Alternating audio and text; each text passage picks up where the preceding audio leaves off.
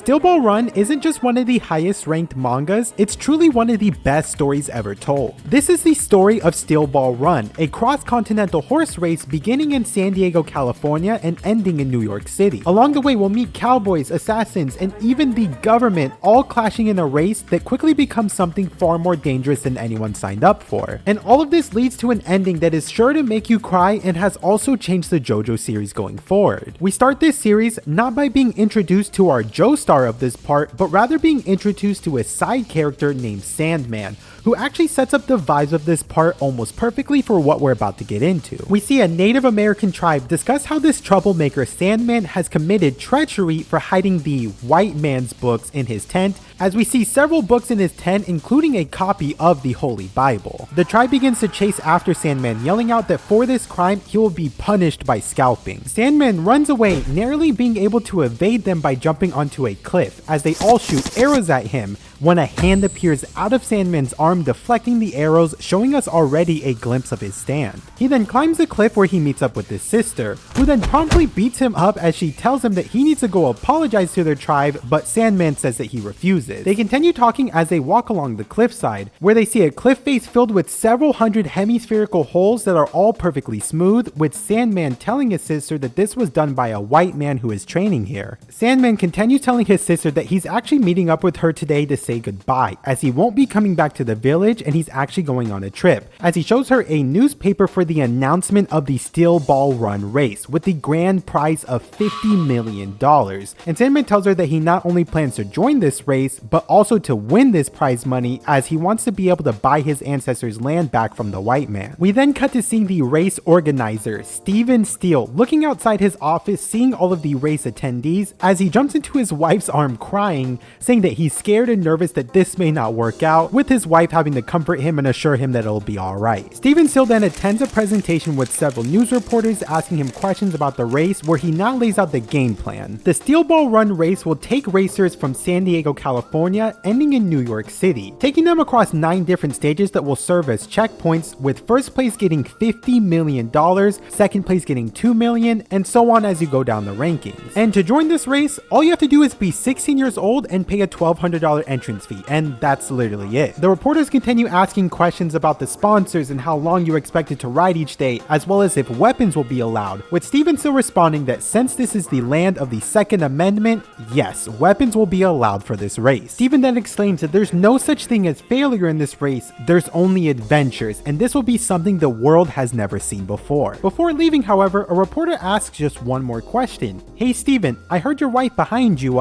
she's only 14 years old. Yeah, Steven doesn't answer that one and he just walks away. Over in the admissions office, a bag of gold gets thrown onto the table with the clerk laying out the rules and fees for this race, asking the participant to sign their name, when we see them sign and we're now introduced to Gyro Zepelli, flashing off his gold grill, truly just aura farming at this moment. As he begins to walk away, a nearby bystander sees a strange steel ball on the side of Gyro's hip, saying that they've never seen something like this before as they go to try and touch it, causing them to then suddenly fall on the ground under an immense pressure as they lose control of their legs. The office clerk calls out to Gyro, saying that there's something wrong and that he's missing $20 from his entrance fee, making Gyro realize that this guy actually stole it from him from when he touched the steel ball. Gyro looks down at the thief, demanding him to return the money, with the thief throwing the coins back onto the ground as he gasps for air, finally regaining control of his body. At the same time, a bunch of security officers rush inside into the office and begin to drag the thief away. The thief yells out that it's not over as he pulls out a gun and aims it at Gyro, as the sheriffs now tackle him to the ground, disarming him, and while on the ground he continues to mock Gyro, saying that he'll enter the race just to block Gyro the entire way through. While the sheriffs are carrying him away, Gyro actually tells him to give the thief his gun back and to let him go,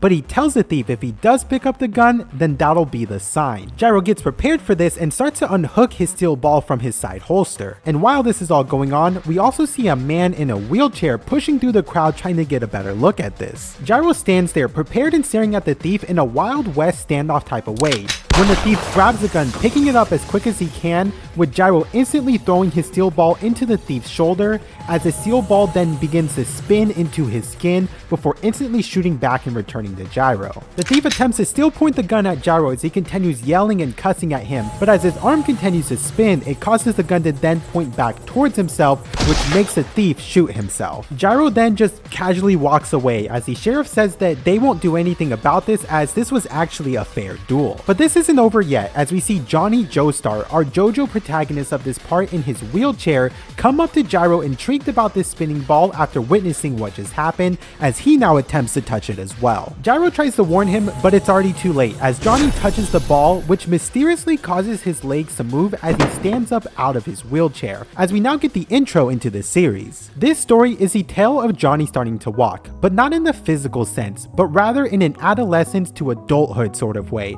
after he met with the man named Gyro Zepelli, who was full of mysteries from beginning to end. We then get to see Johnny's backstory and learn about how he ended up becoming handicapped. Johnny used to be known as Johnny Joestar, who was actually a horse racer since the young age of only 5. And from a young age, Johnny was already super successful. He even won the Kentucky Derby when he was only 16 years old. And with these riches comes fame and women, as he once went to a millionaire's house where the guy's daughter and her friends, well, they had some fun with him at the same time. Basically, Johnny was on top of the world, winning several championships and getting anything that he wanted. But with such riches at a young age also comes a superiority complex. One day, Johnny takes a girl out to go see a play, but when they arrive, there's already a long line. Johnny tells his date that they should just leave and see it another day, but she urges Johnny, saying that she really wants to see it. And also, he's Johnny Joestar, the famous Johnny Joestar. Why would he have to wait in any line? Johnny and his date walk right up to the front of the line, where the man who was already in first tries telling them like, hey,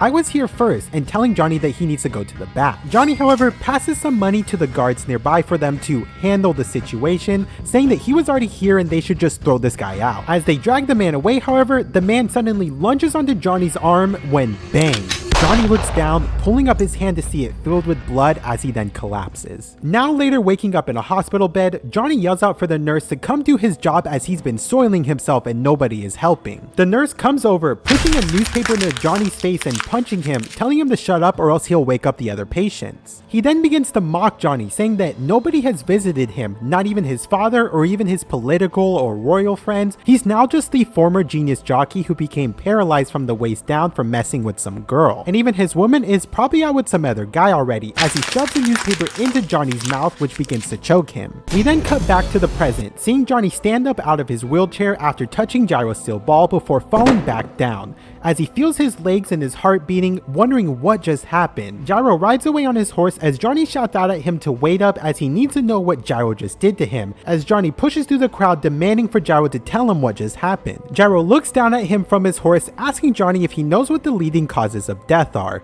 The first is sickness by mosquito, and the second is being kicked by a horse and dying, and he asks Johnny if he wants to be the reason for these changing their rankings. Gyro continues, saying that Johnny standing up was nothing but a coincidence and a bodily reflex and nothing more. But Johnny insists, saying that he knows that this is just not a reflex, that he saw the steel ball was spinning, as he asks Gyro if he can make it happen just one more time, but Gyro ignores him and just begins to ride away again. Johnny is persistent, and he says that he'll just have to touch it himself, as he wheels towards Gyro, almost leaping through the air, reaching out his arm to touch the steel ball. But right when it's about to touch, Gyro touches Johnny's hand, causing it to shift as he ushers Johnny's whole body upwards to start hanging from a nearby rafter. Gyro explains to him that these steel balls are his weapons and they're not something that can make people like Johnny walk again. Johnny insists, however, and he tells Gyro that he will find out the truth of the spin, but Gyro responds saying that Johnny can't even get on a horse, and also that he won't even be staying here as the steel ball run race is about to start. Johnny falls down from the rafter as Gyro rides away, with Johnny left on the ground, as he declares that he will not only get on a horse again, but then he will now also enter the steel ball run. As everyone gets ready for the race, we see a quick flashback to a racer named Poco Loco, who's laying down, counting counting the clouds in the sky as his grandfather scolds him for not helping him with his work. Pocoloco tells his grandpa that 3 days ago he asked his gypsy landlady to tell him his fortune, and she told him that the lowest point in your life is called Tenchu Satsu, but that Pocoloco is the opposite, as he received a fortune that starting next month, Pocoloco will be at his happiest point in his life for 3 months straight. His grandfather continues to scold him for not being a hard worker as Pocoloco looks at a newspaper as he ponders about joining the Steel Ball Run. Back in the present, Gyro prepares for the race in his tent, laying out all of the items as he tries to decide what to bring and what to leave behind, as he decides to use leaves instead of his toothbrush and toilet paper to both brush his teeth and wipe himself. So yeah, basically Gyro stinks. But one thing is very important for him to bring. Of course, his pink teddy bear. Look at how cute. Outside his tent, he hears some people talking about another racer. As Gyro walks outside, seeing a wheelchair on the ground, seeing Johnny bloodied and being dragged by a horse, as the onlookers all look on and start laughing at him. Johnny holds on as much as he can as he gets thrown into a fence with a piece of wood piercing his leg, as the onlookers comment about how this horse, named Slow Dancer, is an old untamable horse and that Johnny is insane for even trying to ride it. The horse tramples Johnny as the onlookers yell out that someone needs to stop this, with Gyro saying that it looks like Johnny will never be able to ride it, but if he could, that he'd go beyond. Plus,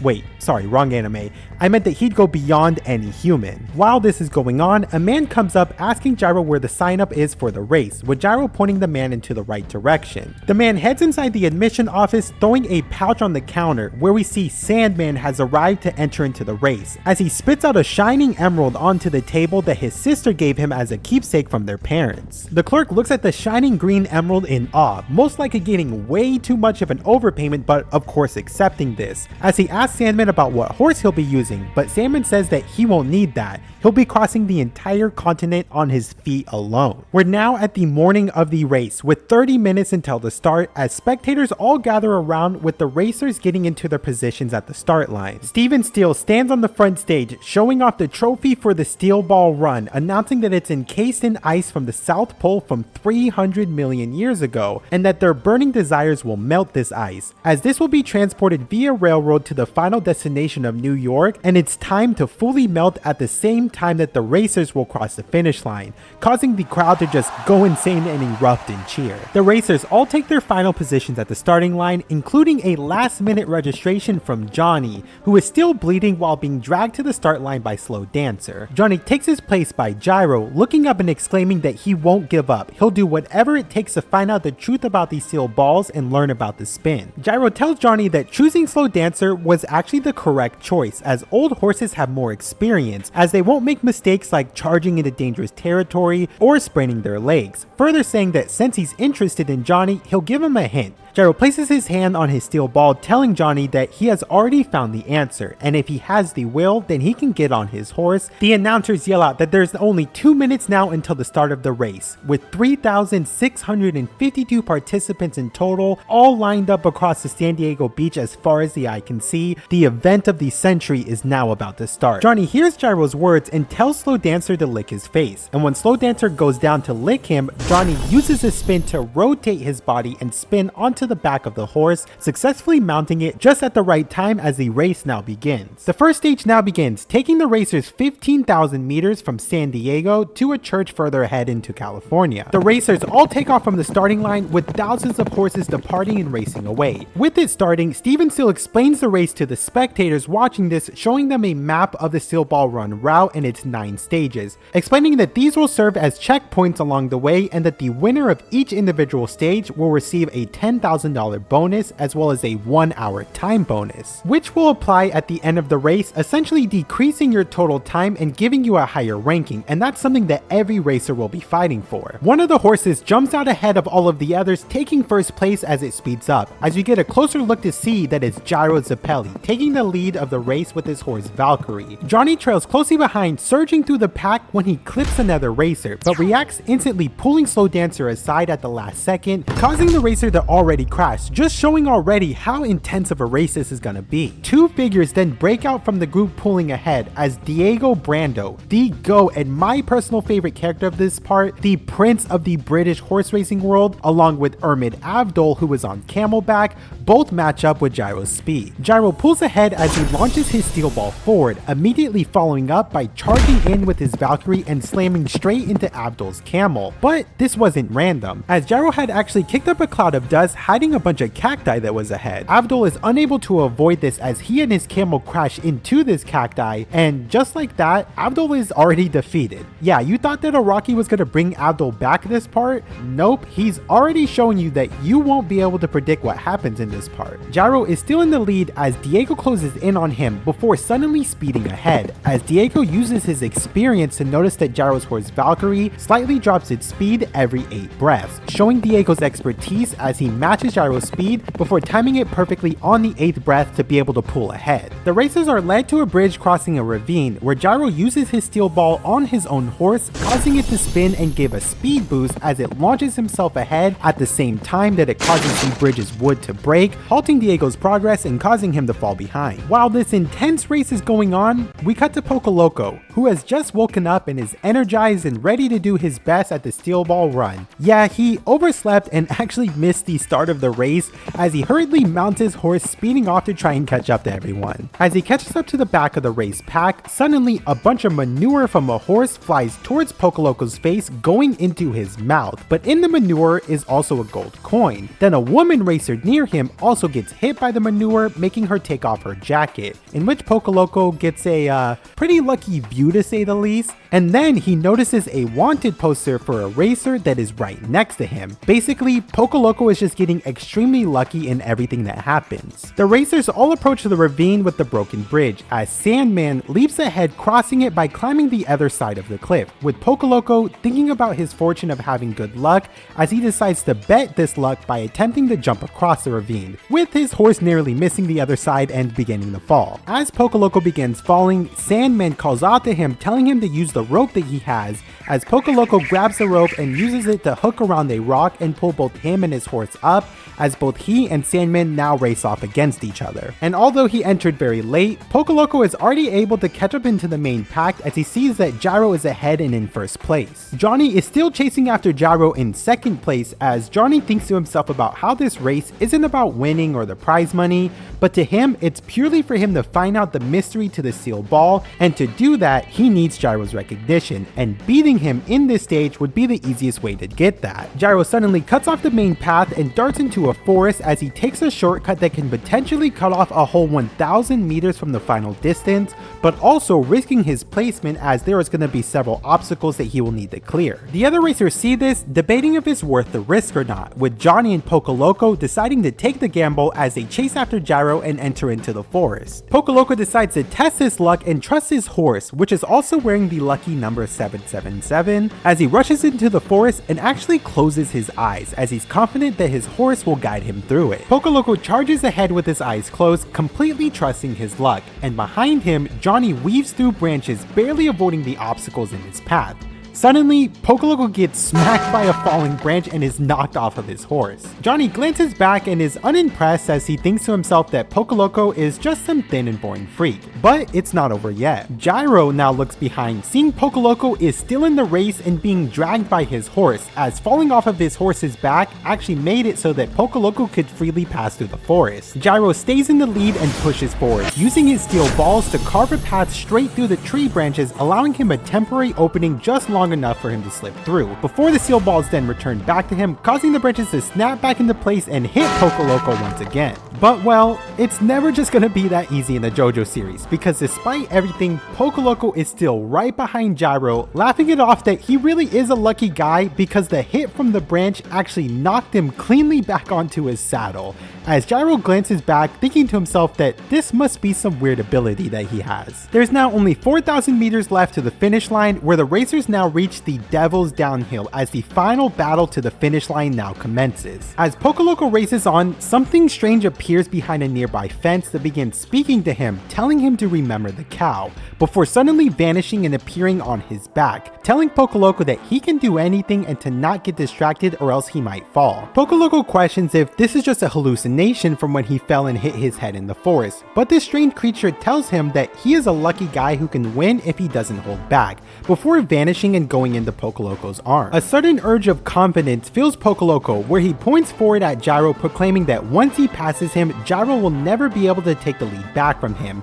as Pocoloco surges forward and overtakes Gyro, taking the lead as the other racers close in behind, pushing for their final stretch. Several of the other racers' horses begin collapsing from the exhaustion of the race, including Pocoloco's horse, who suddenly trips as Pocoloco is once again thrown off of his horse, letting Gyro take back the lead in first place. But Pocoloco's luck is still true, as he's still safe and actually landed on the skeleton of a cow hidden in the grass, allowing him to slide down the hill using this cow's skeleton. Gyro, determined to win, pulls out his steel ball, thinking to himself that he's not sure exactly what the rulebook allows, but this is supposed to be a horse race, not a race that lets you ride a dead cow's body. Gyro throws his steel ball ahead, hitting a nearby rock, aiming to disrupt Pocoloco's momentum, but it backfires as Sandman appears and is able to use this rock to jump off of it and leap in front of the group, now putting him in first place, as he speeds ahead of everyone with the power of his feet alone. The spectators of the race look at this fascinated, as Steven Still explains Sandman's running style,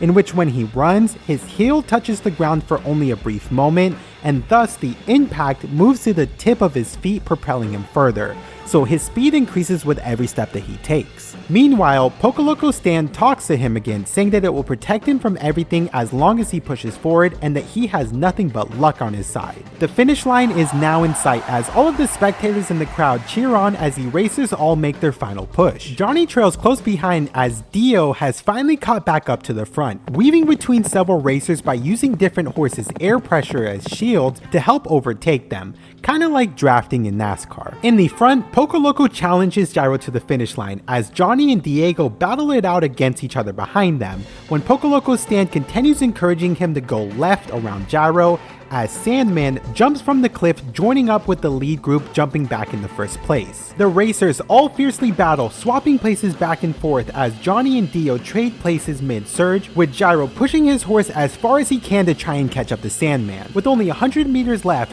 Gyro, Pocoloco, Johnny, and Diego are all lined up together on Sandman's tail, with Sandman in the front, thinking about his sister, their homeland, and why he needs to win this race. Pocoloco jumps ahead, using a dead tree like a springboard, now placing him in first. But no, wait, that's wrong. Pocoloco's not in the lead, Gyro is back in the lead, as Gyro looks back at Johnny, saying that he is amazed that he caught up to him, and telling Johnny about how the more headwind a sailing vessel gets, the faster that it'll go. We see that Gyro had actually used his steel balls on his cape to create a headwind to push him further and allow him to simply use his cape as a sail, giving Gyro a huge speed boost ahead of everyone, leading him to first place right as he crosses the finish line, narrowly putting Gyro as the winner of the first stage with a time of 18 minutes and 7 seconds, as Gyro raises his arm in the air in celebration. Everyone starts celebrating at the end of the first stage, with the officials making a sudden announcement that there was actually a discrepancy in the race and that there will be a possible rejudging. To celebrate the end of the first stage, Steven Still hosts a private VIP cocktail party for his sponsors, where one of his assistants comes up to him,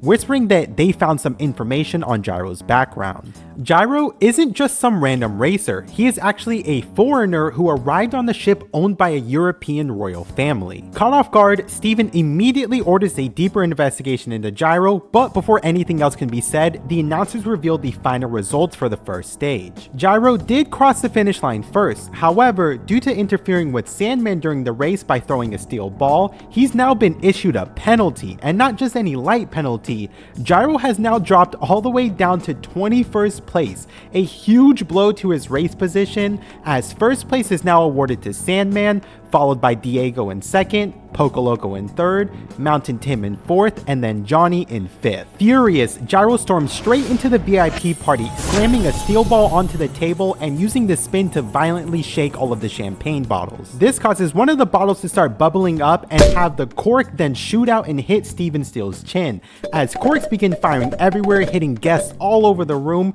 with Johnny managing to catch one in midair. This instantly catches Gyro's attention, who is pretty impressed by this, and he asks Johnny if he wants to ride with him and team up for the next stage, with Johnny accepting immediately without any second thought or hesitation. As they prepare for the next stage, Gyro teaches Johnny the second lesson in the spin: you gotta work those muscles. He explains that the true weapon isn't the steel ball itself, it's the rotation. The ball is just a vessel to carry the spin. The energy of the spin is something that can even duel a person's senses, and when Gyro tells Johnny to open up his hand, Johnny realizes that the cork that he had caught had been spinning this entire time without him even noticing. Testing this out, Johnny applies a spin to Slow Dancer's leg, causing the horse to buck and throw him off, but in a controlled type of way, showing Johnny a way that he can now safely dismount his horse. With that, Gyro proposes that they team up for the next stage of the race, but of course, he still plans on taking first place for himself. Later on that evening, Steven Steele and his wife are called to a gruesome crime scene, where 3 racers lie ahead in a ditch with their bodies brutally torn apart. The sheriff believes that the killer is actually one of the competitors, who's eliminating others to climb the rankings and win the race,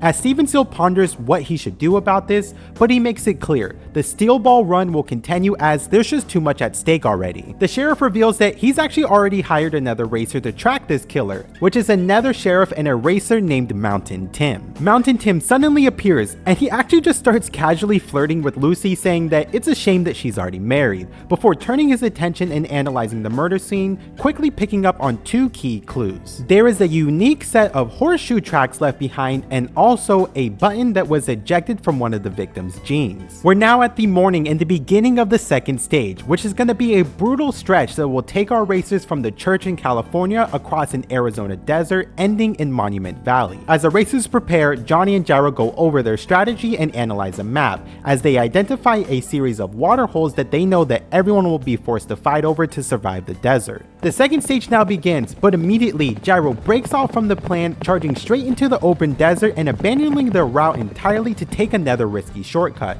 with Johnny having no choice but to follow. As they race on, they are trailed by another racer named Mrs. Robinson, whose horse also happens to match the ones that were found at the murder scene. Johnny and Gyro push deeper into the desert, with Johnny arguing with Gyro about the danger of leaving the water route and risking dehydration, when suddenly a shot rings out, whizzing in between them, with several projectiles tearing past them, with Johnny then noticing that Gyro's ear has actually been pierced and is bleeding from multiple holes. More attacks rain down, slicing Johnny's arm as Mrs. Robinson begins circling around them. Johnny realizes that these projectiles aren't bullets, but they're rather cholla cactus needles, where he notices that they have been led straight into a trap as they're surrounded by this deadly cactus all around them. Johnny and Gyro attempt to run away, but the cactus needles keep coming, with one striking Johnny's reins, throwing him off of his horse, with several other cholla projectiles then raining on Johnny, hitting his face and his eyes, with Johnny being left completely blinded. Gyro yells out at Johnny to get back onto his horse, but Johnny shouts back that he can't see anymore, and he yells at Gyro to actually continue on the race without him,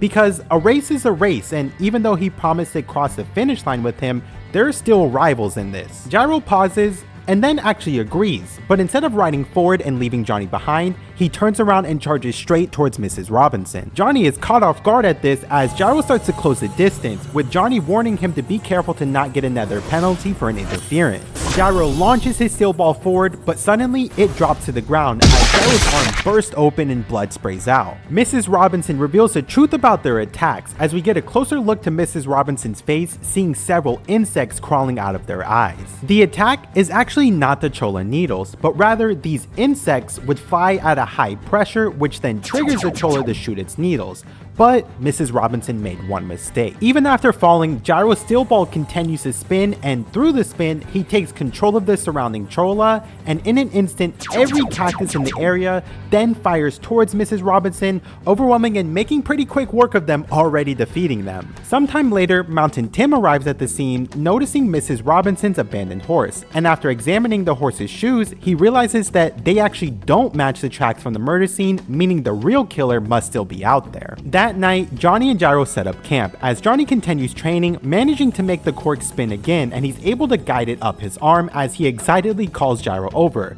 but Gyro isn't paying attention. Gyro stares away, noticing a person in the distance, realizing that they might be heading towards them, and at this hour, that can only mean trouble. Gyro asks Johnny if he may have brought a weapon with him just in case, with Johnny confirming that he actually did bring a pistol with him. Johnny searches for his bag to go looking for it as he sees Gyro's bag next to it and it's spilled open with all of his belongings on the ground, as he notices a newspaper clipping about a boy sentenced to execution and a briefcase marked with the noble family crest, which is something that only someone with ties to royalty should have. Before Johnny can look deeper into this, Gyro looms over him, asking him if he was ever taught to not look at other people's stuff while he was growing up. Johnny pushes back, asking Gyro who he really is, pointing out that he's clearly not from this country, but Gyro shuts it down, telling him to mind his own business, making Johnny just even more curious into the mystery of Gyro. Gyro then notices that the racer has gotten closer as he warns them to stay where they're at, but the man begs them not to shoot as he raises his hands, showing them that he was actually bit by a poisonous lizard on his hand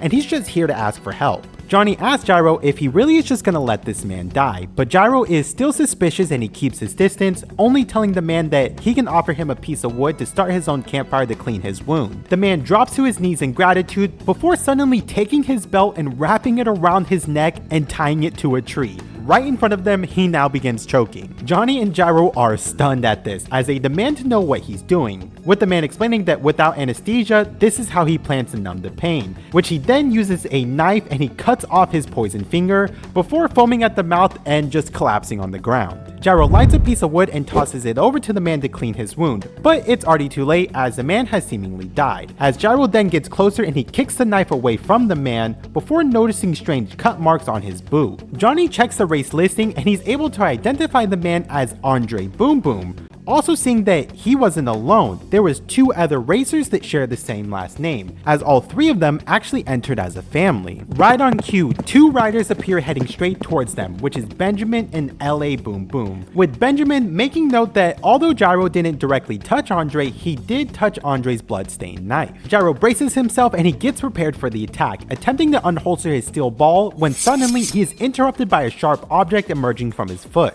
The Boom Boom family closes in, with Johnny pulling out his pistol to defend himself, when it suddenly breaks apart into pieces and all of the pieces then shoot directly towards Gyro, hitting his side and burrowing into his skin. Johnny quickly realizes that it's not only the gun that's being pulled in, but also the nearby knife, and everything around them that's made out of iron are all being drawn towards Gyro, and that it must have something to do with the blood that got on Gyro, since blood naturally has iron in it as well. Gyro retaliates, launching his steel ball straight at Benjamin, but before it can even reach him, it disintegrates in midair. The Boom Boom family then begins circling around them, tightening their pressure as Johnny and Gyro are trying to understand this strange ability, when Gyro then gets a glimpse of something strange as he sees the stand, the tomb of the boom, emanating from Andre, who is still alive. Seeing this disturbs Gyro, with Johnny noticing that Gyro's bleeding has now gotten worse, and the closer that they are, the stronger the effect of the iron is inside of his body. They're now fully surrounded as Gyro forces himself up, pulling out another steel ball as the Boom Boom family prepares to finish him,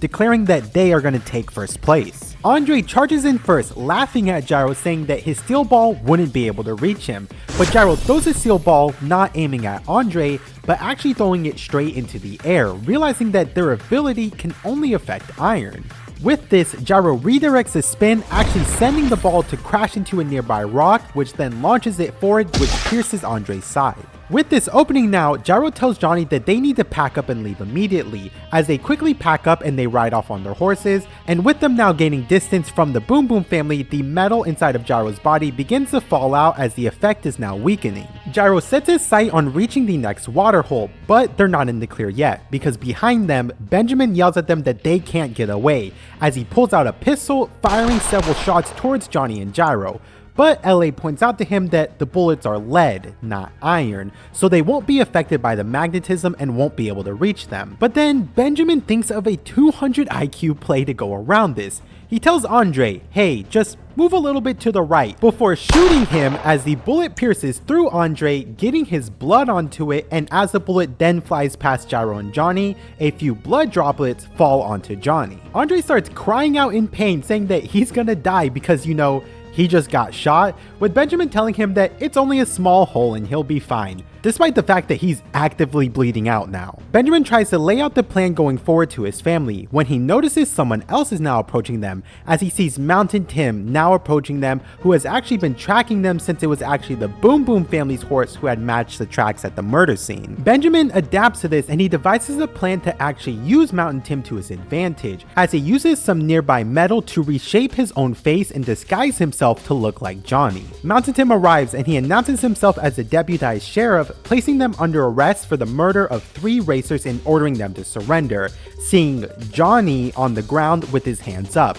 But before he can tie him up, Benjamin attacks him, launching a metal horseshoe at him, with Mountain Tim deflecting this with his lasso, noticing that he has gotten blood onto his glove. Mountain Tim takes off his glove and retaliates, wrapping his lasso around Benjamin's neck and dragging him through a thorny bush, with Benjamin attempting to cut himself free, when suddenly a hand emerges from the rope, stopping him and grabbing Benjamin's arm. Mountain Tim reveals his ability, which is his stand "Oh Lonesome Me," which he can essentially extend his body and shift his body parts throughout his lasso. As they continue to struggle against each other, Benjamin coughs up blood onto Mountain Tim's hand, realizing that he too must have gotten ability through the devil's palm. As he then escapes and he's able to regroup with Andre in LA, explaining the plan to them that he altered his horse's tracks and face to match Johnny's to set him up as the killer, and now with both Johnny and Mountain Tim marked with blood, their magnetism will then draw them together and take both of them out when they go near each other. We cut back to Johnny and Gyro, who are heading towards the next waterhole,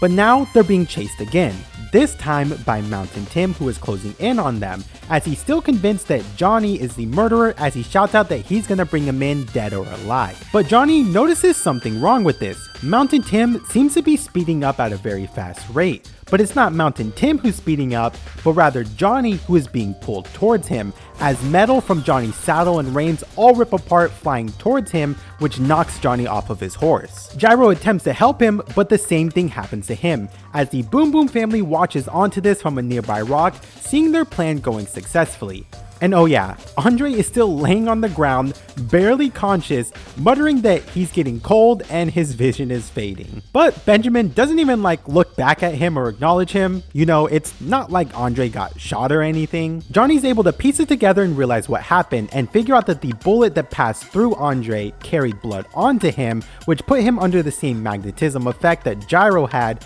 and that Mountain Tim must be affected to this as well. Johnny digs his hands into the ground, trying to resist being dragged forward, but the pull between him and Mountain Tim is getting stronger by the second, causing blood to be forced out of Johnny's body as the iron in his blood is reacting to the pull. Johnny and Gyro try to warn Mountain Tim, but he's too far away to hear them, so Gyro makes a call that they will just have to stop him before he comes closer. Gyro launches his steel ball again, with Johnny immediately pointing out that it's just gonna come back since it's also metal, but Gyro already planned this as he threw it specifically for the return back, as a steel ball hits a nearby rock formation, causing it to crumble into small pieces. Gyro warns Johnny to brace himself since the rocks also contain iron, when in an instant, hundreds of small rock debris flies towards all 3 of them, with it successfully being able to hit Mountain Tim off of his horse, but it wasn't enough. Mountain Tim was already too close and the magnet pull intensifies, with Mountain Tim being dragged straight towards Johnny, causing even more blood to erupt from Johnny's body. At the last second, Mountain Tim stretches his body along his lasso, anchoring himself back towards the rock and stopping the pull. Mountain Tim calls out asking whose power this is, realizing that this must be because of the Boom Boom family, with him starting to understand that Johnny isn't the murderer and this was all a setup. Gyro sees Mountain Tim spread across this rope, which you know isn't normal for a human, as he calls out, questioning Mountain Tim if he's even a human, with Mountain Tim countering him saying, well, what about you? What's up with those steel balls? Before he then explains what's going on. Years ago, during his time in the army, Mountain Tim and his unit got lost in an uncharted part of the Arizona desert, which is a place feared by the local Indians known as the Devil's Palm. Their compasses had began to fail and the ground started to shift like quicksand, with the land itself seemingly to be alive as it was constantly moving and impossible to map. One by one, his unit died of dehydration, as Mountain Tim was then laying there waiting to die in the sand, when he suddenly woke up in the night with his body absorbing a single drop of dew from a rope beside him, realizing that somehow his body had fused with his lasso, then leading him to be the only survivor. He explains that the Devil's Palm awakens a hidden potential within people in what the locals had called a cursed ability, but he calls it something else, a stand, and there's no doubt that the Boom Boom family gained their stand in the same place. And with this, Gyro realizes what must be done, as he says the only way to stop this effect then would be to take out the Boom Boom family directly. LA appears besides them, drawing a strange symbol in the sand, with Benjamin approaching next, saying that there's no need for them to distance themselves, as the only direction that they can now go will be closer to each other. Gyro tries to attack them with his steel ball, but the ground itself begins to shift with the iron in the sand pulling towards him. The Tomb of the Boom then activates, binding all three of them in place and forcing their bodies to start coming closer together. Mountain Tim pulls out his pistol, firing several shots, but his shots are deflected, with the stand then cutting his rope, which drags him into the pool as well. Gyro urgently asks Johnny if he has a hand free and telling him that he needs to act immediately. Johnny hesitates, but Gyro explains there's a bullet nearby him on the ground, and since it's made out of lead, not iron, Johnny can then use the spin on it to attack the Boom Boom family. But with Johnny hesitating, time is already up, as Mountain Tim is already being dragged into them, with the magnetic force causing more blood to rupture from their bodies. Gyro shouts out one last thing: remember lesson 3, the same thing that he did with the cork, as Johnny doubts himself, saying that that was just luck. But Gyro snaps back, saying to believe in the power of the spin, as the power of the rotation is limitless. All three of their bodies then collide, with them screaming out in pain and blood rupturing everywhere. Johnny focuses as much as he can, trying to recreate the rotation, when then the bullet begins spinning in his hand, and for a moment he successfully used the spin. But before he can fire it, Benjamin stomps on his hand and knocks it away. Johnny shouts out that he failed, but LA suddenly screams for Benjamin to look. The ground is spinning, as Johnny looks down at his hand, seeing his fingernails are now rotating. Both Gyro and Mountain Tim just stare at this in shock. It's the same spin, but coming directly from Johnny's body, as LA panics, telling Benjamin to get back, but it's already too late. A spinning fingernail fires out, slicing straight through Benjamin's leg, severing it instantly and splitting Benjamin's body into two, even from a distance. Johnny freezes and is unable to process what just happened. LA rushes him, using the magnetic pull to tear blood from Johnny's arteries. But Johnny reacts instinctively, twisting his body and firing another nail, cutting off LA's foot, which also stops the magnetism effect, freeing both Gyro and Mountain Tim. But even more shocking, however, Johnny just moved. Despite being paralyzed, Johnny somehow moved his legs and was even able to jump over LA. Johnny falls to the ground, asking Gyro what's going on, with Gyro saying that he actually has no clue himself and he's just as curious as Johnny is, but he can tell that this definitely was the power of the rotation. Mountain Tim tells him that this is no mistake, this is the power of a stand, and with that means that they are most likely in the area of the Devil's Palm right now, and if that's correct, then they need to get out of here as soon as possible before the ground moves and then they get lost here forever. As they prepare to go, LA clutches onto Benjamin's body and swears revenge at them, but before they leave, he shouts one last thing at Gyro, telling Gyro that the Boom Boom family was not the only ones after his life, and that Gyro can even ask that person from his country, because there's a bounty of over $200,000 on Gyro's head for this race. Gyro looks back, demanding to know who hired them, but Mountain Tim cuts in, urging them to move as the ground begins shifting beneath them and they need to get out of here. The three of them ride off, leaving the Boom Boom family behind, as only LA is left to survive. As they travel, Johnny presses Gyro for answers, bringing up what LA said and the things that he saw in the bag. Gyro tries to brush him off, but this time Johnny refuses to let it go, saying that he risked his life for him, so he deserves to know the truth. And with that, we finally learn and go back to Gyro's past. In the kingdom of Naples, where Gyro is from, there was a 9-year-old boy named Marco who was from a family line of servants to the aristocrats. Marco was sent to work to serve the Baron as a shoe and hat cleaner, which he left his family behind. But weeks after taking up this job, the estate was raided as the Baron was sentenced to treason for plotting a revolution against the king, and anyone tied to the Baron was arrested as well, including Marco. Around this time, Gyro was just a child, as his father was working as a doctor, and he would also be summoned by the king once or twice a month, which Gyro didn't know why. Gyro's father called him into his office one day, clutching a small steel ball in his hand and asking Gyro to try and take it away from him. Gyro then bites his father's arm, attempting to pry it open, with his father yelling at him that he's doing it wrong and to not use cheap or dirty tricks, but rather to take it from his fist using the rotation. His father then continues telling him that it's okay if he likes to ride horses, but that Gyro will need to learn about the spin of the steel ball, as this has been passed on through generations of the Zepelli family, before ushering Gyro to leave his office, with Gyro walking out and noticing that his father slipped the steel ball into his hand. Later on, Gyro is now 13 years old and he looks pretty edgy, honestly, when his father tells him that he wants him to come with him to work one day. Gyro and his father ride a carriage into the castle's walls, where his father tells him that Gyro is the eldest son of the Zepelli family,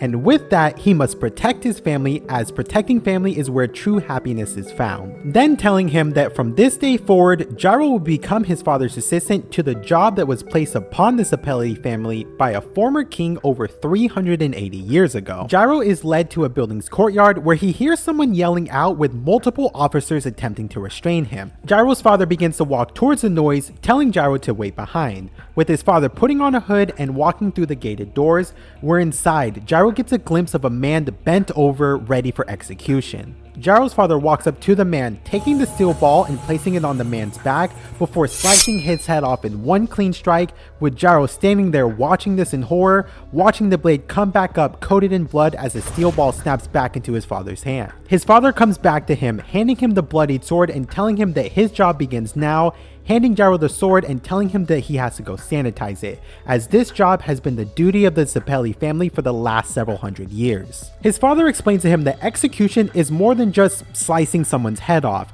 To be an executioner requires a certain level of technique to bring about a certain and easy death, because even criminals deserve an honorable death without suffering. They must know the vital spots, where the bones are. An executioner must know everything about the human body, as a second blow is never acceptable, and an execution must always be done in one swift, clean blow. To do this, the Zepelli family developed the rotation of the steel ball to aid in these executions as a tool for peace and not for pain. Later on, now aged 25, Gyro was set to take over his father's role as the executioner, and everything was going smoothly until the execution of Marco was set. Gyro disagreed with this, and he tried to bring this up as a complaint to his father, urging that Marco was innocent, but his father snapped back, scolding him, telling him that he was mixing sentiments with his duty, saying the Zepelli family doesn't decide who is innocent or guilty, they only carry out their role as needed. Gyro responds saying that he will only do this duty with his own consent, but his father snaps back saying that there is no consent.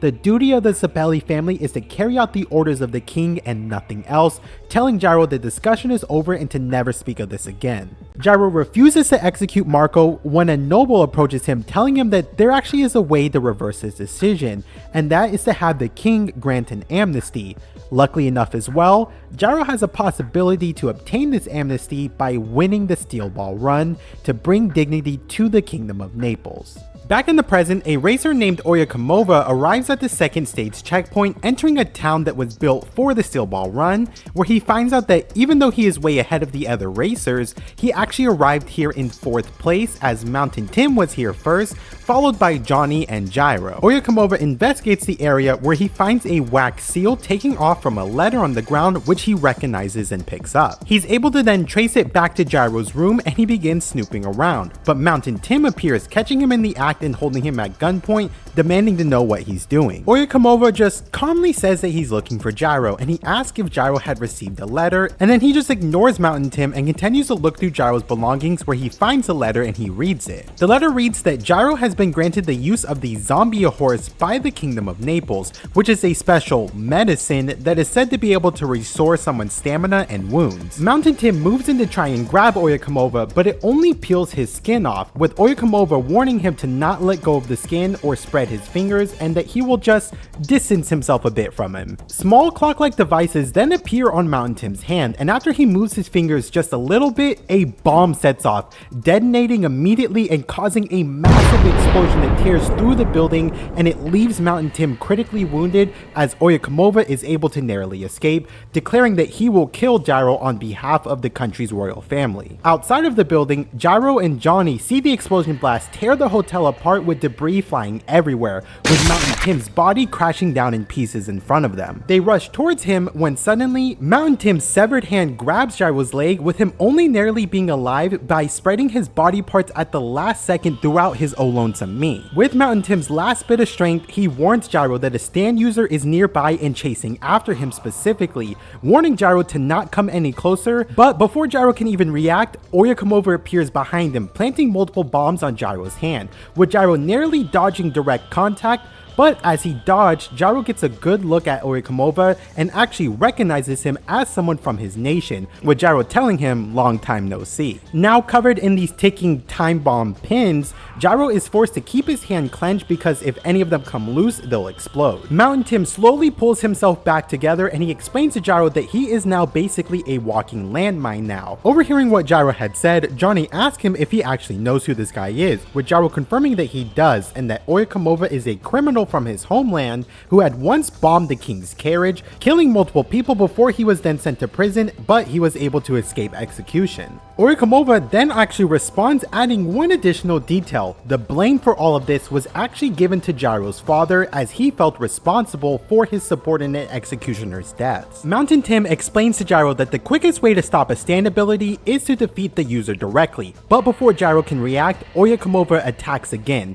taking a small mouse rigged with a bomb straight at them, which explodes on impact, sending all three of them crashing into a nearby building. And with Gyro flying throughout the air, he loses control for just a second, causing one of the pins to slip out of his hand. This causes Gyro to panic as he quickly forces the pin back into place by jamming it through his hand to stop it from detonating. With this, however, Gyro also begins to start sweating profusely, which makes his grip even harder to maintain. Oyakomova starts walking away, confident that Gyro can't fight back like this. But Gyro still tries to ready his steel ball, but his hand starts to slip as Johnny and Mountain Tim yell at him to wipe the sweat immediately, but it's already too late. The bomb on his hand explodes and Gyro is forced to make a split-second decision as he throws the steel ball, which redirects the explosion using the spin, which he is able to transfer the damage down to his leg to protect his upper body, while simultaneously being able to hit Oyakomova with his steel ball. Oyakomova immediately retreats, realizing that Gyro is still a threat, with Gyro immediately calling out to Johnny that they need to reach the zombie horse before Oyakomova does. They take off in pursuit, and as they ride, Johnny asks Gyro to clarify what this zombie horse even is, and even asking him if it might have the power to cure his paralysis, but Gyro shuts that down, quickly telling him to not expect any miracles from this. They track Oyakomova into a river, where Oyakomova readjusts his strategy after realizing from being hit by the steel ball that Gyro's range is only about 20 meters, so he just needs to keep that distance from Gyro and his steel balls will be ineffective. Oyakomova summons his stand, named Boku no Rhythm Kitekeru, spilling water from his canteen over his hand and into the river, which then spreads several bombs throughout the stream, heading towards Johnny and Gyro as they're trying to cross it to catch up to him. Johnny and Gyro are forced to ride through a moving minefield, with explosions chasing them downstream, pushing all three of them towards a waterfall. Oyakomova climbs the waterfall first as he goes up it and knocks down a nest, releasing a swarm of bees all rigged with explosive towards Johnny and Gyro. Gyro counters this by launching his steel ball, with Oyakomova noting that he is outside of his 20-meter range, but Gyro actually aims the steel ball to hit a nearby spider web, which he's able to use to capture the bees inside of it. But as he's distracted doing this, he inhales a bit of smoke which explodes in his mouth, as Oyakomova is up top of the waterfall smoking and planting bombs throughout the smoke, which the wind picks up and follows it downstream. Through the haze, Oyakomova sees the web and he hears buzzing, assuming that Gyro is sending the bees back towards him. When he goes to grab the web to cut it, as he realizes that the sound wasn't the bees, it's actually Johnny spinning nails planted into the web. Gyro launches his steel ball using the spinning nails as bouncing points, kind of like a pinball machine, extending his range beyond his 20-meter limit, allowing him to then land a direct hit on Oyakomova and then follow it up with another steel ball that both slam into his face, knocking him off his horse and into the river, successfully defeating him. With the path now clear, Johnny and Gyro push forward, continuing the race, and as they ride, we learn a little bit more about Gyro's past in the Kingdom of Naples. The kingdom is located inside the Italian peninsula, which was actually founded to provide military protection for the Vatican. His father, named Gyro Zepelli, lived his life apart from sentimentality, never making any friends or owning any pets, and never allowing any pictures of him to be taken, as well as never writing any letters. letters. Basically, he wanted no sentimentality or anyone to have any sort of relationship with him, as he believes that it would only bring more suffering into the world, especially when he had to execute people. Gyro was set to succeed his father in the duty of execution when two fellow prison guards' fingers had been severed by a prisoner while she was set to be executed. She then attacked Gyro, making him drop his guard and lose his ceremonial gorget, with his father later blaming him for this incident for his sentimentality. The same ceremonial gorget was then found in the possession of Marco, who was in jail at the time, and he had actually made a needle from fish bone, saying that he wanted to fix it and return it to its original owner. And this is when Gyro met Marco, and Gyro felt pity for Marco even though he was the first official execution that Gyro was set to carry out. Back in the present, Gyro and Johnny find a zombie horse, but instead of a literal horse, it's a hidden cache with a weird Legend of Zelda looking mural on a rock wall. Gyro pulls a string from the strange mural and he uses it to stitch up his injured leg, explaining to Johnny that this is a special tool left behind him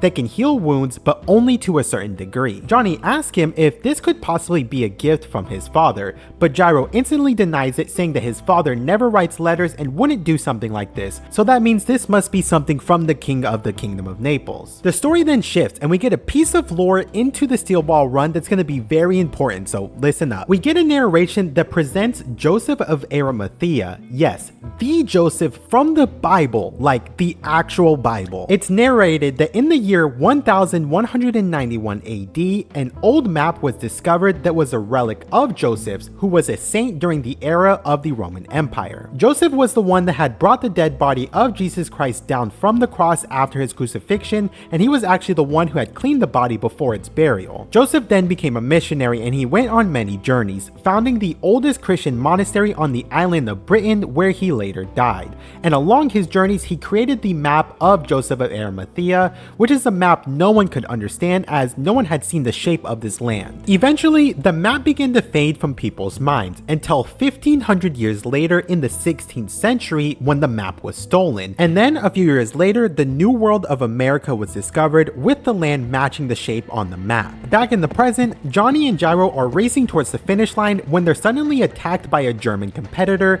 named Fritz von Stroheim. He reveals himself to be a cyborg as he transforms his arm into a gun and he opens fire on the duo. The blast knocks both Johnny and Gyro off of their horses, but even with being shot, Gyro is still standing, as he had actually used his spin from his steel balls to neutralize the bullet's force, effectively negating their damage. Stroheim demands that Gyro drop his steel balls or else he'll shoot Johnny next, but Gyro responds instantly saying, "You want me to drop them? Well, okay," and he lets his steel balls go. But as they hit the ground, this triggers hidden rock spheres that Gyro prepared earlier from the time that he was launched back, which then sends these spheres spinning towards Stroheim, making quick work of him and already defeating him. Johnny and Gyro go to get back onto their horses, with Johnny crawling towards his horse as he asks Gyro what is even going on. There's all of these repeated attacks that can't just all be after Gyro. There has to be some deeper connection between Gyro's country and these attackers. Gyro replies that all he knows is that he is a servant to the king and he's just here to race for the king's amnesty, so he actually has no idea why they continue to be attacked. But before they can continue speaking, Johnny sees his hand start to split open,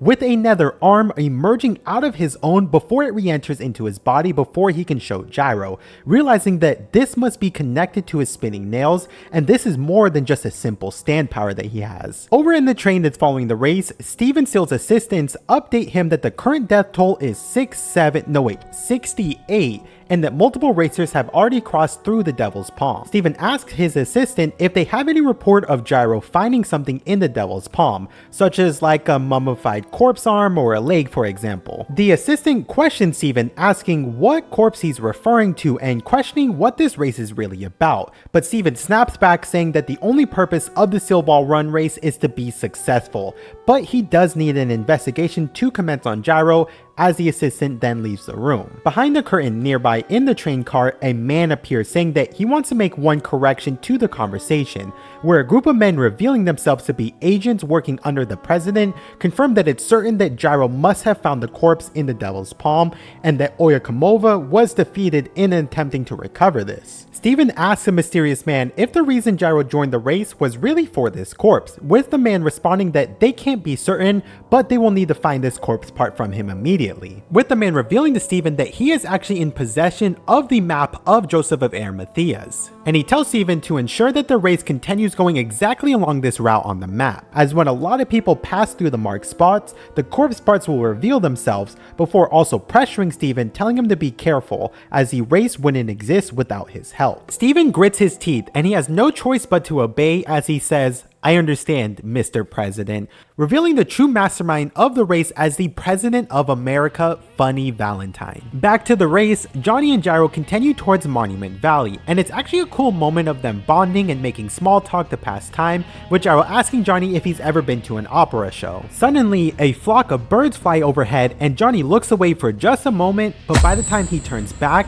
Gyro has now vanished off of his horse, leaving only behind his steel ball on the ground. Johnny begins to shout out looking for Gyro, when suddenly Gyro's horse Valkyrie then disappears right in front of Johnny, then along with Gyro's baggage and other items that begin disappearing right in front of him. Johnny pulls out his gun and he fires blindly into the direction of where the things are vanishing, but as things continue to just disappear right in front of him, his face then gets cut, making him realize that the enemy must be attacking from the sky. So Dancer then disappears, causing Johnny to fall to the ground, where he sees hooks begin dropping down from the feathers in the sky that latch onto him and drag him across the ground. Johnny attempts to cut the cables, but they're too sturdy, which causes him to have to use his fingernails to cut his own cheek to release the hook cables, before then frantically crawling away and using his spinning nails to propel himself under a nearby rock shelf for protection before the hooks are able to reach him. With a moment now to breathe, Johnny is able to realize that the enemy stand user seems to be searching for something, as he sees several hooks dragging across the ground, and the thing they're searching for is most likely the mummified hand that he has in his arm,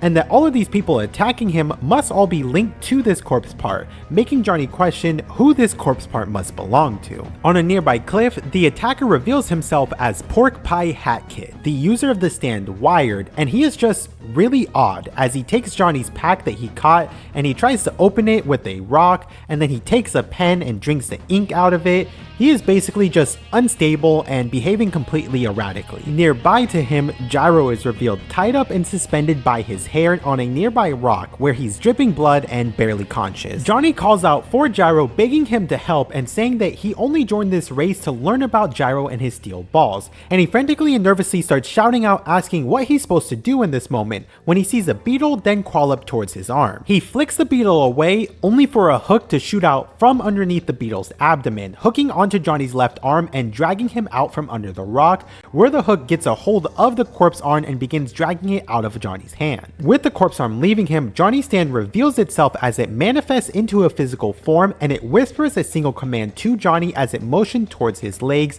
saying the words "Movere Cruz." Johnny's toenails begin spinning on their own, triggering the spin and instinctively surprising Johnny, as his toenails then shoot out, cutting the rock and knocking the hook away, shooting into the portal connecting to Pork Pie Hat Kid that he was fishing out of, and landing a direct blow on him. Johnny is stunned at this happening, and his stand starts to act on its own as it engraves the command "Movere Cruz" into his arm, confirming that this power has a will of its own. And then it clicks to him, this isn't just a stand. This mummified corpse is real, and it must be just one part of a full body that is spread across the land of America. And this must be the actual reason behind the Steel Ball run and what the attackers must be searching for. Johnny then notices that Gyro's Steel Ball is nearby and on the ground, and it's beginning to spin, realizing that Gyro has actually been leaving behind a trail to guide Johnny towards where his location is. Johnny then camouflages himself by hiding in the dirt as he slowly crawls following the steel ball, as he says to himself that he won't give up this corpse part and that this now has become his hope for the race. Pork Pie Hat Kid floods the desert with hooks searching relentlessly as he closes in on Johnny's location,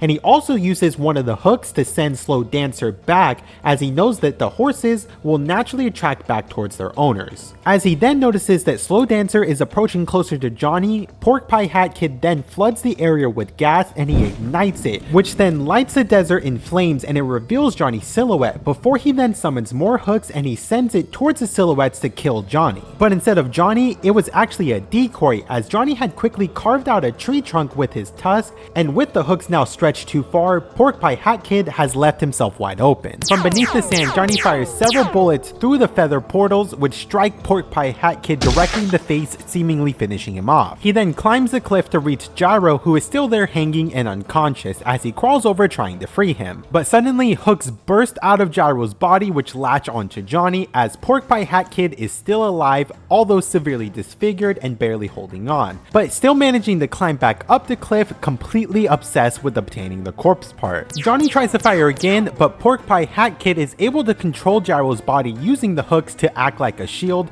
forcing Johnny's attacks to instead hit Gyro. With Johnny now forced into making a choice, he can either fight back and risk killing Gyro, or he can give up his corpse part, the same power that allowed him to move and the same power that has given him his hope. Johnny begins to break down into tears, and he's forced to make a decision where he lets it go and he drops the corpse arm, separating it from his body, and with it, Tusk's power disappears as his nails stop spinning. Pork Pie Hat Kid quickly grabs the corpse part and begins retreating, as he is now victorious. But then Gyro wakes up and he calmly tells Johnny that the spin actually hasn't stopped. Even without the arm still in him, Johnny's rotation is still alive. We then see that although Pork Pie Hat Kid has the corpse arm, the corpse arm's fingernails begin spinning, and they fire off several bullets that slam into Pork Pie Hat Kid's face, successfully taking him down for good. Gyro retrieves the corpse part from him and he hands it back to Johnny, where Johnny actually questions him, asking Gyro if the corpse part may be the true reason why he joined the race, with Gyro denying it, saying that he really is not interested in this corpse.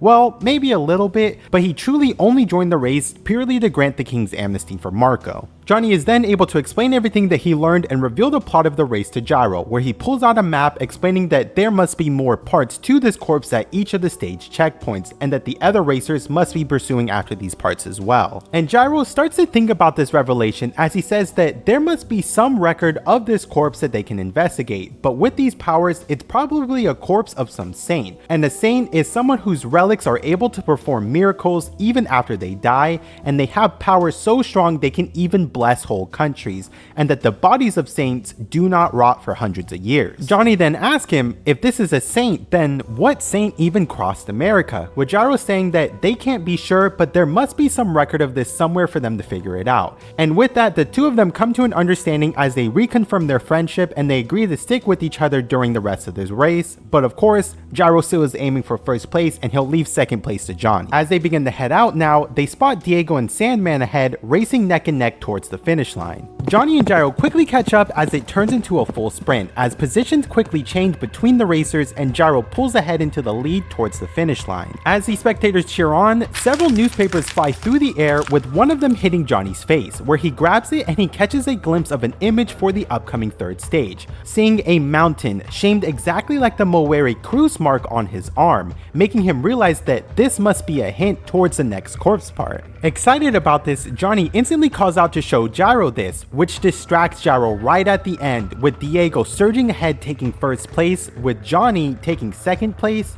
Sandman in third, and Gyro dropping all the way down to fourth place since he was distracted. Which, yeah, he is not happy about this at all, and he's cussing at Johnny, and he's pretty mad about this. Now, back over to the presidential train, Funny Valentine's agents report back that Pork Pie Hat Kid has been defeated. However, they were able to recover a tissue scrap with the words Moeri Cruz burned into it. From this, Valentine begins to piece it together, realizing that it's not Gyro who has the corpse part, but rather Johnny. And with that revelation, Valentine reveals something even bigger, that they have now located two of the corpse parts, as he has already possessed one himself, revealing the corpse heart which he has had inside of his own body already. However, during this, unbeknownst to him, Lucy Steele actually overheard everything as she was eavesdropping from the door outside, and she is stunned by everything that she's now just learned. Now back to the race, Johnny and Gyro head towards the next part of the Rocky Mountains, with Gyro still clearly irritated from what happened at the end of the third stage and him dropping to fourth place. Along the way, they spot Diego, who is knocked off of his horse and bleeding from a head injury,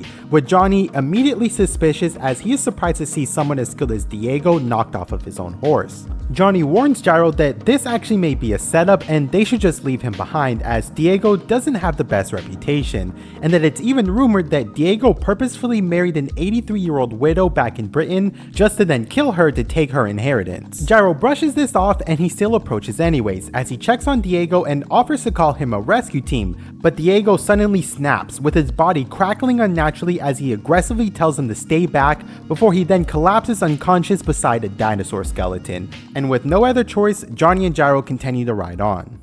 Later that evening, Diego suddenly catches back up to them, now completely healed, but also strangely energized as he jokes around and says that he feels lighter than ever. Johnny immediately tells him to stay away, but Diego casually responds back, actually congratulating Johnny on his performance, when Johnny notices more strange things on Diego, such as cracks forming along his skin and a spine pushing out from his back. Diego begins performing unnatural movements as he balances off of his horse and he performs acrobatic tricks on it, showing off his skills to Johnny and Gyro. Soon after, the trio reach a small village in the mountains, with even the locals knowing about the race even though they're so secluded. They enter into a house where Johnny prepares coffee while Gyro searches for food, and while inside the house, through the window, Johnny watches Diego outside, who is behaving strangely as he's crouched very low and sniffing the ground, and he's picking up and eating the gastroliths from the ground. Diego then catches the scent of the coffee and he comes inside, taking the cup from Johnny as he then drinks it, with Johnny noticing that Diego's mouth stretches unnaturally wide,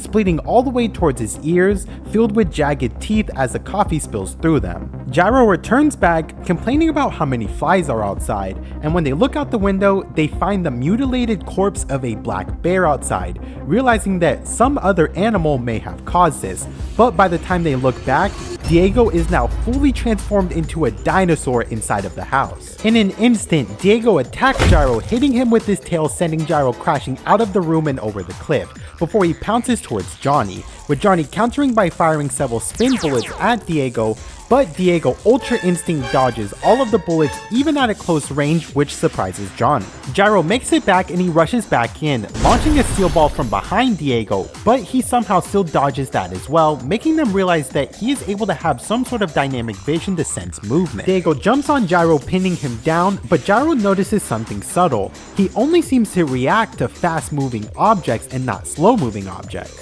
Using that, Gyro launches a hidden attack from inside of a rolling can on the ground, which strikes Diego, knocking him back, with Johnny and Gyro rushing outside to block the door and trap Diego inside. Outside, in the distance, Gyro spots the mountain from the newspaper with the same shape as the mark on Johnny's arm, but before they can lead and head towards it, Diego bursts through the door coming outside. Johnny and Gyro quickly hide near the bear carcass, staying perfectly still to make no movement, even holding their eyes open to not blink to mask their presence from Diego. Diego starts sniffing around the area searching for them, but when he's unable to detect them, he goes into the house before coming back outside, kicking Gyro's steel ball outside, as he knows that it's going to return back to Gyro. The steel ball then shoots back towards Gyro, but as it passes him, the spin effect flattens his leg, that way it's able to pass through him and hit a nearby wall, causing Diego to think that Johnny and Gyro went over this wall as he descends the cliff to chase after them. Finally, with the moment of safety, Gyro is able to explain to Johnny about how the marking on his arms aligned with the mountain and even the Big Dipper constellation,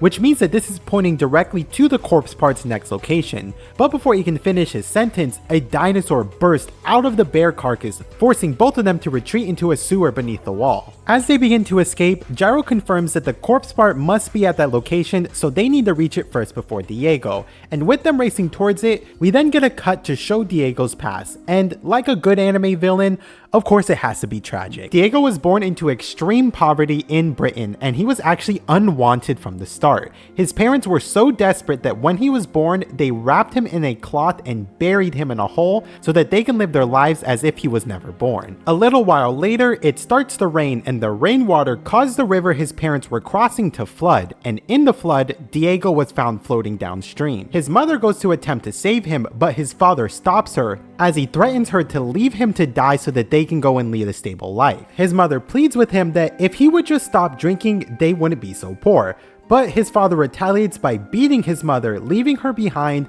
saying he successfully was able to get rid of both of them, as his mother rushes in to save Diego from the stream, who is luckily still alive. Diego and his mother were then found unconscious down the river by a man who worked on the farm, where they were taken in, and this is where they gained the last name Brando. 5 years pass, and Diego is now a young kid working on the farm, with him and his mother still in poverty. One day, the worker who saved them tries to, well, assault his mom, with her slapping him away and refusing. with the worker then retaliating by cutting holes into the cups that Diego and his mom owned, as they were literally so poor that this was the only items that they had. Later on during dinner time, Diego goes to get his serving of food, but with his cup having a hole, it falls right through. His mom offers to borrow cups from the worker, but the same worker responds saying that it'll cost too much for them to afford and ushering them aside to get out of the way. Diego then, in his very innocent and young mind, tells his mom that he has a brilliant idea, and he takes off his shoe, saying that he can use his shoe to hold the soup that they can eat out of. His mom refuses, however, as she walks over to the worker, holding out her hands and asking him to pour only Dio's portion in it.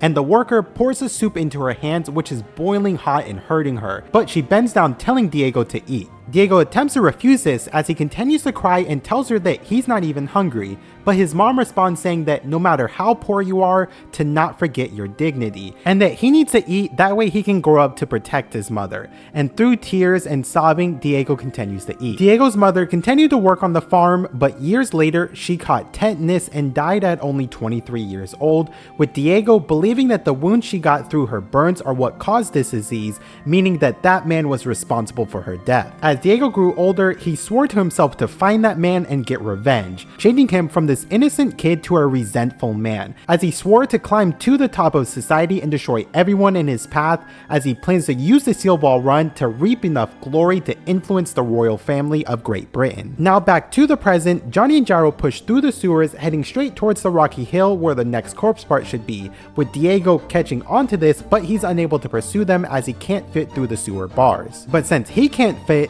Diego instead sends little dinosaur minions down the sewers that are able to dodge Johnny's bullets as they jump onto the duo and urinate on them. Yes, you heard that right, but with that, they are now marked with this scent, causing even more dinosaur minions to locate them and rush towards them. Gyro quickly uses his steel ball, throwing it in a spiral through the tunnel, which wipes them out. But as the dinosaurs are defeated, they revert back into their original forms, with that being of sewer mice. They escape the sewers and emerge outside, when they are then surrounded by even more dinosaurs when it clicks. These must have been the villagers, and with that, Diego's ability is that he can turn humans and animals into dinosaurs that he can then control. Diego appears above them, where Johnny and Gyro notice their own skins begin to crack as they have been infected as well, and they're slowly turning into dinosaurs themselves. They quickly debate if they should cut off their own arms to stop the spreading, or if they think that they can defeat Dio quickly enough before they fully turn, with Gyro estimating that they'll have about 3 minutes until they fully transform,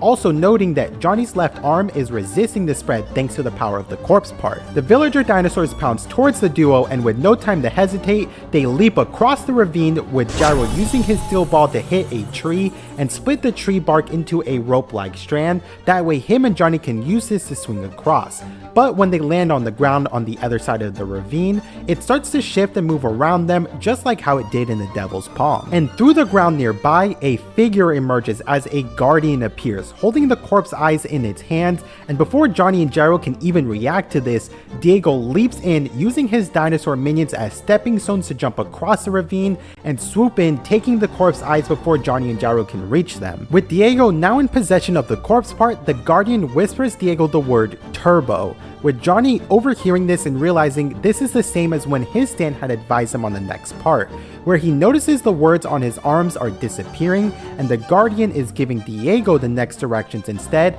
as it beams the word turbo onto Diego's arm. Johnny reacts instantly, firing several shots at Diego, but before they can land, they are suddenly deflected by Gyro's steel ball, as Gyro is now heavily transformed almost into a dinosaur and now under the control of Diego. A voice then calls out to Johnny from behind him, where a man, yes, this is a man, not a woman, but a man approaches them, revealing themselves to be the true mastermind of the dinosaurs and an agent of the government, named Dr. Ferdinand, revealing their ability to Johnny as scary monsters, as he approaches Diego, casually taking the corpse eyes from him, saying that he was the one who transformed Diego into a dinosaur to collect the left arm from Johnny, and he actually wasn't even expecting another corpse part to be here. Dr. Ferdinand also explains more of this corpse to Johnny, revealing that this corpse corpse is 1900 years old, as he comments about how fresh the eyes still are, saying that this is part of a corpse that is respected by all of humanity, and once it's fully assembled, it has the power to bring about an eternal kingdom. Johnny denies this outright, saying that there's no saint that can have that much power in the world, with Dr. Ferdinand telling Johnny that he's too stubborn and he never listens, before ordering Diego to obtain the left arm from Johnny. However, Johnny actually has already dropped it onto the ground and gave up his corpse arm, but it was secretly all to his plan. Johnny then morphs into a dinosaur, and he's now able to use his dino tail to jump towards Diego and whip him away and quickly take the corpse eyes from Dr. Ferdinand. The other dinosaur minions quickly pin Johnny to the ground, with him narrowly being able to throw the corpse eyes over to Gyro, telling him to use this to reverse the dinosaur effect on himself. But with him being pinned down, he actually misses the throw, with the corpse eye rolling away on the ground. Diego begins to approach the eyes, but he's stopped by Gyro's steel ball, who slowly rises from the ground and I just gotta pause here, this panel is sick, as we see Gyro obtain the corpse eye into his face and wow, Araki's art is amazing and I just absolutely love this panel. But his aura farming moment is short-lived, as the next panel is him screaming in pain as the corpse eye enters into him before replacing his own right eye, with Diego also noticing that the steel ball that Gyro just threw also now has an eye on it as it begins to spin in his hand. The steel ball then rolls up Diego's arm and shoots towards Dr. Ferdinand, landing a direct hit on him. Gyro comments about how he can see amazingly well now and he can feel that he has gained a new ability. His steel balls are now able to act like extensions of his own vision, letting him track everything with a perfect precision. He throws the steel ball at the group of dinosaur minions, with it crashing down into the ground, causing them to scatter, with Dr. Ferdinand attempting to escape by hiding within inside one of the dinosaurs' bodies. However, Gyro's steel ball, which fell to the ground, continues to spin, causing waves to ripple throughout the ground, with him being able to use this as a scan effect to see the skeletons of the dinosaurs through this power of the corpse eye, and he's able to locate Dr. Ferdinand hiding within the dinosaur, where he commands Johnny to use his spin as Johnny fires several shots directly hitting Dr. Ferdinand, pushing him out of the dinosaur and knocking him backwards. And with him now also being injured, this causes the dinosaur effect to stop as all of the villagers all return to their normal bodies. And unfortunately for Dr. Ferdinand, well, he lands near a few wild cougars who eat him alive. Johnny celebrates that they have now secured 2 more corpse parts, but they notice that the left eye is missing. As they turn around, looking at the nearby cliff, seeing Diego has the left corpse eye entering into his face as he jumps off the cliff, somehow still having retained his ability to transform into a dino-human hybrid despite Dr. Ferdinand being dead. Diego leaps away taking the left corpse eye, but with Gyro still having the right eye, he is able to decrypt the hint of Turbo, while Johnny mentions to him how Dr. Ferdinand told him that the corpse age is 1900 years old, with Gyro thinking to himself what this could mean. They depart on their horses towards the end of the 3rd stage, with all of the main players making another dash towards the finish line,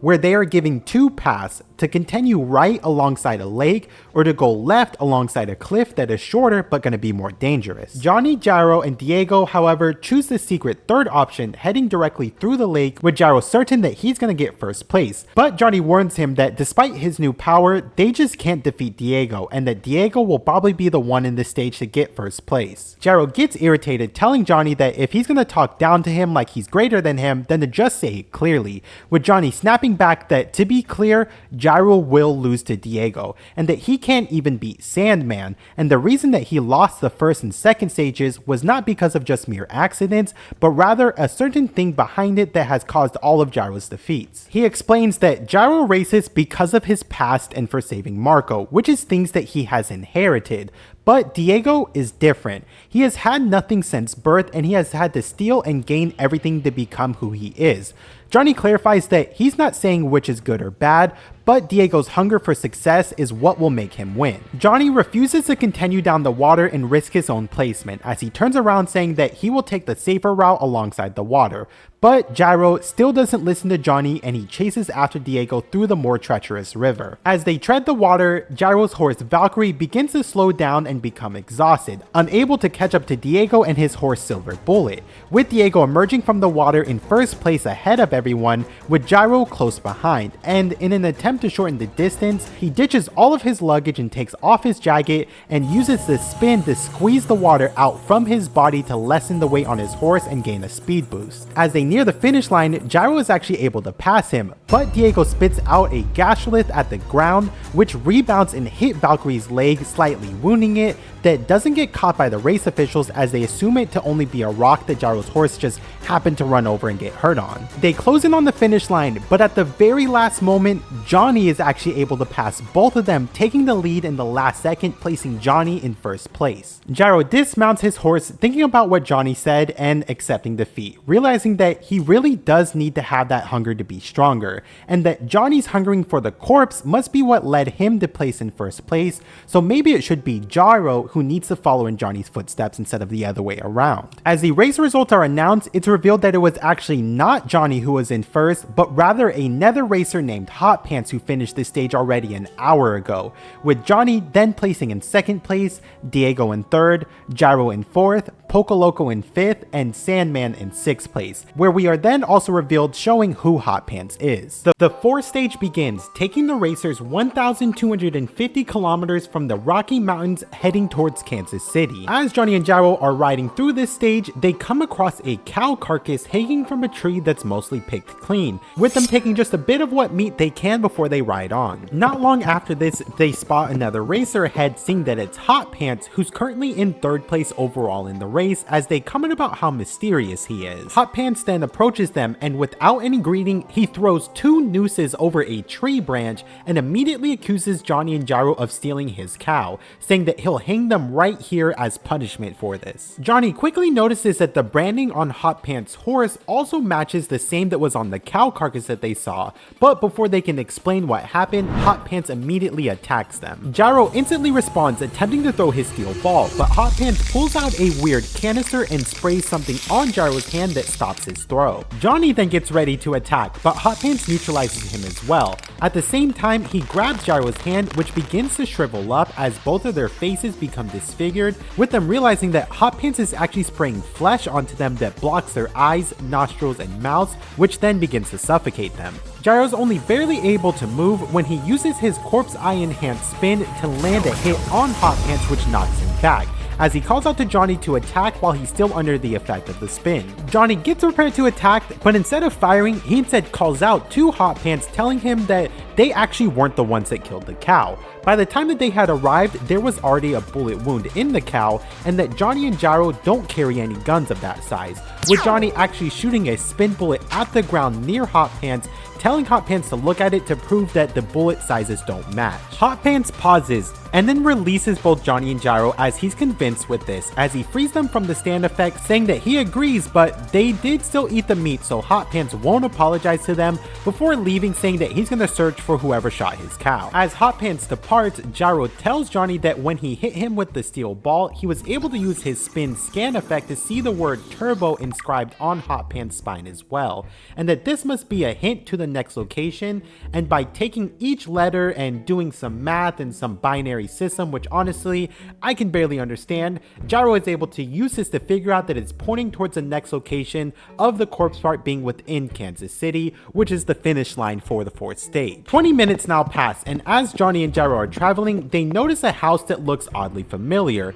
before spotting the same cow carcass that Hot Pants had inscribed on from before. They begin panicking, realizing that they have now lost time in the race as they ended up in the same place, as Gyro begins blaming Hot Pants, accusing him of being the reason why, since they had followed the same direction that Hot Pants had left in. They depart again, but this time going the opposite direction and going left, and again they somehow still end up at the same cow carcass, which loses them another 20 minutes.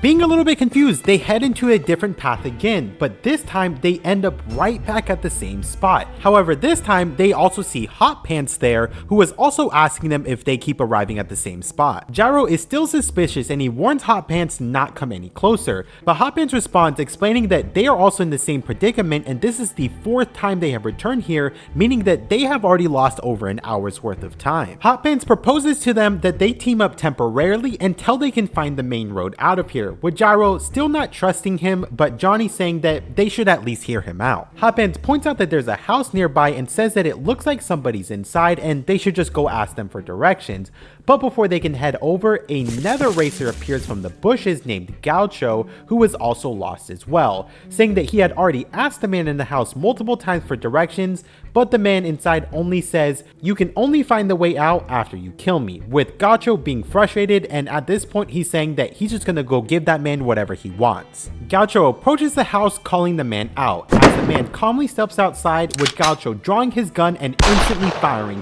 with Gaucho already missing his first shot. Gaucho follows this up by continuing to fire all of the bullets in his gun, but they continue to miss, with the man only returning a single shot that directly hits Gaucho's chest, severely injuring him as he falls to the ground crying out. The man approaches Gaucho, and with one single shot he finishes him off before bowing and thanking Gaucho for the duel before returning back inside the house. Gyro, Johnny, and Hot Pants see this and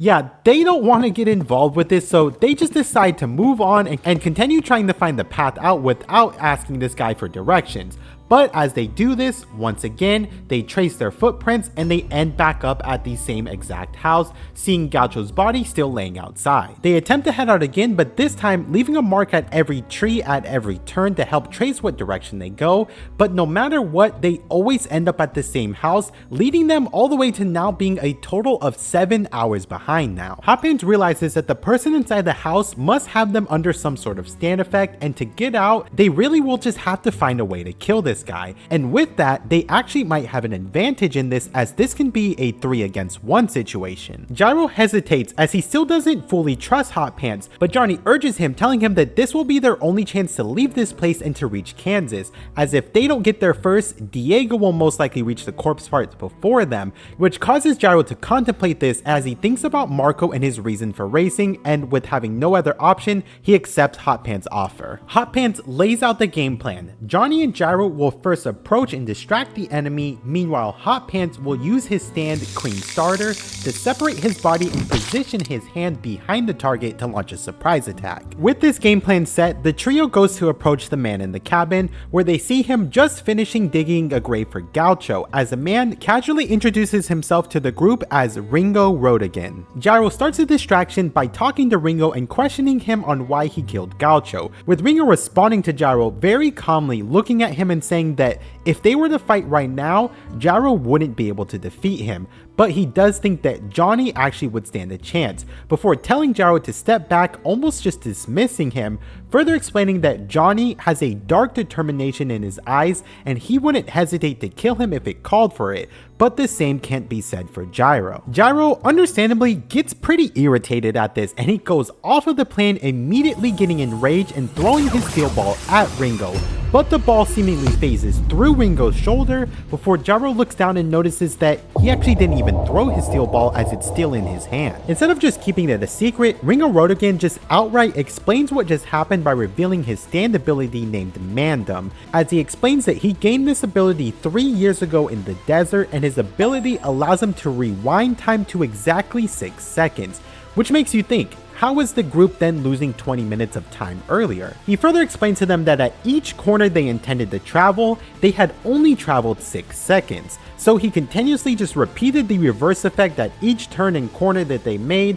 to make it seem longer than it really was, and with all of this, they are basically never able to escape this orchard without killing him. Johnny responds, questioning him on what his objective is with this, with Ringo responding that if they want to attempt to kill him, then they will need to challenge him to a fair duel, as this will allow him to grow as a human being, as he is incomplete and he wants to reach divinity, before he asks them what they're going to do, because this is a true man's world. Hot Pants gets irritated and suddenly yells out that he's just done with this, and he tells Johnny and Gyro to leave and that this guy is just insane, but this was actually all a distraction, as Hot Pants' detached hand that he planted earlier activates, launching a surprise attack, with Hot Pants' Cream Starter launching from behind and slicing off Ringo's arm, sending his gun flying. Johnny follows this up instantly by firing off several shots, but Ringo just calmly reaches for his severed arm and he activates his wristwatch, which then rewinds time 6 seconds, which resets everything to right when Hot Pants' attack launches, but this time Ringo is now able to dodge it, and Ringo explains that this is actually fair in their duel as he has already explained his stand effect to them, and he tells them once again that if they want to leave, they will have to kill him, before he shoots Hot Pants' detached hand on the ground as it disables the sneak attack entirely and injures Hot Pants. Johnny responds to this by firing off several shots again, but this time Johnny has a dark determination in his eyes as he has a killing intent behind these shots, but Ringo is able to fire back faster than Johnny, landing a direct shot on Johnny's head, seemingly killing him, with Johnny falling to the ground, dropping off his horse. Hot Pants then also attempts to attack again, but Ringo quickly turns around and shoots Hot Pants in the stomach, which knocks him back into the patio's railing and also knocks him unconscious. With both Johnny and Hot Pants now defeated, only Gyro is left, as he loses his calm and he snaps, yelling out and throwing his steel ball at Ringo, but it misses him as it only narrowly grazes Ringo's ear, which Ringo responds by shooting Gyro in the stomach, which now severely injures him as well. Ringo stands over Gyro's body, telling him that it's just as he thought. He is just a mere conformist and he threw his weapon out of nothing but rage for losing Johnny, even though he was out of his effective range. Gyro grits his teeth as he calls out to Johnny, who is nearby to him and bleeding out on the ground, with Ringo continuing on saying that he has only one shot left in his gun, but he knows that Gyro lacks the dark determination to kill him, so he doesn't need to waste his time finishing him off. So instead, Ringo actually offers to let Gyro leave the orchard safely before calmly dragging Johnny's body towards the house, saying that he will give Johnny's corpse over to Valentine before bowing and thanking Gyro for their duel. Gyro is now left outside to himself, where he's now bleeding and helpless as he just screams out in both pain and agony for both losing the duel and also losing Johnny. His steel ball then returns back to him from when he threw it, but with this, Gyro realizes something important. The range that he had threw his ball perfectly matches the range that Ringo's gun had fired, which means that Johnny actually isn't dead, as he would have just been just at the edge of Ringo's effective range so that the bullet didn't fully enter into Johnny's head. And with this, Gyro's expression now changes as he is now prepared to continue the fight, but this time with a dark determination in his eyes. But before we continue this battle, we get a quick backstory into Ringo, and yes, just like Diego, of course the villain's backstory has to be tragic. Ringo was also born into extreme poverty, with his father being drafted and sent to war, but his father later deserted the army, which branded his entire family as traitors, forcing them to then live alone in the woods. When Ringo was a child, he had fragile skin and he would get ill very easily, making it so that he couldn't attend school. One night, when he was about 10 years old, he had woken up in the middle of the night to see a large man in a military uniform above him, commenting on Ringo's skin and how beautiful it is, with Ringo looking over and seeing that his whole family had been murdered by this man. Now, I want to stay monetized, so let's just say the man tries to do things to the young Ringo, but Ringo steals the man's gun from his hip and shoots him, which kills him. But this is the moment where a young Ringo developed the necessary dark determination to be able to kill to survive. And since that moment occurred, Ringo no longer was sickly anymore, and he adopted an antisocial philosophy towards life, believing that a true man does not act in function of others, but rather his own desires. Now back in the present, Gyro tries to stand up, but he hesitates as he sees an apparition of his own father, with him now being faced to confront him, as his apparition of his father actually warns him to not go back to the cabin to save Johnny, as he tells Gyro that he's only letting his sentimentality get in the way, which is creating vulnerabilities for him, saying that victory is irrelevant and he should just instead just leave the race and return to the kingdom of Naples. Gyro rejects this completely, cursing at his father and affirming that his own desire is just to understand everything. He wants to understand, does Marco really have to be executed? What is the identity of this corpse? He just wants to understand, and his path to understanding is his priority towards the future, and why he has joined the Steel Ball Run, and why he will also continue forward. Gyro exclaims that he is now getting a sensation of victory as he launches his steel ball towards the house, but this time it hits the house outside walls, where we see that the steel ball, which is infused with the corpse eye, morphs into a humanoid shape for just a brief second, where he uses the scan to look inside of the house, and he's able to see that Johnny is still alive, and also that Ringo has obtained the location of the next part through the hint of Turbo. Before heading in, Gyro notes to himself that going forward, neither side will be able to back down, and in a way, this is like a chess match. The first one to make a bad move will ultimately lose. Gyro is now prepared and he launches his attack, throwing his steel ball into the house, which directly hits Ringo, with Ringo instantly rewinding time to the 6 seconds. This time now being prepared for Gyro to throw the ball again. Ringo warns Gyro one more time, telling him that if he just walks away, he'll allow him to leave the orchard, but instead of listening, Gyro responds, revealing his plan that when he threw his steel ball before, he had actually used his scan ability on Ringo's body, where he was able to find out that Ringo has an old wound on his left collarbone. And with this, Gyro tells Ringo that next, he will aim for that exact spot, as it will paralyze Ringo's left side, making him unable to rewind time from his watch, and also leading to his heart stopping since that's also on his left side. Now prepared, Gyro kicks down the door as they both face off in such a cool old western duel type of way, saying that from this distance, neither one of them will miss their shots. They both prepare and brace themselves, and then immediately both draw their weapons simultaneously, with Gyro launching his steel ball at Ringo's collarbone at the same time that Ringo lands a shot on Gyro's chest. And just like Gyro predicted, Ringo falls to the ground and he's severely wounded as he frantically looks at his watch, seeing that time is almost past the 6-second mark, realizing that this means that they have concluded in a draw. And although he's unable to move his left side to rewind time, Ringo, however, had a secret trick up his sleeve as he points his gun backwards to shoot his watch, which allows it to then be able to still rewind time. Gyro shouts at him to go one more time and that neither of them can back down, with Ringo yelling at him that he's still a conformist as they face off once again, with them both again landing direct attacks on each other. But this time, as Ringo is prepared,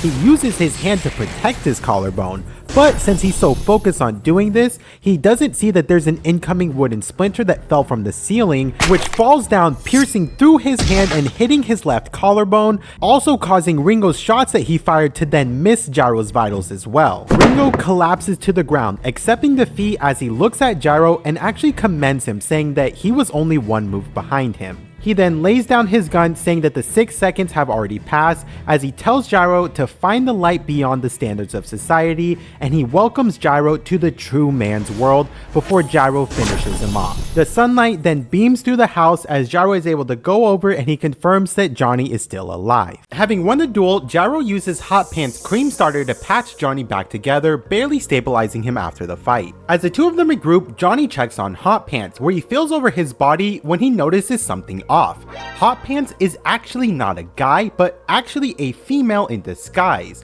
But Johnny chooses to keep this to himself and not reveal it to Gyro, as he realizes that this is meaningless and doesn't have anything to do with them. Now only one day from reaching Kansas City, they move forward, reaching a creek, where Gyro warns Johnny that with the government most likely following them, they will need to continue on more discreetly, and even be careful of their conversation so they won't be seen by the hot air balloons that are monitoring the race, when they then spot Sandman and Pocoloco, who are racing neck and neck nearby. Gyro calls out to Sandman, asking if they've passed or have seen Diego, with Sandman confirming that he saw Diego's tracks early in the morning ahead of them, and it looks like that he would be about an hour ahead of everyone in the lead right now, before also warning Gyro that a storm is predicted to hit tomorrow, so the last remaining stretch of the stage will become more difficult before Sandman then departs and continues running off. With this new information, Gyro and Johnny discuss if they should adjust their plan to instead go to the finish line in Kansas City first, that way they won't lose any placement due to the delay of the storm, and then secretly leave Kansas City to retrieve the corpse part afterwards. Johnny, however, thinks about it and he warns Gyro that Dio most likely is heading straight towards the corpse part since he found the location with the left eye,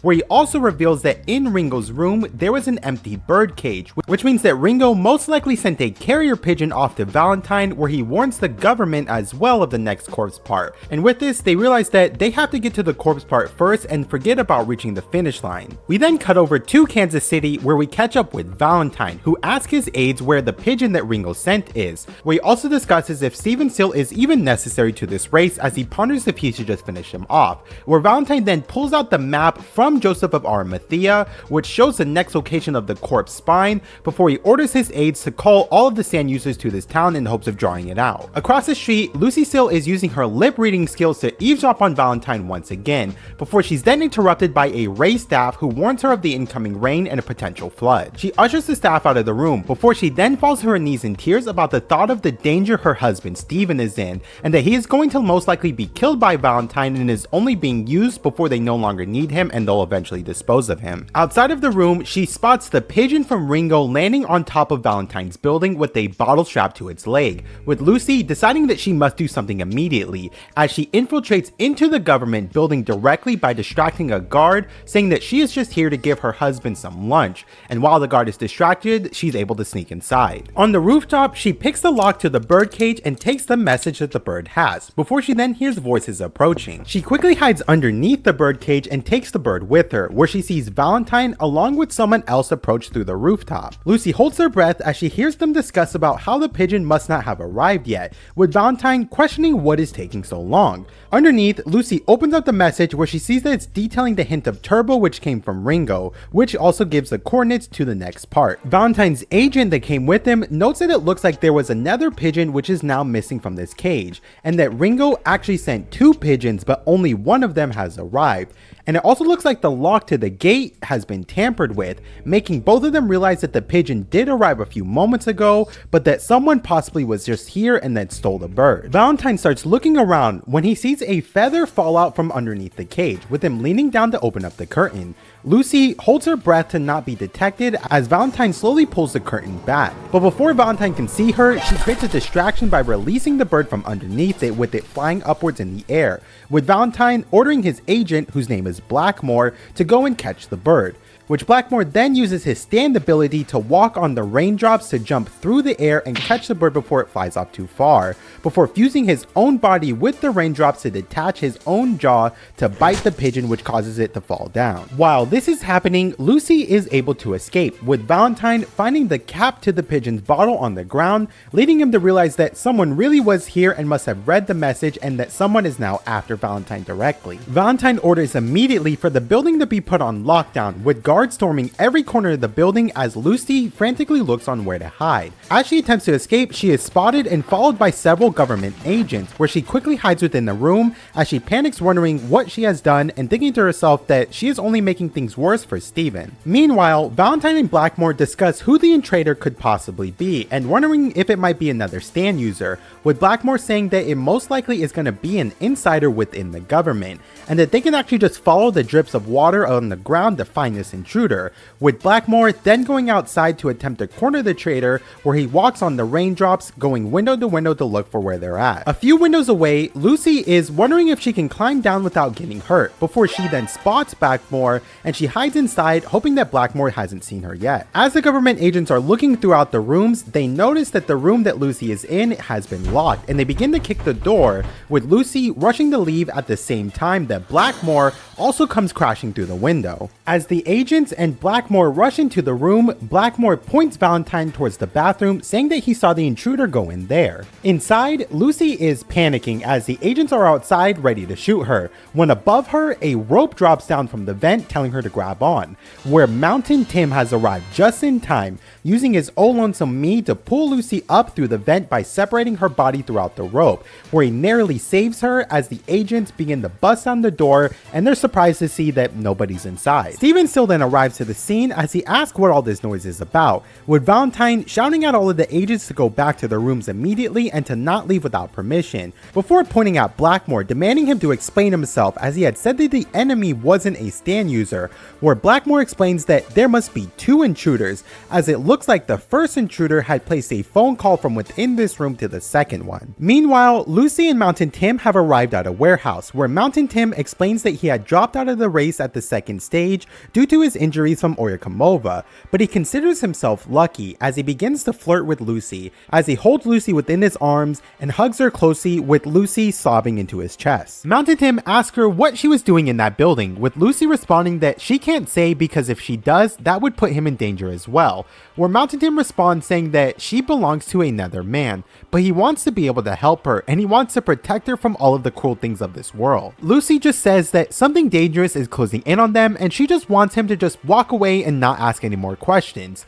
but Mountain Tim persists, where he confesses his love for her and says that his only fear is to lose her, and he isn't afraid to fall into hell itself if it means that he can see her smile, where Lucy rejects him, proclaiming that her name is Lucy Steele and the only person she loves is her husband. Mountain Tim acknowledges her statement before telling her if she needs help, she needs to find Johnny and Gyro, as the two of them can be trusted as they both have a common enemy, before he departs, leaving Lucy behind since he knows that his love for her won't be reciprocated. Lucy then rushes to a nearby map as she tries to decipher the turbo code and locate the next location of the corpse spine, where she sees it near a local landmark called the Green Tomb, as she realizes that she needs to hand this over to Johnny and Gyro immediately. Outside in the rainy streets, Blackmore has now arrived, where he has now deciphered the phone call in which he confronts Mountain Tim, where he stands above him and asks him about that phone call that he received from inside the government building earlier. Mountain Tim pauses for a moment before instantly taking out his pistol and firing several shots at Blackmore, with Blackmore being able to dodge the bullets by splitting his body apart and fusing within the raindrops. Blackmore's separated mouth urges Mountain Tim to confess who gave him this call, with Mountain Tim not responding and instead separating his body throughout his rope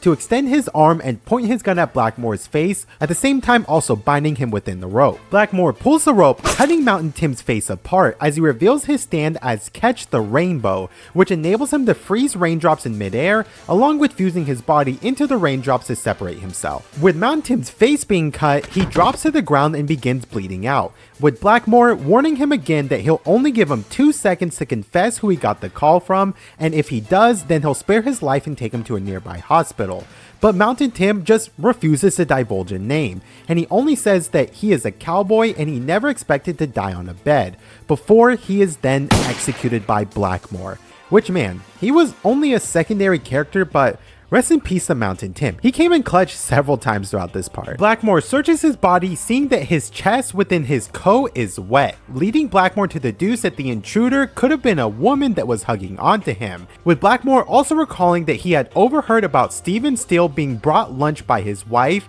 and he noticed that Stephen already had lunch, leading him to deduce that Lucy could possibly be the intruder. With this, Blackmore sets out to pursue after Lucy, where he asks the race officials where she went, with them telling him that about an hour ago she left towards the north side of the town. At this point, Lucy has already found the corpse spine. Meanwhile, the storm is raging through the plains as Gyro and Johnny see Diego's trail as they approach the area where the corpse spine is as well. With them being about 6 hours away, Johnny proposes that they let their horses rest, but Gyro refuses and tells him that this is their best chance to get to stop Diego, and he also wants to show Diego that he'll never defeat Gyro Zepelli in any more of these stages. At the same time, Diego senses through his left corpse eye that he is approaching the spine as well, but also that somebody has already uncovered it and is bringing it closer his way. Lucy is riding towards Johnny, thinking about Mountain Tim's words, but Blackmore has already caught up to her, where he uses his detached mouth to bite her shoulder and ask her what she has with her. Blackmore begins descending down and he takes the corpse spine from Lucy, telling her that Valentine will decide her and her husband's fate, before connecting with a telephone pole nearby, asking to be connected to Valentine. While waiting to be connected, Blackmore admires the corpse spine, being amazed by its looks and wondering what would happen if he just keeps this for himself, before he looks around and sees that the telephone pole has now somehow teleported in the middle of a town, which also interrupts the connection of this call. Behind the pole, a figure appears, with Blackmore getting a glimpse of the Holy Saint, Jesus Christ himself, appearing, where he's crowned with thorns and bearing the crucifixion marks. Blackmore is just amazed by this sight, and he's overcome with emotion that Jesus showed himself to him, before suddenly being shot in the chest by Lucy since he was distracted, which causes him to fall and begin bleeding out. Lucy takes the spine, also shooting Blackmore again 2 more times before she rides off, with Blackmore touching the telephone pole and now somehow being teleported into a forest, where Blackmore uses the raindrops to seal his wounds together, realizing that once the rain stops, he most likely will bleed out since the raindrops won't be stabilized anymore. Blackmore exclaims that this must be his punishment for wanting to keep the corpse part to himself, and he has now realized that with his last bit of time, he will get that corpse part to give it back to the president, who will one day become the head of this world, as he dashes through the rain and pursues after Lucy. Meanwhile, Johnny and Gyro are racing through the rain, with Gyro having caught up with Diego and he's prepared to attack him, when Diego suddenly stops ahead of them, before surprising them by morphing into a half dinosaur form, jumping over Johnny and Gyro's attacks, where he leaps over them and warns them that if they come near him again, he will rip them apart before he goes back into his human form, and he continues to race forward at top speed to lose Johnny and Gyro. Johnny and Gyro chase after him, but Diego is racing so fast that he's pulling away almost for good, as they reach a muddy terrain with low visibility due to the rain, with Diego being able to use his dino senses to detect the optimal path to continue racing at maximum efficiency, causing him to gain distance and slowly pull away. But Gyro thinks about Ringo's words and decides to take his own path without considering the other racers, which leads him to speed up and almost catch up to Diego, even though he takes the suboptimal path. Diego looks back and he's impressed at Gyro's determination, with Johnny predicting that by the top of the next hill, one of the horses will collapse by the strenuous and fierce horse battle that they're having. The three of them continue racing as they ascend a hill, with Diego also realizing that his horse might be exhausted and it might collapse soon, as he realizes that he needs to end this quickly, where he uses fleas from his horse to transform into tiny dinosaurs that go and attach to Gyro's horse and attack his eyes. Johnny sees this and intervenes as he fires several shots at Diego, but Diego is faster than the bullets and he leaps over Johnny, using his tail to almost sever his arm, where he wraps his tail around Johnny and tells him that he warned him that if he came close that he would rip him apart, before he hears that Gyro has unholstered his steel ball, and he turns to Gyro, telling him that throwing the steel ball will be useless. Diego goes to finish off Johnny, but Gyro throws the steel ball to match the exact speed the horses are racing, making its relative speed slow to Diego, which makes it almost undetectable to him, making it so that Diego can't react in time, and he's hit directly in the face, knocking him off his horse and saving Johnny, before Dio's horse then also collapses from exhaustion, causing Diego to just scream out in agony from defeat, with his horse no longer being able to continue in this race. Gyro then punches Johnny and grabs his shirt, and he asks him why he attempted to shoot Dio back there and intervene in his race, with Johnny explaining that he can tell that Diego was plotting something and attacking Gyro's horse, with Gyro still being upset that Johnny stopped his perfect victory. But then he apologizes for hitting him, thinking about how it will be tough to reach a true man's world. In the distance, they see another racer approaching them, where we see that now Lucy has arrived,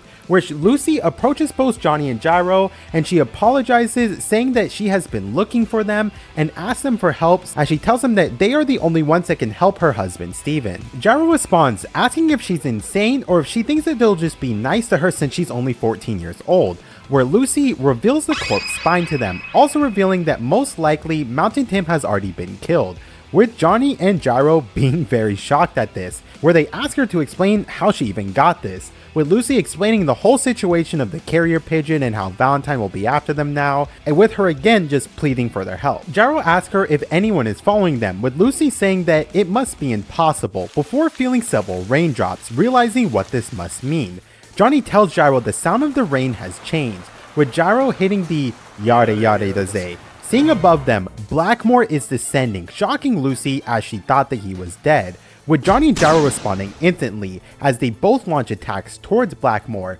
but Blackmore freezes the raindrops, deflecting both of the attacks before sending several frozen raindrops through Johnny and Gyro's arms. Blackmore approaches Lucy, telling her that what she did is equivalent to Eve taking the apple, and he ushers her to give the corpse part back, as he, referring to Jesus, has chosen to rest on this continent to resurrect himself in the new world, where he tells her to repent, and her existence is a sin that he must dispose of while he kicks her. Johnny sees the raindrops frozen in mid-air as he prepares a shot, trying to figure out the best angle, with Johnny firing off a shot, but Blackmore quickly detaching his hand, making the shot then miss, and he sends it to then go grab onto Johnny's neck. Gyro throws his second steel ball, which is also blocked by the raindrops, with Blackmore going to finish off Lucy. Lucy, however, tells Blackmore that he made a mistake, as the raindrops are evaporating and turning into vapor from the friction of the steel ball. And before Blackmore can react, the steel ball pierces his defense and lands a direct hit, defeating him in just one blow before he can kill Lucy. At the same time, the rain stops and the weather begin to clear up with the light now shining through the clouds. Lucy urges him to finish off Blackmore before he gets up, but Gyro says that he was actually already half dead when he arrived here, as it looks that somebody had already shot him, as they then see the clouds clear up and a rainbow now appear. Johnny notes, however, that the corpse spine is missing, as they look for it and see that the spine has actually went into Johnny, with him falling to the ground, causing the dirt to reveal the next location, with the ground forming a map of Lake Michigan. The iron in the sand is drawn towards Johnny in the form of the Great Lakes, showing not one but 3 different parts, revealing that there will be 3 corpse parts within this area of both the corpse legs, both ears, and then the right arm. Lucy asks him about the corpse parts, but Johnny responds back asking what she knows and why she was near the president, with Lucy saying that she hasn't figured out much, but all she knows is that Valentine had some old map and he's been setting up this race based off of this map, with Johnny then asking her if Valentine might be a stand user,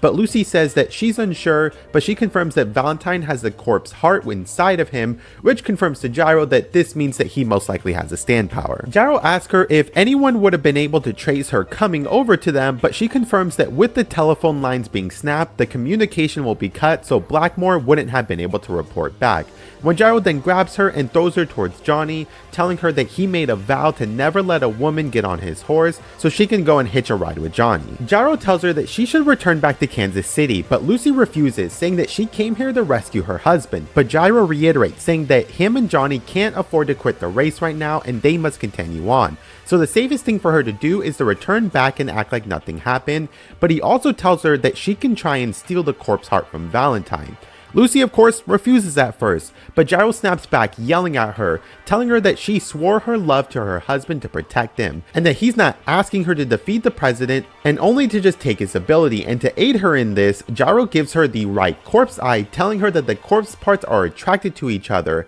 as he will willingly give up his scanning ability for her instead to be able to use this power to get that from Valentine, with Lucy reluctantly agreeing, saying that if this is the only way that she will do it, before all 3 of them depart as they all head towards Kansas City. Johnny and Gyro cross the finish line of the 4th stage, with Valentine observing them and also thinking about who the traitor might be, where he also spots Lucy returning to her husband Steven. The 4th stage results are announced. A racer named Norisuke Higashikata is in 1st, Pocoloco in 2nd, Gyro in 3rd, and Johnny is in 4th. And a little bit later, the racers also see Diego just now arriving, where he walks his horse slowly through the finish line in 54th place, which worries Gyro, as this shows that Diego is still in the race and not fully retiring. The 5th and 6th stage now commence, with these 2 stages actually running consecutively without stopping, which takes the racers first to Chicago, and then from Chicago to Mackinac City in Michigan. While still in Kansas City, we see Diego meet with one of Valentine's aides, where he wants to get straight to the point, where he tells him that he has the left eye of the corpse and he is willing to hand it over to Valentine,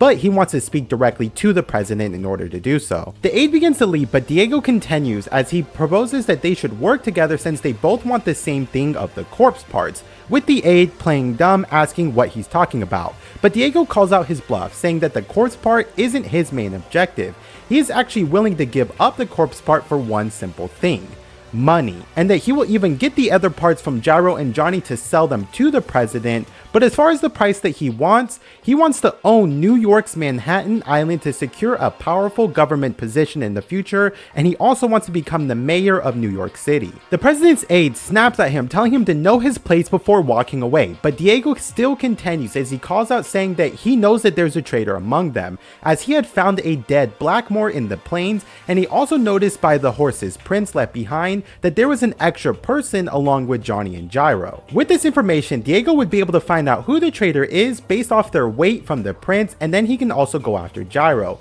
But to do so, he will need the help of another stand user to be his subordinate in order to be able to take down Gyro as a team. From the rooftop above them, Valentine looks down and he gives his aide the signal to accept the deal, with the aide revealing that the stand user is already nearby. The stand user comes out of a nearby hiding spot with his identity remaining hidden, but it is still known to Diego, where they demonstrate their ability by transforming a hornet's nest into a homunculus, and when Diego hits it, it cuts his wristwatch. Before they then depart, Valentine tells his aides that they will use Diego for now, but then they'll take the eye from him by force later. Now, 8 days later, during the 5th stage, Johnny and Gyro cross a cornfield where they spot Sandman leaping through along with Hot Pants, Dot Han, Pocoloco, and then a 5th unknown figure, where Johnny and Gyro decide to rest near a barn nearby as they think about their path and if they should go to cross the Mississippi River. Gyro then tells Johnny that he thought of a song, with the lyrics and tune both being written by Gyro Zepelli, with him asking Johnny if he wants to hear it. Johnny reluctantly agrees, with Gyro singing his famous Pizza Mozzarella Cheese song, continuing on to the 2nd verse before asking Johnny what he thinks, with Johnny messing with him, saying that he loves it, and just look at how happy Gyro looks. I just love these moments of banter between them. The duo set up near a cabin, with Gyro handing Johnny a letter that he received when he was passing between Kansas and Chicago, where he had wrote to the country of Naples a coded letter to the Vatican asking them if there was any saint that existed in America, with the letter he received back from the Vatican saying that there were no existing records of such saints, which causes Johnny to theorize that either the Vatican aren't interested in this, or that the saint's identity is so important and a secret that it would be dangerous for them to reveal it to them. Johnny asks Gyro about his guess on who it could be, with Gyro shutting it down instantly, telling him to shut up and that the conversation is over, before moving on to talking about the next parts that they're after, where Johnny goes to grab a coffee pot that he was making, but it burns his hand as it's unusually hot, when he then hears a noise coming from the cornfield and then a noise coming from inside the barn. The sound from the cornfield grows closer when suddenly all of the planks from the barn break apart and the barn crumples down, when they see Dot Han appear from the cornfields with several homunculified dinosaurs with letters written on them also following him. Gyro warns Dot Han to not come any closer, but he continues approaching, with Gyro launching his steel ball at Dot Han's throat. But as it reaches him, it disintegrates in midair, and Dot Han actually calls out for them to help him. Johnny tries to shoot at him as well with his tusk bullets, only for the nails to disintegrate as well, with Dot Han's head suddenly imploding, making the duo realize that Dot Han isn't the enemy, but rather he was being used as a tool by the real enemy. The barn begins to fall around them, with the duo having to try and deflect the falling planks, when the barn begins to fall around Johnny, with Johnny just standing there accepting defeat, realizing that he will inevitably touch the boards and be under the same enemy stand effect. Although Gyro's ball got torn apart, the pieces still continue to spin as they dig a hole in the ground, covering Johnny with dirt so that the pieces of woods can't make direct contact with him, when dinosaurs then begin chasing after them, making Gyro realize that Diego must have teamed up with a new enemy, and that the duo decide to flee to a nearby river, with Gyro out of steel balls, as Johnny also begins to sink into desperation as he realizes that his tusk power seems to be ineffective in this. We then cut to a flashback to get more background on Johnny and expand his backstory, where we see Johnny's father, Johnny Joestar, was a 7-time winner of the Triple Crown horse race, and because of his father's work, Johnny spent several years of his childhood living in England. One day during dinner, Johnny is scolded by his father for having improper manners, with Johnny revealing that he had brought a mouse named Danny that he had found with him over to dinner. His father immediately demands Johnny to drown this mouse in the lake before heading to his room, but when Johnny tries to respond that he was told that he could keep him, his father slams his hand down on the table and scolds Johnny, saying that he was told to keep it in a cage, and because he disobeyed, he must now dispose of the mouse. Johnny goes outside to a fountain and he's sobbing, and he's still just unable to drown the mouse, when his older brother Nicholas Joestar approaches him, telling him that he has an idea. They can let Danny go into the woods and then steal a stuffed mouse from the school's science room to show as proof of Danny being dead to their father, with Johnny cheering up, thanking and hugging his brother as they let Danny out into the woods. Later on, Nicholas is practicing horse riding on a particularly wild horse as Johnny was watching and spectating him, where he's amazed at his brother's skills, which coincidentally, Diego was also present at this track. As Nicholas was racing, suddenly he falls off of his horse, with everyone rushing and yelling to call a doctor, with Diego pointing out that he saw a mouse near the horse's legs before running off into the woods, and that the horse got startled by the mouse, which led to the accident, with Johnny hearing this as he watches on in horror, thinking about that could have been Danny. Nicholas, however, doesn't make it, and Johnny sees his brother, who he idolized, die right in front of him. Now, several years later, Johnny is now an accomplished racer himself, when one day he sees that his shoes are worn and that the soles are coming apart, so he goes to Nicholas's old room to borrow his shoes when he's discovered by their father asking what he's doing. Johnny explains that his boots were falling apart, so he was just going to borrow Nicholas's old boots, but his father denies him, saying to return the boots as they belong to Nicholas. Johnny tries to explain to his father that he doesn't have any spare boots and that they are the same size, and he has a tournament today that he can win if he wears these, but his father continues to look down on him, saying that he can't even beat a racer like Dio, while Nicholas was far superior to Dio. Johnny attempts to plead again to borrow the boots, but his father denies him, where he reaches for the boots to take them from Johnny, causing them to get into a tugging match over them, with Johnny continuing to plead with his father, asking why he never supports him and saying Nicholas died over 7 years ago. He just wants his father to now support him. The two of them continue to wrestle over the boots back and forth when Johnny shoves his father back, causing him to crash into a mirror, with one of the glass shards cutting his father's neck. His father falls to the ground with tears in his eyes, calling out to God, saying that he took the wrong son, with Johnny looking on in horror, asking his dad what he just said, with tears coming down his face. His father responds telling him to just get out, that he's no longer welcome here, with Johnny through tears accepting this and thinking to himself that going forward he will have to do everything on his own. And he subsequently believes that he should have just died instead, and that fate was making him pay by throwing him into despair after any success that he had, such as when he became a champion and then he later got shot. Now back to the race, Johnny continues to doubt his abilities and think about how his nail bullets are unable to beat their current attacker and that he just won't stand a chance, when Johnny clings to Gyro's horse and shoots at the dinosaurs, striking them, but their flesh falls apart onto Valkyrie, which causes the effect to heavily cut both Johnny and Gyro, as they then enter into the cornfield, with Johnny seeing the stand user's shadowy outline. Johnny figures out that this stand doesn't destroy what the dinosaurs touch, but it rather sends out a signal that works like a sound, with Gyro racing forward, calling out to Johnny that they should find hot pants to heal their wounds, but they don't have any time as they're nearing the Mississippi River and that several other dinosaurs are now pursuing them, where they realize that they're just surrounded and powerless. Gyro and Johnny intentionally ditch their horses, where they jump off into the mud to soften the impact, but the dinosaurs pounce on them, causing various effects to manifest, such as burning Johnny's tongue. But they are now covered in mud and they realize that they are trapped, where Gyro gets exasperated by Johnny's despair and complaining about the situation that they're in, and he tells them that what he's taught him is just the basics, and with this moment he will next teach him level 4 to the lesson of the rotation. The dinosaurs continue to surround them as Gyro explains to Johnny that you can only say the words "there's no way I can do this" 4 times and only 4 times. We then get an explanation that the secret to the steel balls is the pursuit of infinity, and that's what the Zepellis have always strived for, and they try to contain the idea of infinity into the skill of using the steel balls for the purpose of medicine and execution, as Gyro takes a stick and draws a rectangle into the ground, explaining the golden rectangle, which refers to a ratio of 9 to 16, which is the ratio of 1 to 1.618, and then a bunch of numbers continuing. He further explains that this is the foundation for every perfect structure, such as the Pyramid of Giza, the bust of Nefertiti, the Greece Pantheon, Da Vinci's Mona Lisa. Every artistic or architectural masterpiece has had the golden rectangle hidden in its structure. He then explains that his father had trained him to create the golden rectangle with his hand, and within the rectangle you can make a smaller rectangle and so on,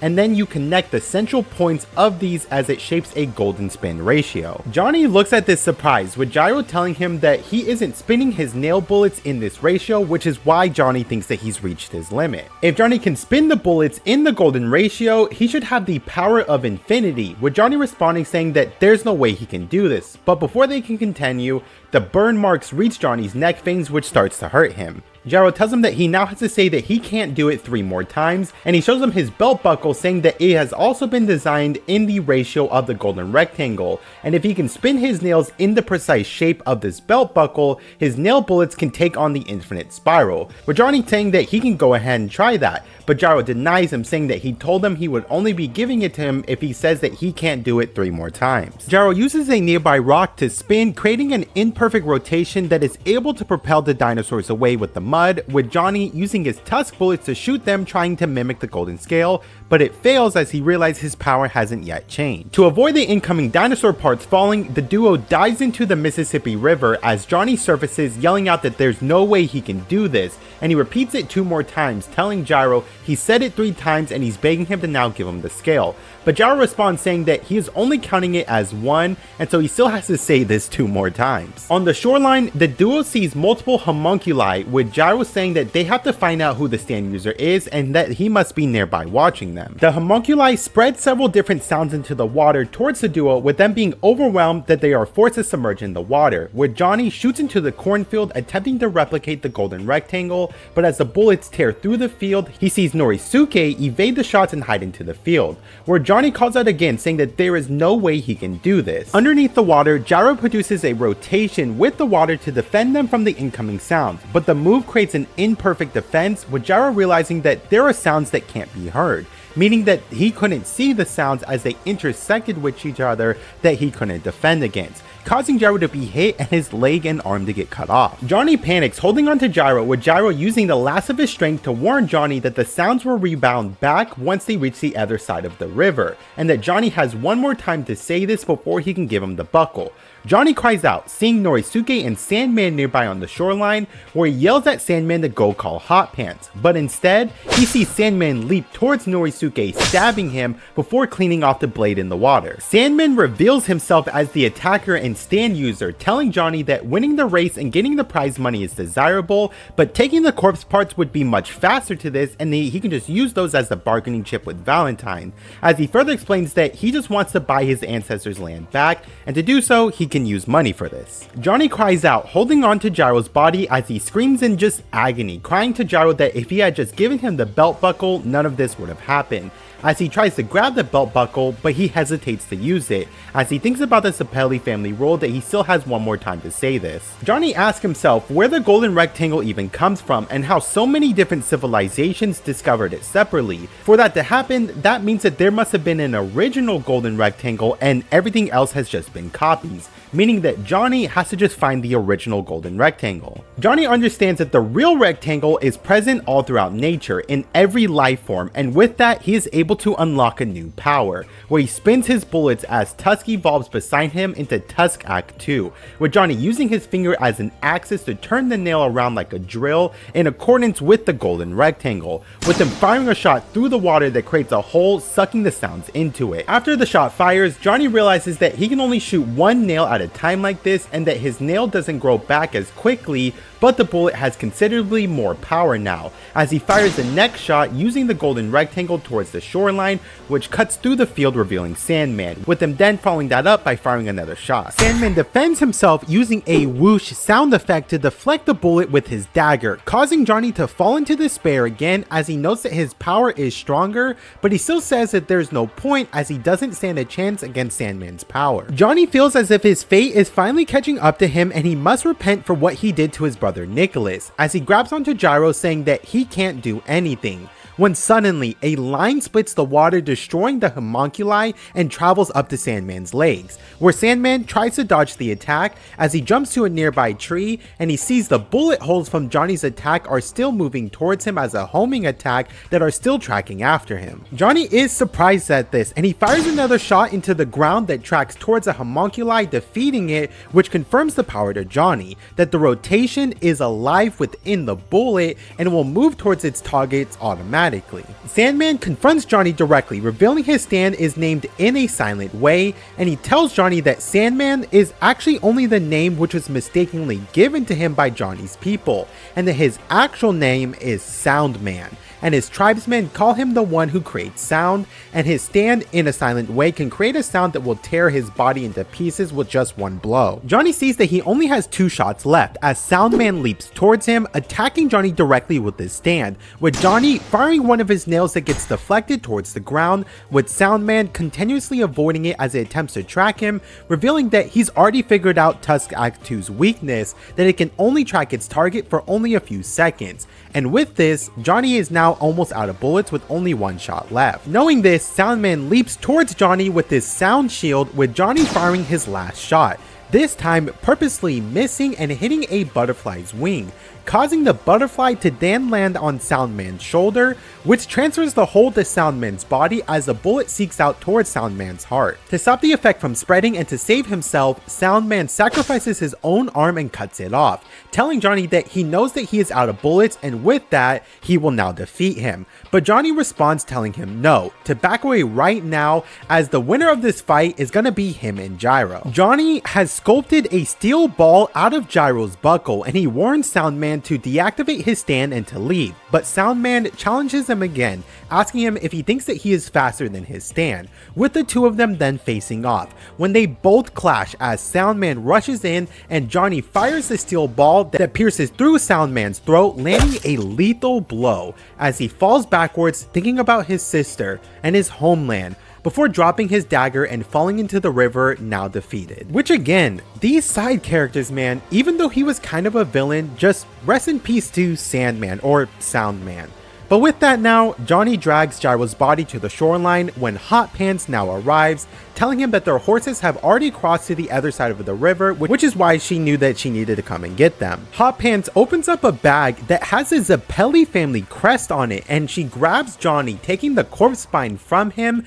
before using her stand to knock him unconscious, and she steals both corpse parts from Johnny as she holds onto them with tears in her eyes. But she also leaves just a small part of the corpse spine in Johnny, that way he can still keep his ability. With Johnny then waking up some time later, realizing that both he and Gyro have been healed by Hot Pants, and they have now crossed a river on a raft, which was also given to them by Hot Pants. We then go into another flashback for Gyro, showing a time that Gyro suddenly got out of bed, frantically trying to put on his clothes as he was almost caught sleeping with a patient. Gyro's father walks in, but Gyro quickly uses a steel ball to make the woman's skin look old and wrinkly as he pretends to be taking care of her, which his father believes and just walks away. But the woman and Gyro continue being cutesy with each other as they laugh and joke about it, when Gyro notices that she has a tan line on her ring finger, showing that this was actually a married woman that he was sleeping with. Cutting back to the present, Gyro wakes up in the snow as they are on their way to Michigan, with Johnny nearby bringing back a rabbit that he was hunting, with him also realizing that with his new tusk ability, his nails have a recharge rate of about a minute or so. However, before Johnny can continue, Gyro cuts the conversation short, pointing out that someone seems to be approaching them from afar. We also get a result of the 5th stage, as the 5th and 6th stage actually run concurrently, with the 5th stage ending with Poco Loco in 1st, Hot Pants in 2nd,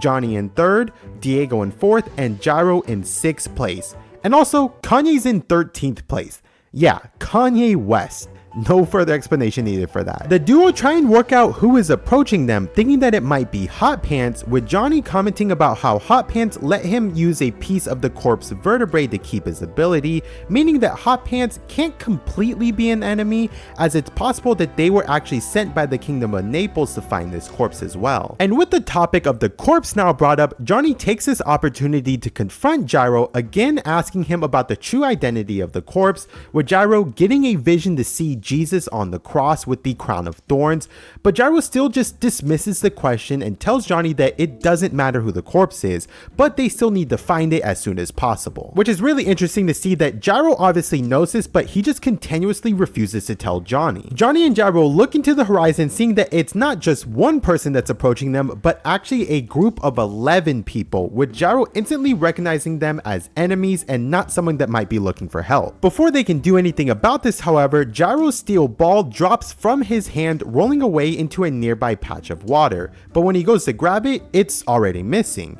Nearby, he spots a young girl holding his steel ball before she just runs away, with Johnny and Gyro immediately mounting their horses to chase after her. The mysterious girl climbs a tree, with Johnny noticing from his corpse part that marks the snow that there are 2 corpse parts nearby to them, as they question about what this place is and how this tree looks oddly old, and even that the corpse parts could possibly be hidden within the tree. They climb the tree, seeing a hole that goes inside, hearing the girl speaking from within, talking to somebody else. Gyro looks inside first, seeing a room filled with different cave paintings and also the girl in the center, whose name is Sugar Mountain, seemingly talking to a doll while referring to it as her mother. Gyro walks in, which startles the girl as she points out that Gyro is standing inside the bedroom, as he looks down and sees that the floor has a layout drawn of it as a house, as she introduces herself to Gyro and Johnny and acts acts just really casual with them, saying to them to make themselves feel at home. Johnny points out to Gyro that it looks like she is all alone and they don't see the other tracks of the 11 people chasing after them, and also that her footprints show marks of her using a cane,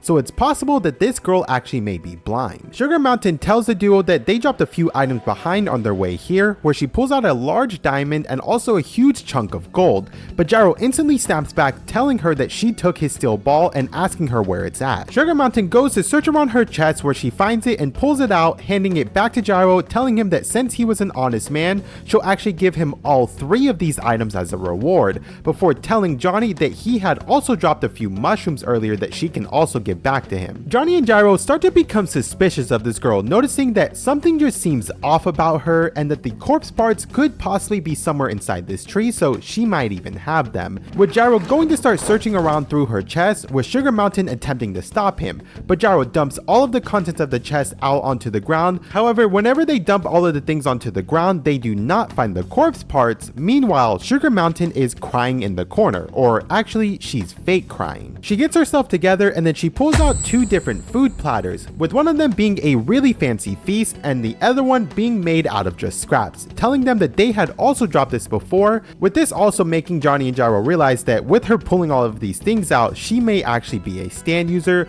but they're unsure if she is actually an enemy or not. She asked the duo to tell her which one of the meals they had dropped earlier, with Gyro instantly answering honestly, saying that he dropped the more disgusting meal that was made out of mud and leaves, in which, for being honest, Sugar Mountain gives them both sets of food as a reward, before quizzing them again on if they had dropped some paper or this stack of money. They piece it together and realize that whatever they have dropped before, Sugar Mountain will give them a choice to get something similar, which Gyro gets a 200 IQ idea here. He goes and cuts off a dead rabbit's ears they caught earlier and then drops it into the pond, with Sugar Mountain then asking them if they had dropped the rabbit ears or something similar, as Gyro had realized that she most likely has this item as she pulls out a set of the corpse ears. Having confirmation that she does have the possession of the corpse parts, Gyro makes the conclusion that Sugar Mountain must be some sort of guardian that was assigned to protect the corpse parts. She questions them again, asking them to tell her which one they dropped, with Johnny answering honestly and saying that they dropped the rabbit ears. And just like before, they now gain not only the rabbit ears but also the corpse ears as a reward, as the ears then go into Johnny's face as it's drawn together with the corpse part that he already has. With them realizing that it really is that easy to get the corpse parts from her, Gyro sets off to find the right arm somewhere to hopefully get this as the next part, but before they can leave, Sugar Mountain tells them one very important thing, that everything she gave them here they will have to use before sunset. Gyro initially just brushes this off, but Johnny stops to ask her to clarify more on what she means, with Sugar Mountain clarifying that any gold, diamond, money,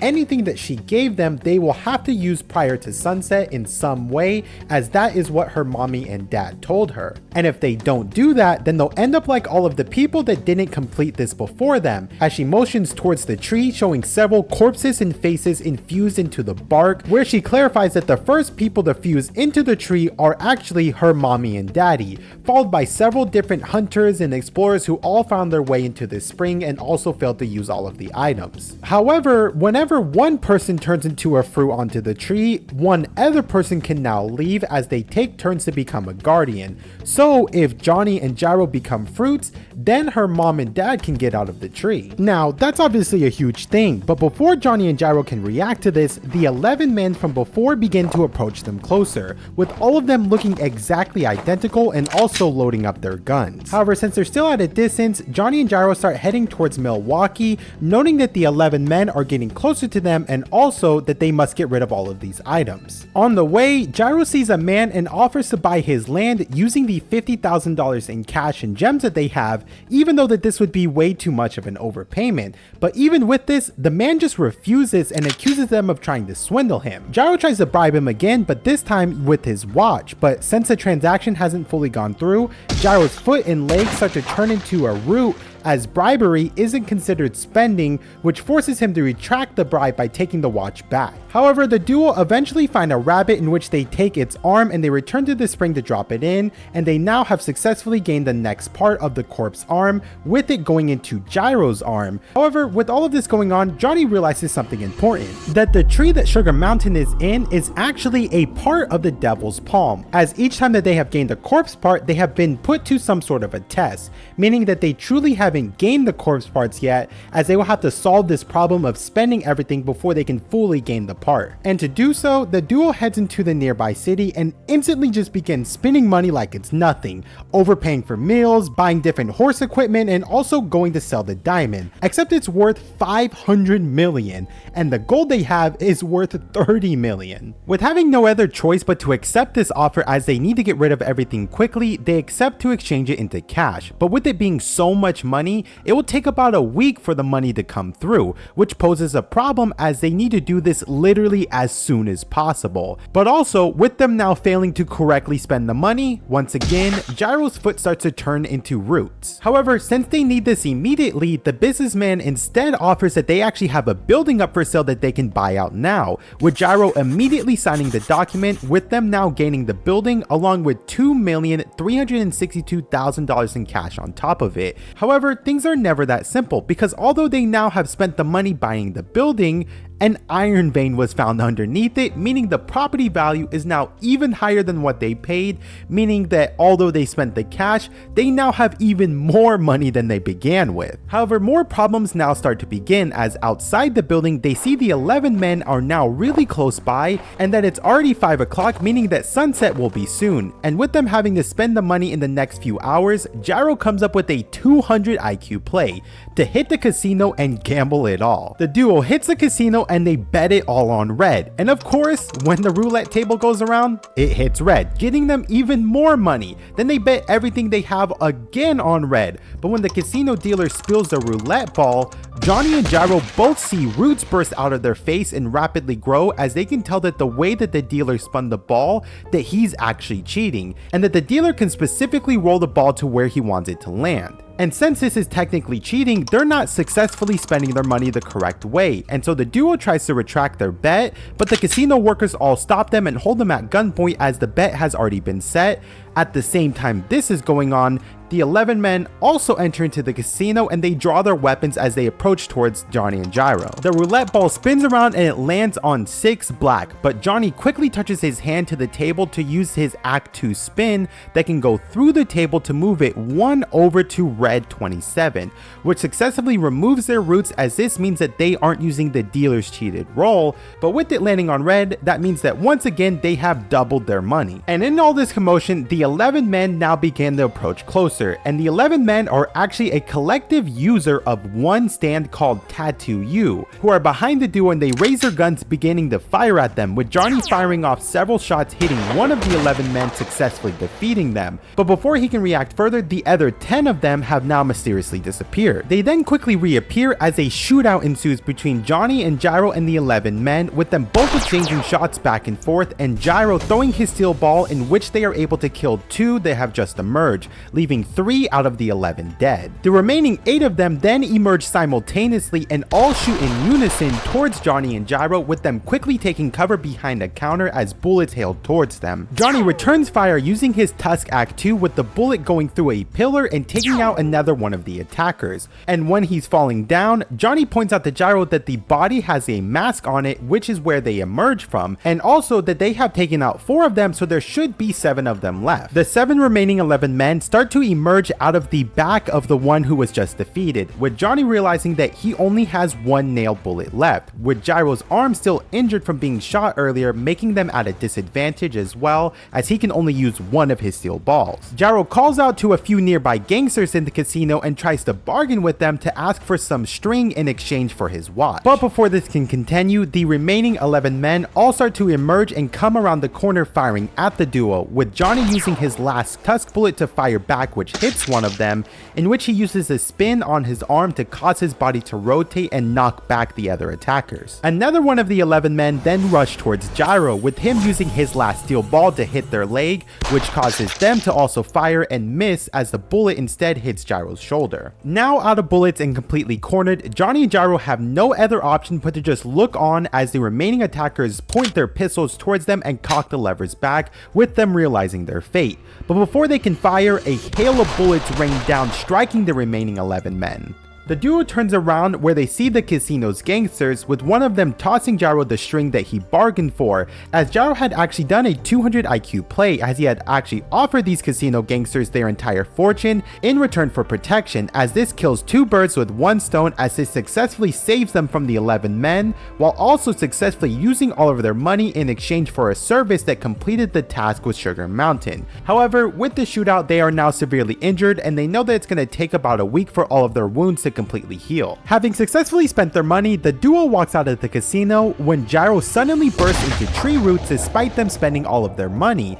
as they realize that they also have to spend the corpse parts as well. At the same time, Johnny sees that the sun is beginning to set right now. Johnny clutches onto the corpse arm that drops out of Gyro, thinking to himself about how he doesn't want to just abandon and give up these parts, as they have both came too far and done too much to just give up these parts that they fought so hard for. At the same time, Gyro attempts to reach out to Johnny, but the transformation takes over and Gyro is absorbed back into the Sugar Mountain tree, which releases Sugar Mountain's mom and dad. Johnny is now stuck there and he's left in tears when Gyro suddenly comes back to Johnny, no longer affected by the tree roots. One of the 11 men comes back having barely survived the shootout, where he picks up the corpse arm, as Johnny had actually very reluctantly exchanged the corpse parts for a bottle of wine and the promise that the man will never come back to them, which makes this a fair exchange and a deal to get rid of the corpse parts in order to save Gyro. But also with this, they have now lost the corpse part. And with this major advancement in the story, you can already guess what's gonna happen. We're gonna get another flashback of Gyro, this time detailing a surgical operation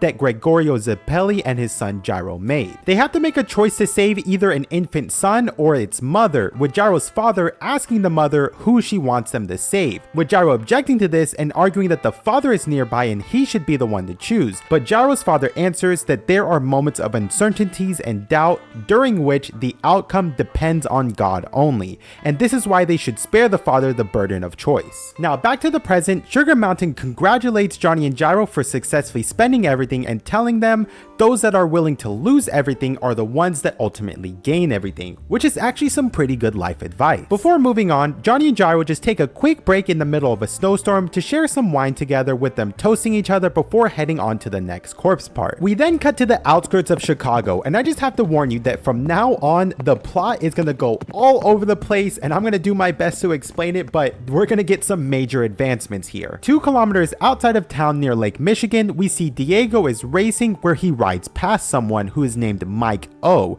who is the chief of Valentine's guard, who tells him that yesterday they gained possession of both the corpse ears and right arm. And since it's been some time, just want to catch you up that Diego at this moment is technically working with Valentine, kind of. Mike O continues telling Diego that he is here to make sure Diego holds true to his promise, and he asks Diego about more info on who is the possible traitor that came from the 4th stage. With no other choice but to comply, Diego reveals that the traitor must be a woman weighing about 51 kilograms or less due to the weight of the horse tracks, before Michael then departs and reports back to Valentine the information inside of the presidential villa. He explains to Valentine that with this information, he's narrowed the initial 1,364 suspects down to only 282 suspects who weigh around 51 kilograms, with Valentine seeing through the papers that one of them is Lucy. In order to identify the culprit, Mike O uses his stand tubular bells by taking out a set of golden spikes and blowing into them, which creates a balloon animal-like thing that bites a telephone, but it's like an old school telephone type thing, which destroys it, as the nail has now memorized the scent of the last person who placed a call through it, and through this as well, his tubular Tubular Belle's balloon dog will attack and attract towards the person who is matching that scent. Michael then asks permission from Valentine to take out this traitor if he finds them, with Valentine granting his permission, saying execution is the only way to figure out the traitor's identity. While all of this is going on, Lucy is eavesdropping once again inside of a library, but this time she's eavesdropping on Steven, where she overhears the staff complaining to Steven that they are being investigated for no good reason. When Steven leaves the room, Lucy breaks down in tears and starts panicking, realizing that the investigation for the traitor is getting closer to her for being found out, as she clutches onto the corpse's eyes, wondering what all she has gotten herself into. Lucy hears somebody walking by and she quickly hides the corpse parts, and she checks out 2 books, one of them being The Secret Engagement and the second being Of the Sign of 4, as she checks these out to make it look like she was in the library for a good reason. Valentine's wife, which is the first lady named Scarlett Valentine, walks by Lucy in the park, taking an interest in Lucy reading The Signs of 4, saying that she's read it before and she actually loves that book. The two begin to bond over this book, but Lucy suddenly trips out of nowhere and falls into Scarlett's arms and starts copping a feel on her for some reason. And when she tries to get up, she begins to get dizzy again and falls deeper into Scarlett's arms, as Scarlett cradles her, saying that she must be tired. But of course, this is all a ploy, as Lucy is suspicious of Scarlett and thinks that Scarlett actually likes other women, so she's using this against her. Both of them head back to the presidential residence together, with Lucy and Scarlett chatting together, when Lucy calls her Mrs. Valentine, with Scarlett then getting really close to Lucy and saying to call her by her first name, Scarlett, making this more of a closer relationship between them. Lucy spots Valentine outside, with Scarlett telling Lucy about how Valentine regularly takes an afternoon nap for about 30 minutes every day, and she also asks Lucy about what's up between her and her husband, as there is a 35-year age difference between Lucy and Steven, and that's pretty scandalous. Which yeah, we'll move on from that for now, but we'll get some explanation to that later. Scarlett tells Lucy about how she met Valentine 15 years ago when she was a student and they danced together at a party, and how she fell in love with how sharp but warm-hearted he is, before she touches and plays with Lucy's face and messes with her lips and fiddles her nose before asking Lucy for a favor. She wants to sit on her face. She straight up says that she wants Lucy to sit on her and squish her with her cute little butt until she can't breathe anymore, and she continues asking, practically begging for it, in which Lucy complies and does it, and then Scarlett falls asleep. Yeah, well, what really happened is that Lucy slipped a short-term sleeping drug in Scarlett's tea, and it just now so happened to take effect on her. With Scarlett now asleep, Lucy now sets out planning to infiltrate Valentine's bedroom, noting that there is no way she can back down and that going forward, she has to continue on or else she's just gonna be killed, as she sets out to steal the corpse heart that Valentine has. She sneaks past several guards, entering into Valentine's bedroom by going through the connected bathroom, where inside she sees Valentine asleep during his afternoon nap. However, Valentine wakes up from hearing the door open, asking who's there and if it's his wife Scarlett, as he gets out of bed demanding to know who is out there, with Scarlett walking through. Although it's not Scarlett and it's actually Lucy, revealing herself with the face of Scarlett and holding the corpse eye, where we get a quick flashback to show an earlier conversation between Hot Pants and Lucy. Earlier on, Hot Pants had gave Lucy her cream starter stand spray and instructed her that it can only work once to help disguise herself. Lucy asked Hot Pants who is even after all of these parts, with Hot Pants responding saying that she can't exactly say, but all she can say is that it has to do with the Vatican, and that Hot Pants is only here purely for collecting the parts and just using the race as a pretense, and that her stand can alter Lucy's facial features as well as her scent and voice, and she can use this to approach Valentine to extract the corpse heart. We cut back to the present with Lucy carefully approaching Valentine, with Tubular Bells nearby coming out from under the bed and barking towards Lucy, as multiple balloon dogs then surround her. She asks Valentine what are these things, with him explaining that these are a guard mechanism that is tracking the traitor's scent, with Lucy obviously freaking out that they may be onto her disguise and that she may be in danger. And just as a disclosure here, whenever I say Lucy, it's Lucy disguised as Scarlett, but just to make it easy, I will keep referring to her as Lucy. Needing to act quickly, Lucy quickly rushes towards Valentine, jumping into the bed with him and saying that she just really wants to do it with him, and she places her hand on his lips. However, this is all secretly a ploy, as she has now slipped Valentine a sleeping drug that she also got from Hot Pants, which takes effect, knocking Valentine unconscious. However, Lucy wastes no time and quickly places the corpse eye near Valentine's chest to extract the corpse heart, where she sees it start to come out of his chest. But before she can fully extract it, one of the tubular bells attacks her, biting her leg, and it burrows inside of her inside the form of a spike. As she tries to pull out the corpse heart, Lucy notices that it's not just the corpse heart that comes out, but also the corpse ears and arms as well. Lucy continues struggling against the tubular bells and she falls off the bed, where she uses a nearby mirror to shield herself from more of them that are attacking her. At the same time, the real Scarlet Valentine walks in the bedroom seeing herself, realizing that it's Lucy based off of her outfit, while outside of the room, Mike O notices that one of his stands has been triggered in the president's room. Scarlet quickly realizes what is going on and wastes no time, where she pulls out a gun saying that she'll blow a hole in Lucy's face, and she instantly fires a shot at her that pierces Lucy's hand, as she tells her that she was just starting to fall in love with her and she was going to take her under her wing before cocking the gun backwards, firing off several more shots that pierce through Lucy's leg. However, with so many gunshots being fired off, this obviously alerts several guards as well as Mike O. Scarlet fires another shot directly into Lucy's leg, with Lucy tackling her through the bathroom doors and quickly closing it to stop the pursuing tubular bell dogs. The two begin to wrestle against each other, with Scarlet using the tubular bell nails stuck in Lucy's leg to repeatedly stab and jam them into Lucy, causing Lucy to cry out in pain. And during all of this, the guards now breach the bedroom at the same time that Valentine now wakes back up, with the tubular bells also squeezing through the door cap as they come closer to Lucy. Having to act quickly, Lucy then sheds off her second skin, knowing that the tubular bells are purely attracted to her scent only, as she uses the second skin to put onto Scarlet, which lures all of them towards Scarlet instead, in which the tubular bells all impale Scarlet's head, killing her instantly as she falls to the ground. With Lucy also obviously freaking out at this, realizing what she has just done to the First Lady. Outside through the window, Michael peeks into the bathroom, seeing a blood trail go around the corner as Hot Pants emerges from the floor drain, asking Lucy where the corpse parts are, with Lucy telling her that she has gained the heart, the eyes, and the arm in her bag. Meanwhile, Valentine awakes on the bed, realizing that the parts are missing from his body. Hot Pants tells Lucy that Maiko has only seen them, so if they can defeat him, then they can take the corpse parts and leave without anybody else seeing them. However, Maiko has already begun his attack, as he blows into the screws in the wiring of the window frame, which then sends several of his balloon dogs towards Hot Pants. Hot Pants detaches her hand, sending her cream starter towards Mike O. But before she can spray him, her hand actually gets severed, as Mike O had set a trap within the shutters of the window outside that fall down, cutting off her hand. More shutters inside the building begin falling after exploding from the metal balloons, which chop off both of Hot Pants' arms and crash into the wall,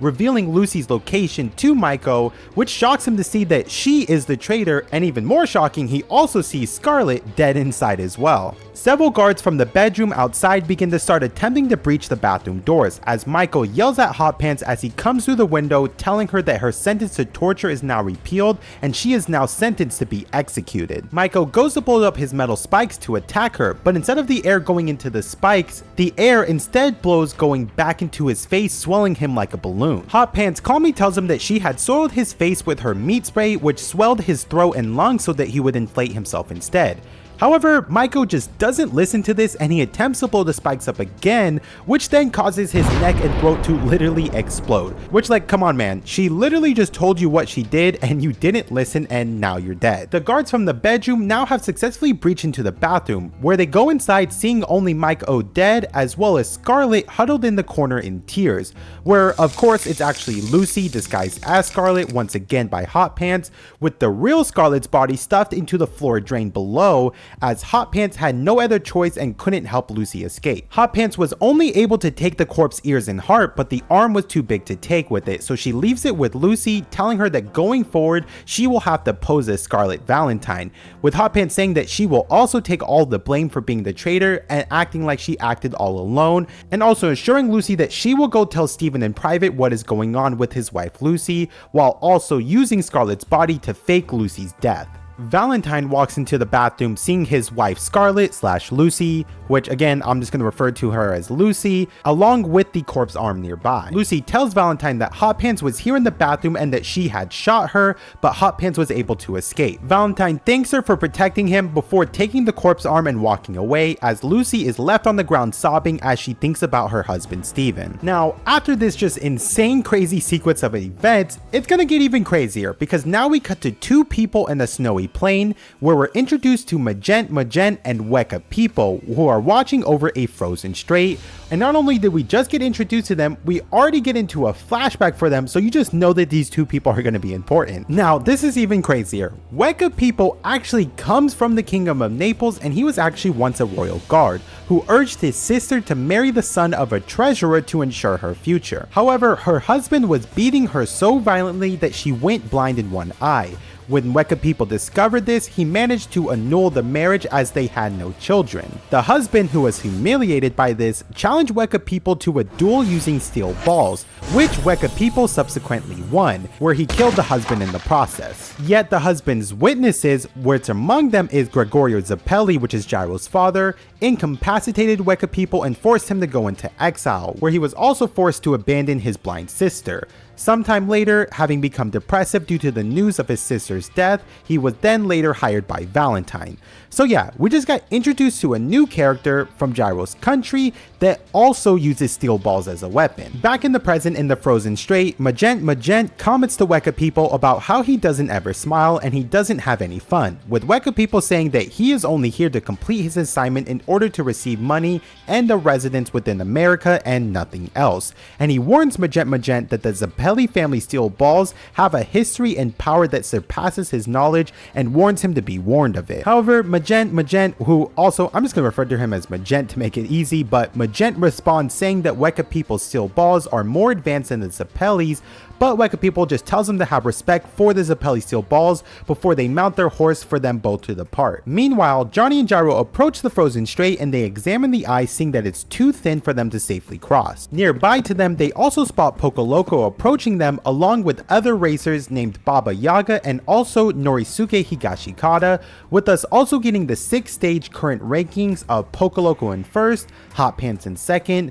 Johnny in 3rd, Diego in 4th, Norisuke in 5th, and Gyro in 6th. Johnny notes that the next parts of the corpse legs should be nearby to them, and they can even be beneath all of this ice. At the same time, Pokoloko suddenly breaks out from the group of racers as Gyro mentions the natives' route, which was the path made by the natives with wooden logs which reinforces the ice, which would allow for a safe crossing. Johnny and Gyro decide to cross the strait of ice when Gyro notices more people behind Pokoloko, where he recognizes Wekapipo, saying that he has met him before but he can't exactly remember where from. Magent and Wekapipo approach the duo, with Gyro seeing that they have thrown something towards them, but when it approaches closer, he can see that it's actually a steel ball hurling towards them, which obviously shocks Gyro. Gyro instantly reacts, throwing his steel ball to counter it as they both collide, with him getting the realization that Wekapipo is someone from his country of the Kingdom of Naples, and he tells Johnny to duck down as satellites are going to hit them next from Wekapipo's steel balls. And almost immediately, several miniature balls all shoot out from Wekapipo's steel ball, which the duo narrowly dodges. However, Johnny then notices that his left side has disappeared. Like literally, all of his left side is just missing, along with Gyro's as well as everything around them. Gyro tells Johnny to stay calm and to not panic, while Wekapipo tells Magent that the Zepelli strengthened their steel balls with the golden rectangle that they will need to surpass. And of course, with seeing someone else from Gyro's country, we're gonna get another backstory about Gyro. I just have to say, I think Gyro must have some of the most character development out of any JoJo character ever, with how many backstories we get on him. A flashback narrates how Gyro crossed paths with an unnamed woman when he was working as a doctor. After examining the inside of this woman as his patient, he saw a lesion in her optic nerves that was unrelated to her injury, and he wanted to operate on that lesion with the steel balls, although Gyro's mother had actually warned him not to do so. He nonetheless decided to try, but a stray vape of steam disturbed his spin at the very last moment. Now that may be a pretty random backstory, but just keep that in mind, it'll come up later. Back in the present, Gyro explains to Johnny that Wekapipo's wrecking balls induce left side ataxia to whoever it hits, making the victims unable to perceive anything that is on the left. which yeah, that's a pretty interesting and random power to say the least. But with them now affected by this severely limits their perception, as Gyro tells Johnny that they need to just keep looking right, with Johnny looking right and seeing Magent close by pulling out a gun getting prepared to shoot Gyro. Johnny instantly fires off several shots to protect Gyro, with Magent summoning his stand, which is named 20th Century Boy, which by the way is a goated manga, but he uses this stand to shield himself, as his ability basically redirects any attack towards Magent into the ground, as long as he assumes a kneeling position, which basically just renders him invulnerable. However, he still is at a disadvantage because whenever he assumes this position, he has to remain stationary. Since a little bit of time has passed, Johnny and Gyro's left side ataxia has now worn off as they brace for the next attack, where Wekapipo sees a nearby wolf that has been following Johnny and Gyro and thinks that it might be the host of the corpse laid. However, Johnny notices something pretty important, as he tells Gyro about how he doesn't have any reference for the golden rectangle in the frozen straits, since there's nothing but just flat ice around them, which puts them at a severe disadvantage and makes the spin not as effective without the golden skill to use as a reference for their attack. Wekapipo launches his next attack, throwing 2 of his wrecking balls, with Gyro once again countering it with his 2 steel balls of his own, and you can guess it. Backstory time again, this time continuing after the last backstory. Continuing where we left off, after the botched operation, Gyro is deeply distraught and he cannot accept the blind woman's thanks for operating her, as his father Gregorio just silently scolds him for messing up. Now keep that in mind once again, because we're gonna go back to the present, where Gyro's golden rotation has failed as he had no reference to use in the frozen straits, with Wekapipo's wrecking ball satellites shooting themselves again towards Johnny and Gyro, but this time Johnny shoots his nails to deflect the incoming satellites. Magent then quickly turns and uses his shotgun to shoot the nearby wolf, which confuses the duo, but before they can react, Gyro calls out that there's still 2 more satellites that are coming, with Johnny firing a bullet deflecting one of them, but with this, the other one comes from behind him that he's unable to hit, with Gyro then stepping in at the last second and deflecting the satellite with his hand as it pierces through him, which wounds him. And with this, Johnny has now used all of his nail bullets, and Gyro's injured hand is unable to find a perfect rectangle reference nearby, which weakens his attacks as well, and also the left side ataxia also begins to affect both him and Johnny. Gyro is only able to pick up one of his steel balls since his hand is injured, with Magent approaching to attack from his left so that he can't see him, but this time he wields a revolver as he points it at Johnny and Gyro. Not being able to see him, Gyro tries to use the marking in the snow to predict his location, with Magent cocking his gun back, getting ready to fire and take out Gyro first. But before he can fire, Gyro successfully launches his steel ball at Magent's location, even with being unable to see, as Gyro sees blood begin to spurt out of the air, meaning that he landed a successful hit, but he realizes that this means that he only had grazed him. With this opportunity, Gyro quickly grabs Johnny and throws them towards the ground, as several Magent's bullets whiz past them, as Magent's shoulder has been hit by the steel ball, making him miss his attack. Magent begins to freak out, calling out to Wekapipo, who tells him that he's actually lucky, as if Gyro had been using the golden rotation, his entire arm would have been destroyed. With Magent being angry about this, as he fires more shots at the duo, which hits Gyro's stomach. Johnny obviously begins freaking out at this, but Gyro actually responds calmly, just telling him to relax, as with him being shot, he has now gotten his 3rd steel ball, as he can use the bullet lodged in his stomach as a projectile, with Gyro digging his hand into his side to extract the bullet, which yeah, I can't even imagine how painful that will be, but he does it like it's nothing. Wekapipo is able to realize what Gyro is doing, and he calls out to Magent to be careful, with Gyro launching the bullet towards Magent, but right as it's about to hit his skin to make an impact, Magent assumes his position of his 20th Century Boy, which basically negates the attack. And at this point as well, the left side ataxia has worn off of both Johnny and Gyro, with Gyro now being able to see that his steel ball that he threw earlier is spinning nearby that was hidden in his left side, as Magent asks him if he's gonna go pick it up. Gyro responds to him by asking him if the wolf that he shot earlier had the next corpse part inside of it. However, Wekapipo calls out, basically interrupting this conversation, basically saying, hey, Magenta, why are you just casually talking with the enemy? Gyro is clearly planning something, and he orders Magent to finish them off immediately. Magent raises his revolver ready to shoot Gyro, as he's also now out of his 20th Century Boy position, when a bullet pierces through him, through his head, down through his body, as the bullet Gyro threw earlier comes crashing down through him and just successfully defeats Magent. And with Magent now dead and defeated, Gyro now gets both of his steel balls back. At the same time, Johnny's nails have also regrown as they get ready to face off against Wekapipo. With no time to react to his friend's death, Wekapipo begins approaching towards them, with Gyro wielding his steel balls, but he's still unable to make a perfect rectangle as he has no frame of reference for the golden spin. Johnny asks him what they should do, with Gyro saying that they will need to find a golden rectangle if they hope to win against Wekapipo. Gyro sees Wekapipo is about to launch his attack and he tells Johnny to back him up as he's going to go where the wolf is, as he actually has a genius play to find some sort of perfect rectangle within the wolf, as this is the only thing of nature around them aside from the ice. Wekapipo launches his attack, throwing one of his wrecking balls at them, with Gyro once again countering it with his steel ball as he attempts to rush towards the wolf's corpse. But this time, instead of deflecting the ball, he instead bypasses it and throws it directly towards Wekapipo, attempting to land a direct hit on him, with Johnny being left to have to stop the wrecking ball by himself. Johnny reacts instantly, firing a bullet that deflects the ball, causing the satellites to once again shoot off, with him following all of his shots that he has and being out of bullets once again. However, he misses just one satellite as it pierces his body. But luckily, Gyro's steel ball manages to land a direct hit on Wekapipo, which spins into his body and launches him backwards. But Wekapipo at the same time uses the spin on himself as protection to basically negate the damage from the steel ball, since he has such a similar ability. Gyro, however, continues on his mission, rushing towards the wolf corpse, but Wekapipo throws his second wrecking ball, forcing Gyro once again to have to counter it. This time with the satellites detaching and breaking the ice around the wolf, which hides it under a layer of ice, and also having the left side ataxia affect both Gyro and Johnny. Wekapipo and Gyro both have their steel balls returned to them, although Gyro misses the left ball as he can't see it due to the left side ataxia. And with the wolf now buried under ice, Gyro still can't find any golden rectangle around him when Wekapipo launches his attack, throwing both wrecking balls at Gyro. However, somewhat of a miracle happens at this moment and snow begins falling down. Gyro is able to use this as he sees the snowflakes in the sky, and he uses that as a reference for the golden rectangle,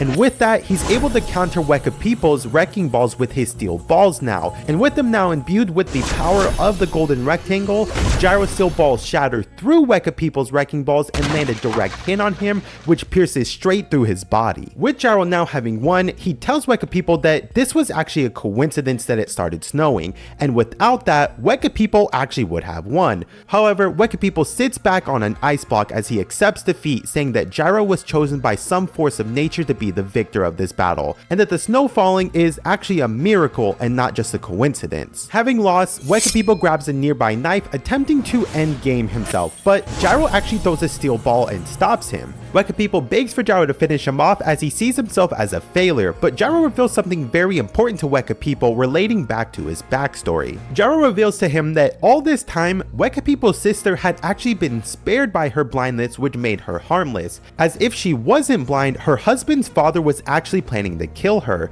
as Gyro remembers this as a conversation from his father in which he told Gyro that if the surgery that he did on the woman had succeeded, which actually was Wekapipo's sister, that she would have died. Also revealing that in Gyro's backstory, the woman he failed the operation on was Wekapipo's sister, and Gyro is the one that messed up her eye surgery and made her blind. Nearby in the ice, the wolf actually wakes up, which is surprisingly still alive, leaving behind the corpse legs and also revealing the native's route in the ice as it runs off. Johnny and Gyro are now able to gain another corpse part, but before departing, Gyro tells Wekapipo that they are leaving him alive for one reason. They actually need his help, as Lucy Steele is in danger, and Gyro asks Wekapipo to protect her for them to help give him something to continue on for. With Wekapipo now tasked with this, Johnny and Gyro are able to head on towards the finish line of the 6th stage, with every major contestant that we know so far all assembled for the final dash. As they near the finish line, Gyro and Johnny are currently ahead, but they're challenged by Pocoloco, who deviates to the right by Heiya's recommendation,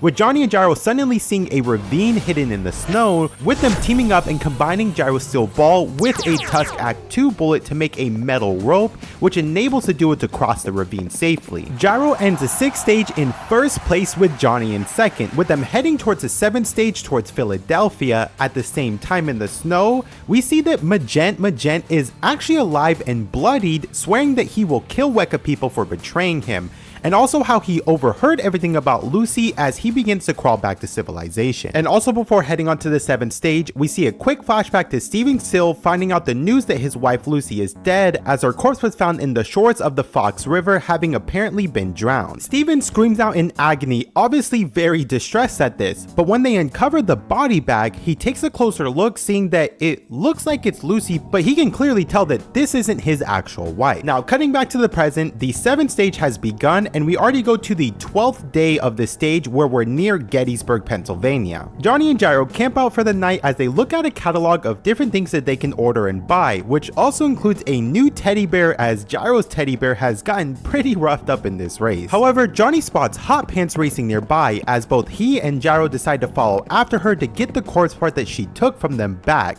as they leave some of their baggage and items behind as they leave in such a rush, where they follow Hot Pants into town, but they lose her trail as they go throughout the streets. As they continue looking for her, Johnny asks Gyro about what he plans to do when they find Hot Pants, and Gyro straight up just says that he's gonna beat the crap out of him, with Gyro of course still thinking that Hot Pants is a man, but he basically says that he's gonna beat her up to make her talk about what her true objectives are and what she plans to do with the corpse. They now get sight of Hot Pants and they follow her into a building, as Gyro just straight up kicks the door open, breaching it inside, where inside they see a garbage dump, and instead of seeing Hot Pants, they just see a nun inside. Gyro quickly apologizes, asking if this is a religious establishment and asking the nun if they know who Hot Pants is. The nun responds, seemingly brushing off Gyro's question, saying that this is the town's garbage dump and this is their first time here, so she actually doesn't know how big it is, with Gyro telling Johnny to keep an eye on the nun as he will go check the back to see what's in there. However, Johnny is able to clearly see through this and knows that the nun is actually Hot Pants, so with Gyro gone, he tells Hot Pants that he hasn't told Gyro yet that she is a woman,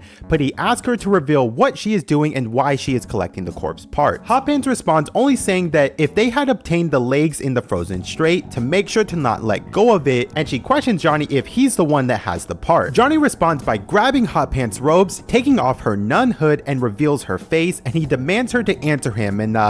he gets real close to her as they touch faces, with Johnny asking her if she really is a nun and if she's fallen in love with people before. And I just have to pause and say, that moment is for all of you JoJo shippers. I feel like Araki purposely put that in for that. Hot Pants begins to tear up and cry, saying that if he calls Gyro back, both of them will die, which is why she made him go to the back of the room, as all of the corpse parts from her have actually been taken away. She continues to sob to Johnny, saying that she had to give everything up. At the same time, a baby also begins to appear from under her robe, where she urges Johnny, saying not to throw the corpse parts away, and even her spray doesn't work because she had to throw that away as well. Johnny yells at her, asking her what's going on, as his baby is morphing out of her, calling her big sister, and it transforms into a membrane and covers Hot Pants completely. But before she is fully succumbed within it, she gives Johnny just one last warning, telling him that he needs to purify himself with water. Johnny calls out to Gyro, telling him to come back immediately, as he realizes that they are now under attack by an enemy,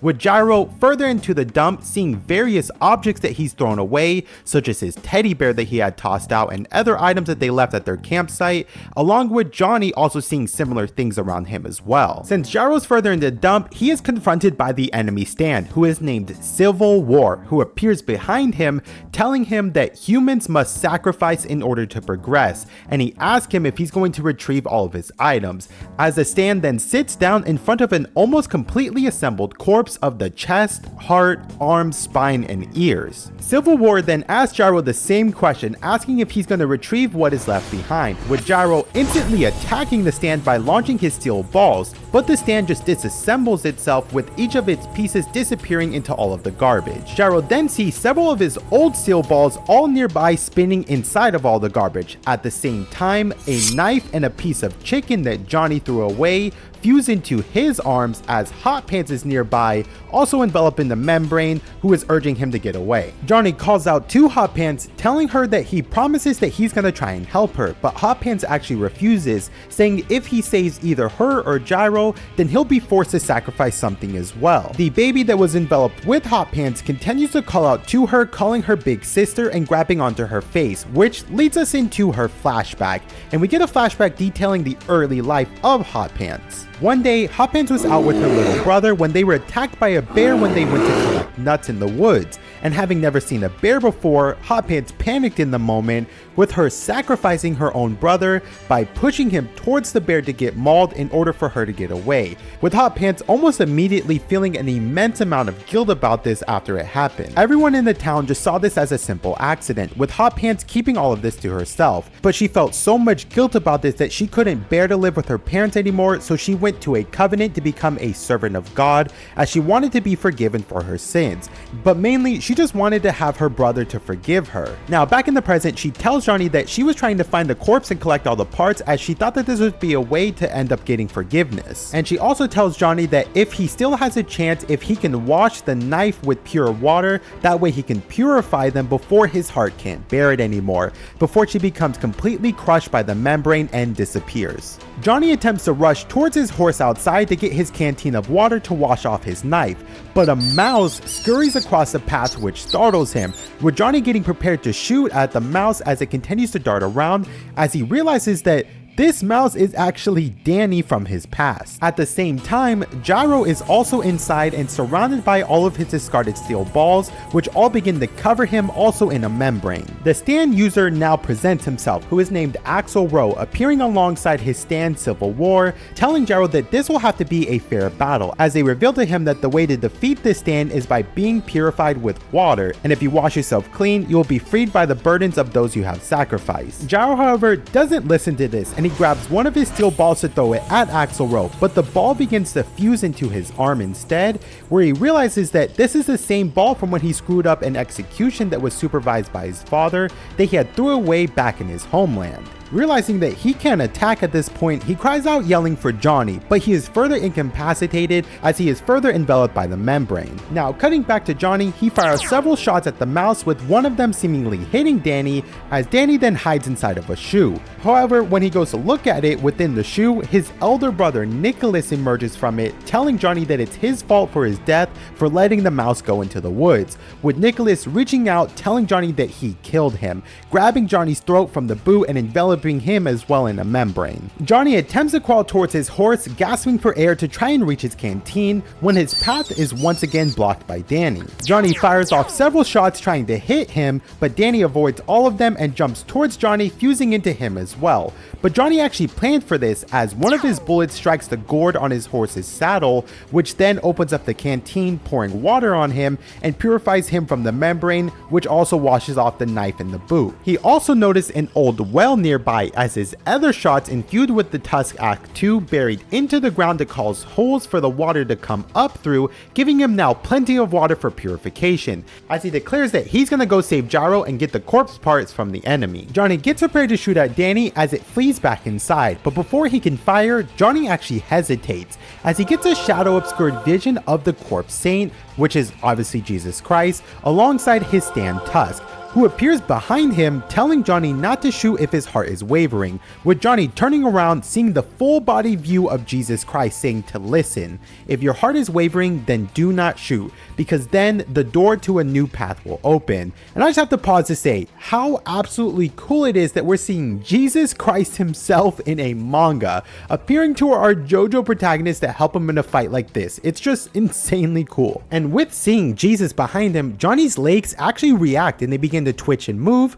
but when he turns around, the apparition has now disappeared. But at the same time it disappears, Danny begins to leap towards Johnny as he tries to shoot at it again, but Danny evades the shots. Meanwhile, Gyro is now fully constrained within a membrane, as Axl Rowe tells him that next he's gonna hunt Johnny in order to obtain the next corpse part. Johnny goes back inside the dump, crawling throughout it, calling out for Gyro, trying to look for him, with Gyro responding to him, calling out, telling him that the stand user is nearby. As Johnny crawls out the dump, he's attacked by more objects that he's thrown away in his past, at the same time that Danny is still running around, with Johnny firing off more shots that Danny dodges. However, Johnny is still able to use some water to pour on himself to stop the items from fusing within him, with him then seeing Danny hide within a shelf and successfully landing a shot on him. But this shelf, you may actually remember how it looks like, because out of the glass door, a hand emerges of Johnny's father, Johnny Joestar, grabbing onto Johnny's arm, saying once again that God took the wrong son, as this is the same shelf that Johnny had pushed his father into. Johnny begins tearing up at the sight of this, reminding himself that this is just an illusion. But once again, the apparition of Jesus appears before Johnny, telling him the same advice as before. If your heart is wavering, do not shoot. You will grow once more, shall the gates leading to a new path open up for you. With Johnny finally getting a full glimpse, and this time realizing that this really is Jesus Christ himself. Again, just have to point this out because this is insanely cool. Johnny's father attempts to attack him, but Johnny is able to shoot back, this time hitting his ear, as he falls back crying out to his father to not move and that he actually doesn't want to have to shoot him again. Gyro is nearby on the ground and he can actually see this happening, and he calls out to Johnny saying that he knows where the user is and he can actually feel his location through the steel balls, where he points Johnny in the right direction, with Johnny instantly reacting and being able to fire a shot that hits Axelrod, hitting him in the throat, which actually successfully defeats him before Johnny's father could launch another attack on him. However, it's of course never going to be that simple, because although he's bleeding severely from his neck, Axelrod is still alive, and he tells Johnny that his final attack is complete, as people must sacrifice something in order to move forward. And with Johnny killing Axelrod, that means that he has sacrificed him, and now Johnny will bear the burden of everything that Axel has discarded in his past, and he will bear for him all of his sins, as he is now purified as Axelrod collapses to the ground. A duplicate Axelrod then reappears, as well as a duplicate of numerous unknown people, while Axelrod begins to explain his backstory. During a war in 1863, he was on watch duty for a nearby city, when one day he was bored and he drank himself to sleep. However, one time he was woken up by an army sneaking up towards the city. Axelrod knew that he would die if he had alerted his companions, and thus he just quietly hid and watched as the enemies burnt the city to the ground. Now that guilt for having let the population die has now been transferred to Johnny when he killed him, resulting in Axelrod being resurrected by his own stand as well. Johnny then begins to be grabbed and torn apart by the ghosts of the town people that Axelrod had abandoned, when Jesus then reappears and tells him once again the same advice. Johnny then says that he can understand it now, and that he now knows where he needs to shoot his bullets, with Johnny then shooting himself with Tusk Act 2, using the golden rotation to find his new path. The reimagined ghost people proceed to tear out Johnny's corpse legs, but he manages to avoid death by sucking himself into the holes that Tusk Act 2 had created, with him then reappearing from the hole, with his stand now evolving into Tusk Act 3, which now allows him to travel throughout the holes that his nails can create. Johnny reappears out of the hole, firing a shot directly at Axelrod that hits his head, severely injuring him, with him then using Act 3 to separate only his arm throughout a nether hole to fire at the reimagined ghost. Gyro looks at this surprise, seeing Johnny use the golden rotation, as he describes it as the point where the rotation of the bullet spirals into being infinite at the smallest point possible, in which Johnny can now suck his body into. And with this, Johnny has created a perfect rotation, and this is a new path that even the Zepelli family was not able to achieve. Axel is still alive and he commands his ghost to attack Johnny, but Johnny continues to use his Act 3 power to separate his arm and fire several shots at them that they can't dodge from various angles, with him also firing another shot at Axelrod that hits him once again, but his body seemingly heals himself as he is immune to the attacks, as he tells Johnny that his existence here is protected because of Johnny's sins for killing him. Axelrod then retrieves the corpse vertebrae that his ghosts were able to tear out of Johnny and attaches it to the rest of the corpse parts, and he begins retreating, leaving Johnny surrounded by multiple reimagined ghosts that he tries to fend off. Axel takes the corpse parts outside, as it now starts to enter into his own body, as he's now free from all of his sins. However, Johnny's arm comes out from a hole from the wall, which grabs onto the corpse arm, stopping this. The two begin to tug and wrestle the corpse part between each other, as Johnny's arm clutches harder and harder, even breaking some of the corpse's bones, with Gyro looking on this, commenting about how Johnny's expression now has a dark intention, and his eyes are that of a killer's, as Johnny is prepared to throw everything away to gain the corpse in this moment. Johnny yells out to both of them, telling them to stop, as they can't just destroy this corpse, but Johnny just calmly responds to him, telling him that he was told that if his heart is wavering to not shoot,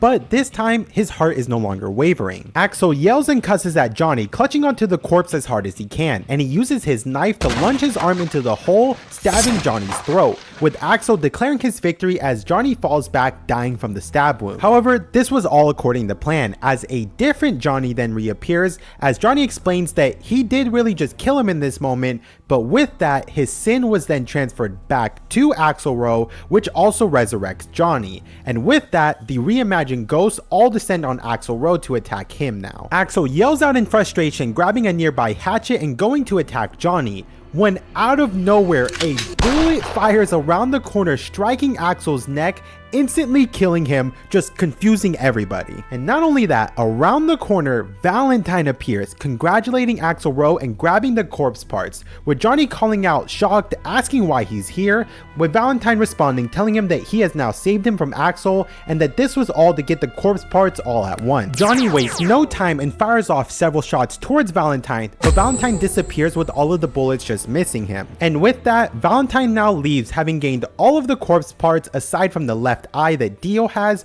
and the skull, which they still have to find, and also the right eye, which he assumes the traitor to still have, with him also leaving Axelro behind to bleed out, and Johnny, Gyro, and Hot Pants in just complete shock at what just happened, and with them all just having lost the corpse parts so quickly. Johnny and Gyro then continue on to finish the 7th stage, with them now just defeated, and they come in with Gyro in 6th place and Johnny in 7th. Yeah, even 6-7 is a JoJo reference, but anyways. At the end of the finish line, several government assassins try and take out Johnny and Gyro, but they just casually and pretty easily defeat them all, as they both decide that they should get the left eye from Diego to go forward. The 8th stage now begins, taking the racers from Philadelphia to New Jersey, and this is another time that I just have to tell you, the plot here in the 8th stage, so many things are gonna happen, just stick along with me, but it's gonna get really crazy. But this is when we go back to like our side plot, which at this point really is the main plot, but in his carriage, Steven still looks over the photograph of the dead Lucy that was found,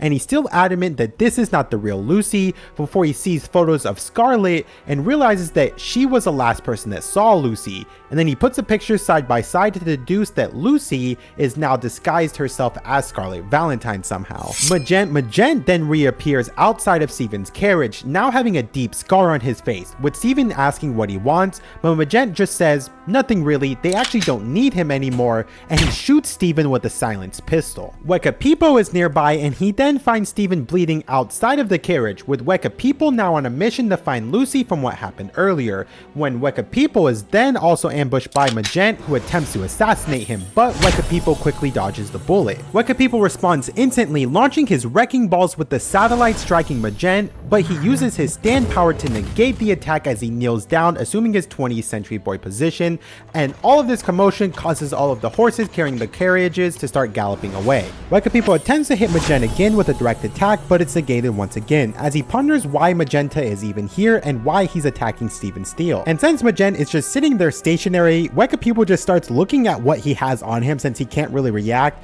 where inside Magenta's pockets he finds 2 pictures of Lucy and Scarlet, and Wekapipo is also able to come to the conclusion that Lucy has disguised herself as Scarlet Valentine. Wekapipo calls out to Steven, letting him know that he is not his enemy and he will help rescue him, at the same time that multiple guards descend on the duo, ordering them to stop the carriages. To stop this, Wekapipo uses his wrecking ball satellites to induce left side ataxia on the guards, which just confuses them and makes them head in the wrong direction. Now keep all of this in mind, because now we're going to cut over to the Independence Hall, where Valentine is playing the violin while Lucy/Scarlet is singing, with Valentine being really flirty with her and holding her closely, and Lucy just having to play it cool. Lucy then sees the right corpse eye that she has begin rolling out of her pocket towards a door, with her knowing that the corpse must be hidden somewhere in that room as it's attracting together. And with this, we're not going to get a backstory, and we have a question that you've all probably had about Lucy this entire series is, how is this underage girl married to Steven? Well, here we go, backstory time for Lucy. Lucy was born as one of 6 children to a family of farmers.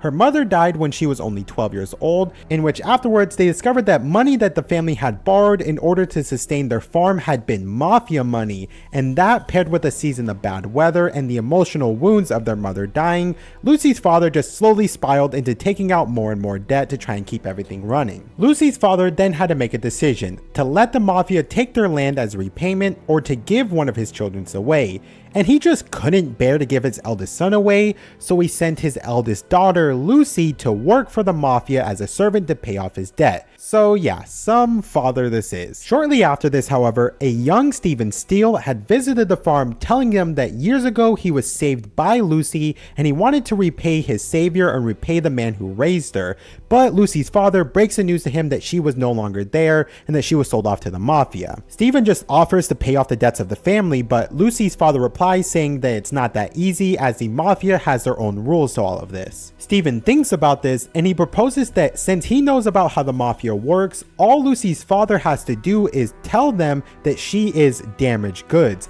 and he can tell them that Stephen is already lawfully married to her. He further explains saying that the mafia only cares about her, well, purity, let's say, and if they don't take her back, she will be forced to work as a lady servant for them, and she will probably die before she's even 25. Stephen truthfully just wants to help her, and he proposes that Lucy's father can tell them that he is the one to have taken her purity, and he will pay the mafia to save her from all of this. Now with this, Lucy is then rescued, and then she thanks Stephen for saving her and asks him to make her his wife one day. Stephen responds telling her that he only told her father what to do, but her father is the one that actually did everything to protect her, and that he actually won't lay a finger on her, but she is now safe to one day fall in love and leave the house. But he at least asks her to just spare him the trouble of her future boyfriend being a mafia member. Lucy and Stephen then formed a deep yet platonic bond together. So yeah, if anybody was ready to hate Stephen for being with her, Araki of course made it so that it's not really that bad. He's really just protecting her. Now back in the present, Lucy is trying to distract Valentine from seeing the corpse eye roll towards the door as it begins to just hit against the door and knock on it. Valentine turns around looking at the door, but fortunately he sees nothing as the corpse eye has already slipped underneath inside of the room. He gets up and begins walking towards the room, and then he just suddenly turns around, asking Lucy/Scarlet what fell onto the ground and why she was looking at the door. Lucy begins panicking with her heart beating rapidly, having to quickly make a decision to cover this up, in which she gets up and walks to the door as well, where she happily says that there must be something fantastic behind this door, which is why he may be hiding it, so she just wants to see it. With Valentine of course stopping her from this, and then he distracts her by saying how cute she is, and he dips her down saying that he just wants to kiss her. Now Lucy of course doesn't want this to happen, so she diverts his attention once again by asking him why he has been following the Steel Ball Run race so closely, with Valentine explaining that in order to be at the top of the hierarchy, it is crucial to have the respect of everyone, and with that, at the end of the race, he will obtain something that will make everyone across Earth respect him and the United States. And the thought of this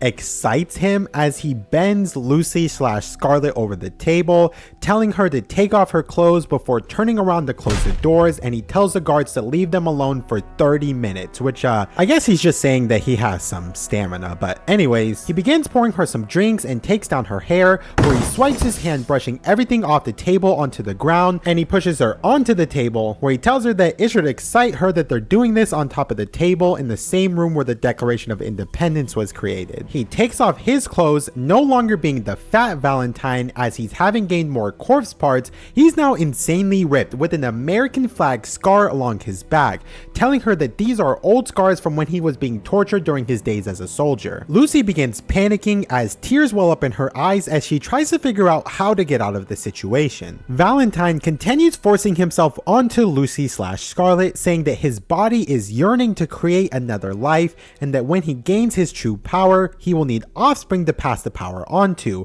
And he asks Lucy/Scarlet if she wants him to berate her the way that she prefers it, and ordering her again to take off her clothes as he gropes along her thighs. Yeah, I'm just gonna skip a bit of this here because I don't really want to go into the detail of this, but Valentine continues forcing himself onto Lucy/Scarlet, with Lucy then grabbing a nearby dinner knife and attempting to stab him back, but Valentine grabs her arm, stopping it, as this actually confirms his superstition that the traitor was her, and that he knows that this is not his actual wife. But even though he knows this is not his wife, yeah, this man is absolutely despicable and just continues forcing himself on her as he really wants to have a child. He touches Lucy's second skin, which causes it to shed off, revealing the true identity of this fake Scarlet to be Lucy, which stuns Valentine, in which he is so stunned that he can't avoid Lucy stabbing his neck as he falls to the ground off of the table. He attempts to crawl away as he's bleeding out, asking for someone to come help him before he collapses and a table falls on him, and then he just suddenly vanishes. Lucy is is confused and she looks all around, swinging her knife around looking for him, when she grabs the chair's legs and lifts it up to see Valentine then reappear underneath it, with him now being completely healed. Realizing that he's a stand user, Lucy begins frantically panicking, blaming herself as she sees Valentine laying there and thinks that he's dead, but also reasoning with herself that he is the devil, as she continues sobbing and prays out to God to protect her husband Steven. Valentine rises up from the ground like the Undertaker, revealing a glimpse of his stand before getting up and looking for Lucy, who is hiding nearby underneath a table. While Valentine is turned away, Lucy is able to secretly slip into the bedroom where the corpse parts are located, where she's looking for an escape and frantically also searching for the corpse eye. Valentine then also heads towards the room, understanding that Lucy's goal was the corpse parts, speaking to her from outside, telling her that he is going to break down the door, and if she dies before he gets her, he will hunt down Steven as well as her father, along with any family that she has. He begins to open the door, with Lucy in tears frantically searching for any way out, as she searches within the chimney, seeing a crawl space that she can climb up. But when she reaches her hand inside, a beam of light radiates out, where she is then engulfed in the light, seeing the corpse parts all fall down together, seeing the vision of a stand with angel wings that grabs her arm, pulling her upwards into the chimney. Valentine at the same time breaks open the door, breaching into the room, where he sees Lucy cowering in the corner in tears, violently shaking and hyperventilating. Valentine looks around the room before approaching her, asking her if she saw it, if she saw this corpse, and that he just needs to find the corpse head. Lucy begins crying and shivering, telling Valentine that someone talked to her in the chimney, telling her that she would bear it and it would be inevitable. Valentine grabs her, demanding to know where she hit the eye, but Lucy snaps back, saying that she was surrounded by the light in the chimney and she doesn't know what happened. Valentine begins to rip her clothes off, looking for the corpse eye, where he sees that,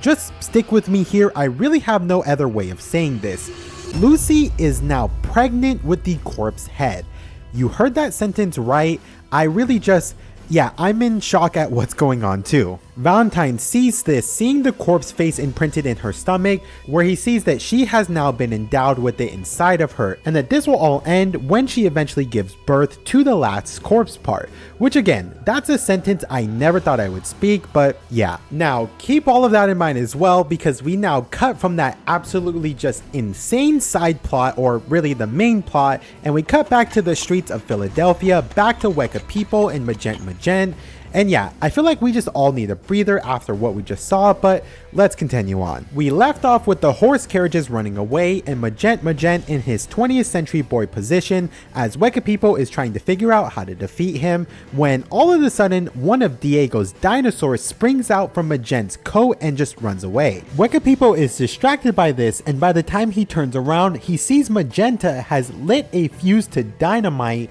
before assuming his stance back to shield himself from the incoming blast, with Wekapipo opening up Magenta's coat to seeing that he has several dynamites all lined across his chest. Just as the bombs begin to ignite, Wekapipo quickly uses his steel balls to hit Steven to protect him, and also uses his other ball to induce left side ataxia to the horses, making them all turn right, suddenly causing Magenta to be thrown off the carriage, and Wekapipo and Steven to fly in the opposite direction. However, with the dynamite all exploding, this sends shrapnel everywhere, which wounds Wekapipo as he's hit by it, and he falls into the Delaware River, with Steven landing safely on the ground above. Magent lands as well, as he pulls out a pistol to shoot Wekapipo, but he's suddenly tied by a rope which drags him underwater by the hub of the carriage due to the spin of one of Wekapipo's wrecking balls. And with this, Magent is basically defeated by this, as he is basically condemned to remain still at the bottom of the Delaware River, as to avoid drowning he's forced to assume his 20th century boy stance to negate his drowning. But with this, he's just basically sinking to the bottom of the river, leaving him to a fate of just being stuck there forever, with him hoping that Diego will hopefully come save him, but like, come on, we know that's not happening. And with this, Wekapipo is then able to resurface and tend to Steven's steel, where we now cut back to Johnny and Gyro, which I feel like it's been a long time since we've seen them, but we now catch up to what they've been up to during this whole time. Johnny and Gyro had followed Diego's trail up to a park near the Independence Hall, and at 3:59 p.m., they spot Diego racing through the streets with Wekapipo following after him, with them confused as they know that Wekapipo should be looking for Lucy, so they don't know why he's chasing after him. Johnny doubles down on their earlier plan, telling Gyro that they need to corner Dio and take the left eye, but with them saying this, he has a dark determination in his eyes, with Johnny saying that he's prepared to shoot and kill Dio if it's gonna be needed. However, Gyro actually refutes this as he grabs onto Johnny, saying that their only objective is to take the corpse and that they're not murderers, which Johnny agrees to. Gyro goes ahead where he leans against the corner of a building as Johnny watches from afar through binoculars, where he sees a man approach Gyro from behind. Johnny tries to call out to Gyro to alert him as he sees Valentine approaching him and revealing his stand as he walks towards Gyro, but as Johnny tries to call out, for some reason Gyro can't hear him and he has now even lost sight of Johnny. Johnny starts spinning his nails to try and protect Gyro, when Johnny is then suddenly shot from behind, with the bullet hitting his cheek, knocking him off of his horse as Johnny collapses to the ground. Johnny begins bleeding out on the ground, with Gyro hearing the gunshot, where he turns around and he sees someone quickly hide behind a nearby tree. At the same time, a man approaches Gyro from behind, where he orders this mysterious man approaching him to stay still, with him gripping onto his steel balls ready to attack, with the man just walking up casually and raising his hands in the air. Around the corner, the mysterious shooter continues firing into Johnny, hitting his arm, with Johnny himself attempting to return fire back, but he's hit by 2 more bullets to the chest. Gyro tries to rush towards Johnny to save him, but a grid with numbers appear under his feet as he is under effect by this enemy stand user's power, with this person being named DISCO or Disco. And luckily, Johnny is able to use one of the bullets he fired to use his Tusk Act 3 to go through the bullet hole and escape into a nearby sewer, just saving himself right before he's executed. Gyro sees both of their horses nearby, as well as now spotting Wekapipo, with Gyro angrily throwing his steel ball at Disco, saying that he told him to stay still, but Disco uses his power to teleport the steel ball above Gyro, causing it to come crashing down into Gyro's back, knocking him down towards the ground. Disco then takes out several metal nails and drops them onto the ground, and he fiddles with his armband thing that controls his stand, which then causes the nails as well to teleport above Gyro and also come crashing down, this time impaling his leg, before then taking out a bottle of acid and preparing it to spill it on Gyro the same way. And with this, he also introduces himself to Gyro, telling him that his stand ability is named Chocolate Disco, which enables him to teleport any airborne object into a coordinate within his grid. He begins to spill the acid out from the bottle, with Gyro reacting instantly by running to the right to try and avoid it, and also throwing his steel balls towards Disco, but Disco teleports both the steel balls and the acid above Gyro, with the steel ball crashing down through Gyro's body. However, that's just how it seems, as the attack has actually missed along with the acid as well. Gyro calmly starts walking towards Disco, telling him that the steel balls that he threw earlier actually refracted the light around them with the pressure that it exerted, basically creating a lens of air between him and Disco, which distorted where Disco is able to see, so that he can't precisely know where Gyro's location is within the grid. And with this, Gyro approaches Disco and uses his steel ball to land a direct hit on his shoulder, causing Disco's arm to move and shoot his own foot, with Gyro then coming up behind him and grabbing him and just quickly defeating him with another steel ball. So yeah, we just got introduced to this villain and he's already defeated, but having defeated the enemy, Gyro then goes to investigate the shooting that he heard before and where Johnny went off to, where he sees blood spilled out of a nearby sewer gate. And another quick disclosure, this is going to be the Who Shot Johnny arc. A lot of people may say that this is really confusing to read, but I'm going to explain it to you as easily as I can. Gyro goes to ask some nearby children who are playing in the park if they have seen Diego and asking who fired the gun, but some of the kids say it was Diego, while some of the other kids say that it wasn't Diego, but rather a different photo that Gyro has, where they point out that it's a picture of Wekapipo. So some say Diego, some say Wekapipo. A man that's nearby in the park then also chimes up and says that he saw who shot and he sketched the shooter's face, showing Gyro a sketch of Valentine, which just confuses him even more as to who really shot Johnny. While all of this is going on, Diego goes to confront Wekapipo, who is hiding behind a corner of a building, which keep that in mind because now we're going to go to our favorite thing that keeps popping up throughout this entire part. Flashback time. this time to the life of Jesus Christ after his resurrection. Again, we're getting Jesus Christ in Steel Ball Run. This is so cool, but this is placed a little bit random, but let's go on. When Jesus awoke after his crucifixion, he was greeted by Joseph of Arimathea that was tending to his corpse, when Jesus then thanked him before standing up and pointing out of the window saying that he will go east, filling Joseph with tears as he asked him if he will ever see him again. Jesus responds by drawing a map in the sand on the ground, pointing out 9 locations, telling Joseph everything is circular if it rotates, before leaving and then vanishing into the light. No one could figure out where these 9 points had corresponded to or what they meant. However, Joseph still documented the information. Jesus then vanished from the public eye and kept traveling eastwards, along the way living with and learning the languages of the cultures that he met. He then traveled as far eastward as he could until he reached the ocean, where he then built a ship with the inhabitants of the land that he was on, which helped them create it, before then setting sail going farther and farther east across the ocean. Once he crossed the ocean, he then lived out the rest of his days on this land, with it being unknown how long he was there or how old he lived too. Shortly after taking his last breath, a large earthquake tore the ground apart, followed by a great storm and torrential downpours that separated his body into 9 pieces, with the pieces of his corpse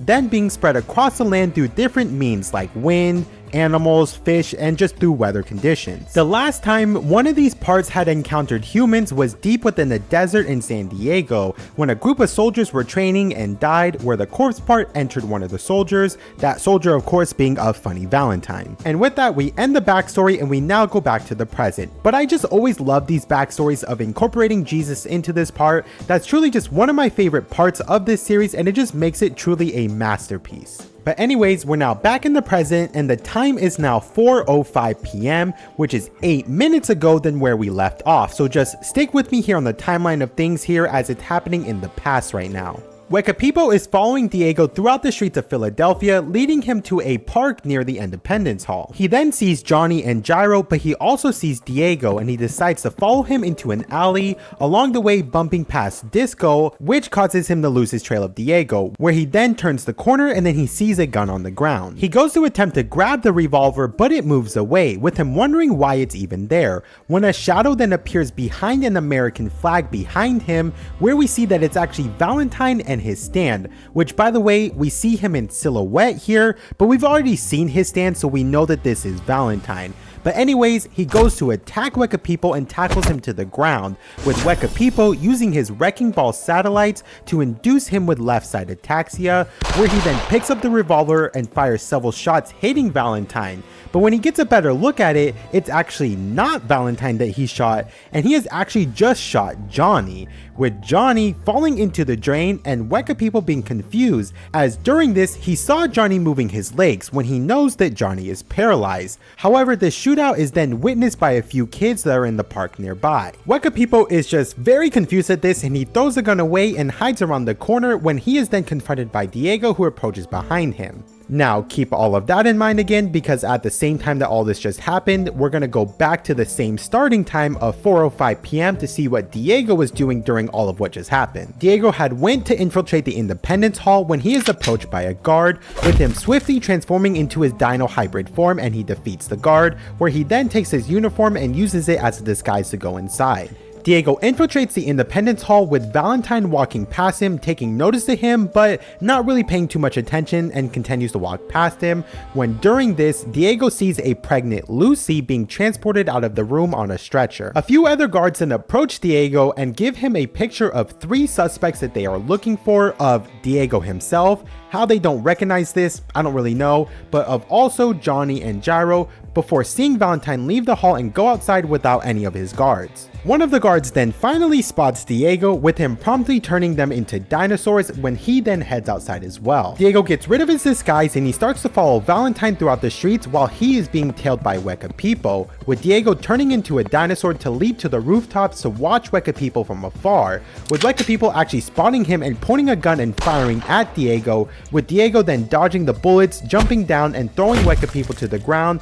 with Wekapipo responding by hitting him with the satellite and inducing him with the left side ataxia. Diego is able to pick up the gun that Wekapipo drops, and he fires several shots at him, which promptly kills him. Suddenly, however, Wekapipo then appears around the corner seemingly unharmed, with Diego looking back seeing that he didn't shoot Wekapipo, but you guessed it, he actually shot Johnny, with this also being spotted by the kids in the park nearby, with Diego also seeing Johnny go down the drain and he sees his legs move, although Diego's dino senses can smell the president's scent is also nearby. So yeah, who shot Johnny? Diego, Wekapipo, Valentine? Well, just keep following along. Diego starts to piece all of this together, starting to realize more about Valentine's power as he goes to confront Wekapipo, and with this we are now all caught up and we're now in the present timeline of everything now conjoining together. Diego goes to approach Wekapipo, asking him if he saw who shot Johnny, with Wekapipo confused at this question, with Diego continuing saying that he definitely shot Johnny and he saw him fall down in the drain,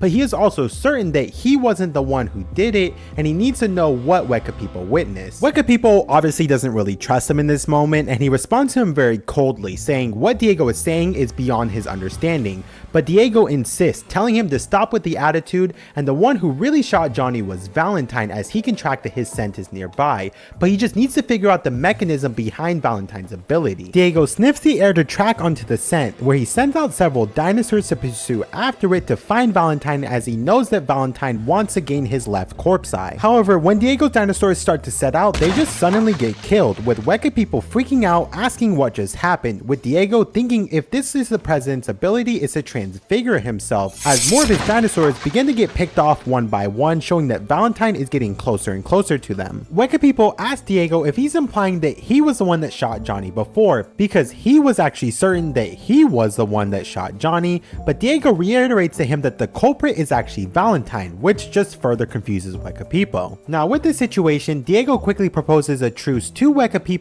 asking if they can work together, as Valentine is very obviously getting closer to them, with Valentine's stand going through the dinosaurs, cutting them one by one, with the stand now appearing above them, with Valentine also then descending, with us getting our first full glimpse into Valentine's stand, and just wow, this panel is actually just amazing. Valentine goes to strike Diego with his stand, with Wekapipo narrowly protecting Diego by throwing his wrecking ball that hits Valentine's face, but instead of it making contact, the ball seemingly just passes through him, as a hole then appears through Valentine's head. Wekapipo is understandably shocked by this, with Diego also sweating nervously, just trying to figure out how Valentine's ability works, with Valentine revealing his stand as Dirty Deeds Done Dirt Cheap, also known as D4C, which I will also refer to it as D4C for now on to make it easier, with Valentine then instantly using D4C to attack Diego, but Diego quickly transforms into a dino hybrid, deflecting the attacks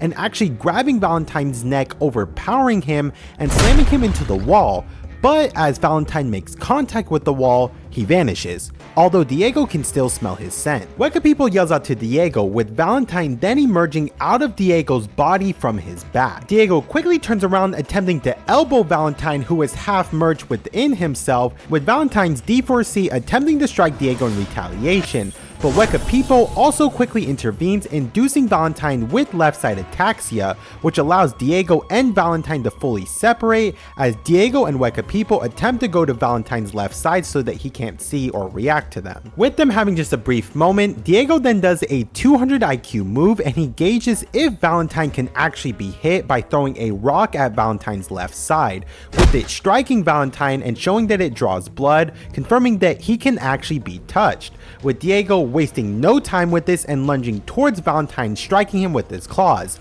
But once again, just as he makes contact, Valentine then covers himself with the American flag nearby and he vanishes, with Diego now thinking that his ability may be seemingly melting, but he can still again smell his scent nearby underneath the flag. Wekapipo calls out to Diego, warning him that the left side ataxia is about to wear off of Valentine, but Diego is still set on finding out Valentine's ability as he pulls the flag up to look for him, where he sees Valentine then emerge from underneath the cloth of the flag. Diego wastes no time as he attempts to strike Valentine, but Valentine once again disappears into the flag, where he then reaches through and pulls Diego Diego into the flag as well, and just stick with me here, it may get a little bit confusing, but just follow along on what happens. Diego is now half stuck into the flag and half stuck in the normal world, where he also sees an alternate version of himself nearby, along with another Wekapipo and also 2 Valentines. Now, what's going on? Well, luckily we don't have to wait that long, because Valentine already fully reveals his stand power, with D4C's power being able to travel between neighboring worlds at will,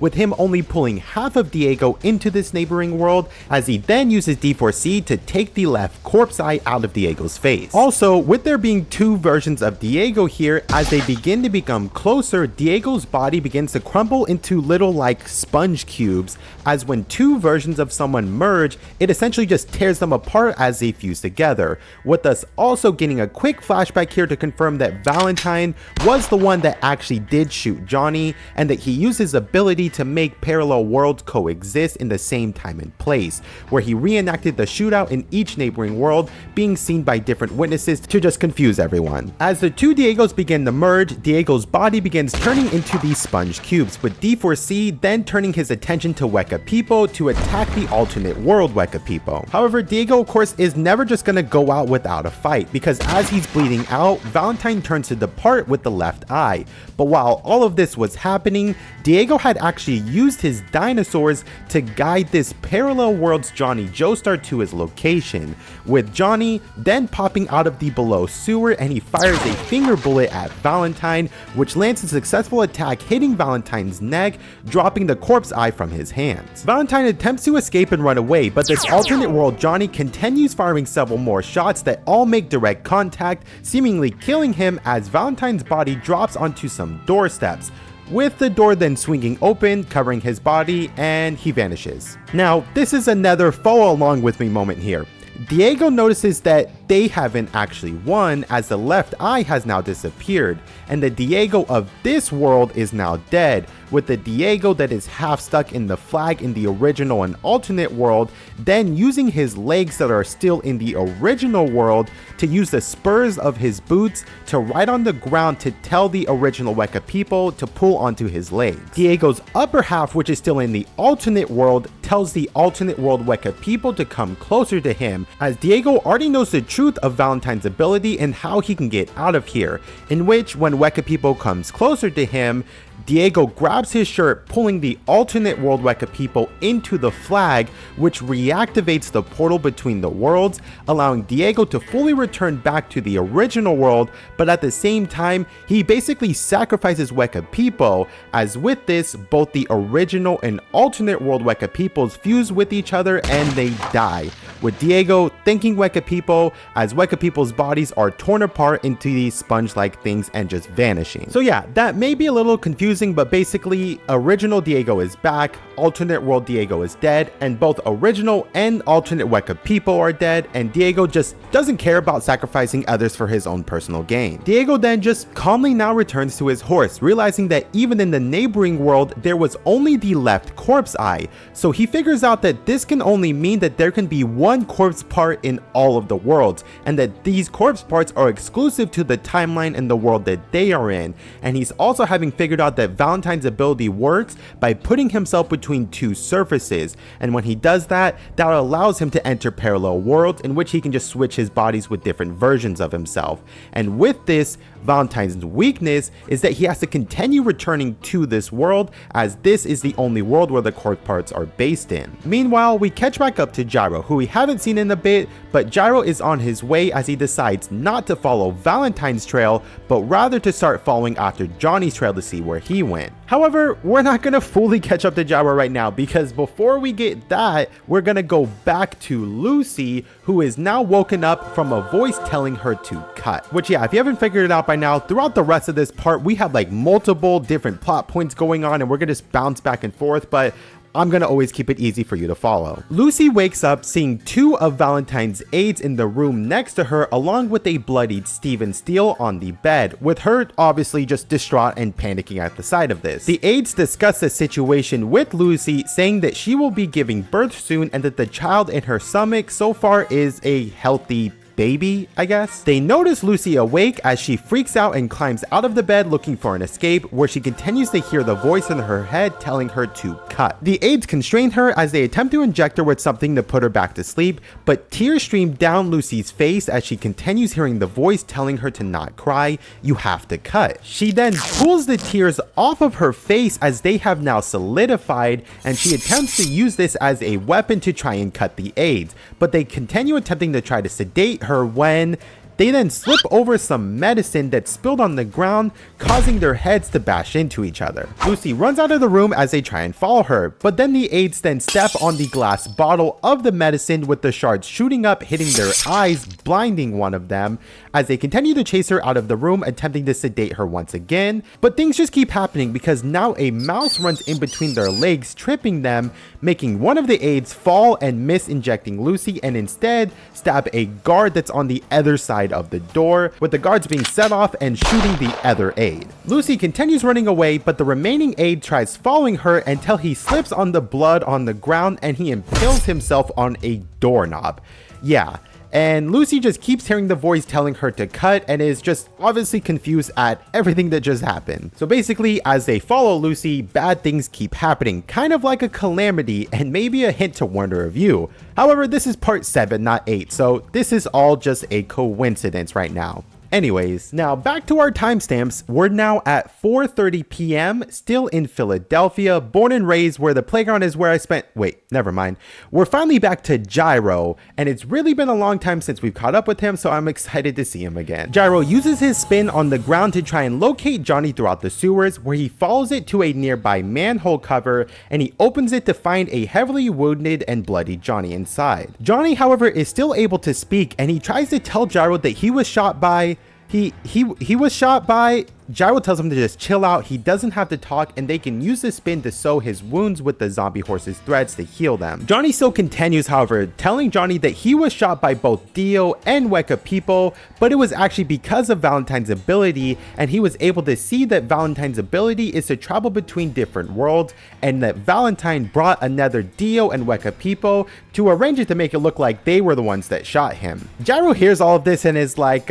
calm down, Johnny, and stop talking about nightmares, which, to be fair, this would sound a little ridiculous, not considering this is the world of stand powers, but anyways. Johnny still continues, however, explaining that Valentine can go in between worlds and even brings copies of himself whenever he gets in between something. But again, Gyro tells him like, bro, chill out, we'll talk about this after we heal you, that's more important right now. But again, Johnny still continues. He keeps telling the story of what he saw with Diego and Wekapipo, and how Wekapipo died when he merged with his alternate self, with this now finally getting Gyro's attention. Gyro tells him that he believes everything that he's saying, but he then asks what happened to the eye that Dio had, with Johnny telling him that Valentine now took possession of it. Gyro is now able to use the spin along with the zombie horse to begin to stitch Johnny up, telling him Valentine has now completed his search and gaining all of the corpse parts, and at this point, honestly, there's nothing they can really do anymore. And this is a really big moment for our duo, as Johnny then grabs Gyro's collar, telling him that his legs had moved before, and he can even show him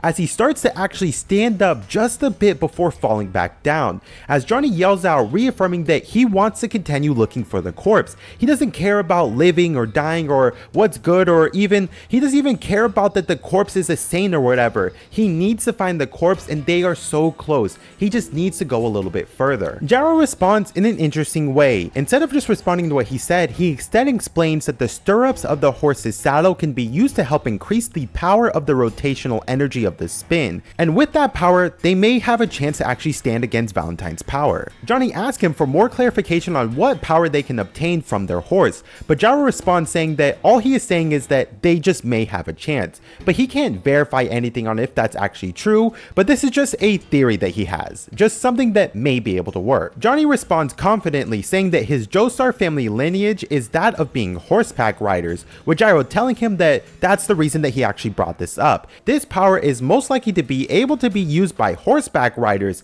meaning that it's Johnny that may have a chance to use this power. Johnny thanks Gyro and asks him to treat his wounds, as he reaffirms that he still wants to pursue after Valentine and figure out where the corpse is, and that it may be impossible, but there's still this wild card in this situation of Lucy that they can follow after, as the two of them now instead set out to go rescue Lucy, as she will be their final trump card. And with that, we now go back to Lucy, with Lucy wheeling the wounded Steven throughout the Independence Hall looking for an escape, and where she finds a horse carriage with a guard up front, and she uses her dry tear spike thing to hold the guard hostage when more calamities, coincidences happen, such as a nether stretcher rolling into the room, taking out the guard before he can shoot Lucy, with Lucy then getting onto the carriage with Steven, with the horses then getting startled and begin running off, with the guard's leg caught in their reins and pulling onto his boots. The guard attempts to try and get away, but a wasp's nest is knocked down, with the wasps then stinging him, causing him to run out of the building and jump into the carriage for protection, and for him to start steering the carriage while his face is just bubbling up, with Lucy hearing the voice in her directing her as she relays the directions to the guard, and they go throughout Philadelphia heading towards the Delaware River. However, who is this voice? It's actually Valentine, who is using the power of both corpse eyes to see a vision of where Lucy is and talk through it to command her on where to go. How this works, I'm guessing because she has a corpse part in her. It's not really detailed, but just that's a take it for what it is moment. Lucy reaches the river where she finds a steamboat, where Valentine approaches her, telling her that they will head towards the final site on the map where she will then give birth. Valentine orders her to board the ship, but before she can enter, she writes on a piece of her clothing, the name of the ship is SS Blue Hawaii, and she signs her name, with her then tearing off that piece of her dress before boarding. That way she can leave some sort of a hint behind if someone were to try and come save her. Lucy tries to plead with Valentine as she boards the ship that she is the only one that he needs, so she asks him to treat Steven's wounds, but Valentine just calmly tells her to get on the carriage and that there's no need to worry, with Lucy panicking and thinking to herself that Valentine is obviously a liar and he is only using Steven to make sure that she doesn't run, and that he will most likely kill both of them when this is all over. She goes into pure fight or flight mode as she attempts to fight him, and she uses her dry tear spike to attempt to cut Valentine, but he grabs her arm, stopping her, telling her that her existence is of good fortune to him and he wishes to be the same for her, as she has already became his ally, as the corpse inside her is his ally, and she should surrender herself as that is the flow that will bring her happiness, with him then noticing a piece of Lucy's skirt that was torn out and demanding her to tell him what just happened, as her plan is already foiled with this, with Valentine then looking around, seeing this skirt piece with the writing on it on a nearby fence. And I will refrain from making the Joseph Joestar fence joke here, but he picks up this piece of cloth, glaring back at Lucy, with Valentine then telling her that as a man standing before the holy corpse, he promises to not kill Steven Steele if that will at least help calm her down. Valentine rips the fabric up and dumps it into the ocean before heading inside the steamboat's room and looking at the map of Joseph of Arimathea's, seeing the remaining path leading to New Jersey and then New York, knowing that they will be arriving there within at least a few hours. But well, this is another follow along moment. A bird flies overhead the water, dropping poop that lands on the pieces of cloth floating in the water, with fish then going to eat the pieces, when waves then wash it towards the shoreline, and then several mouses pick up the pieces of the cloth, taking it inside the sewer back onto land. But a horse then runs by, startling the mouses, making them drop the pieces on the ground, with the horse then trampling it, with wind then blowing, causing it to go back towards the fence, with one of the horses being of Diego's. And with that, we now get the transition over to Diego, where Diego is trailing Valentine's scent, following it to the shoreline, where he is ambushed by Hot Pants, who uses her cream starter, covering him with her meat spray. Diego jumps away before Hot Pants can follow up the attack, with him sending miniature dinosaurs after her that she also uses her cream starter to defend against. Hot Pants pins him to the ground as he can't breathe due to the meat spray covering his mouth, where she then sprays more meat spray onto him, but Diego grabs Hot Pants, pulling her face close to his, almost as if a kiss, causing not only him to suffocate, but her as well, with Hot Pants being forced to stop the attack in order to not suffocate herself, and live by spraying her mouth onto the ground found nearby to try and speak to him. Being able to speak now, she tells Diego that her spray already knows Lucy's scent and that Diego can use this to track Lucy's location, which will lead them to both the corpse part and Valentine. And she actually proposes a deal with Diego that they actually team up together. And with this deal, she just wants to be able to keep the corpse and that Diego will get everything else. He'll get the president's assets, he'll get political power, and even more. Hot Pants actually knows that Diego's father is alive and she can tell him where he is so he can go get revenge. Yeah, that's a huge thing for Diego, and that causes him to let go as he yells at Hot Pants, actually so angry, getting ready to attack her. But Hot Pants tells him that there's no time and asks if he's gonna accept this. With Diego thinking about it and obviously deciding to let go and going along with this, as he then sends out his scary monster dinos to track the scent, where he finds Lucy's message left on the cloth, which then points him to Valentine's location on the steamboat. Now while that's going on, Gyro and Johnny watch from afar through binoculars where they see Hot Pants and Diego riding together, and they decide to pursue after them as they know that they're both after Valentine, so if they follow them, they'll find Valentine, which they'll also find Lucy. Hot Pants Diego reach a train yard where they find the SS Blue Hawaii steamboat is docked at,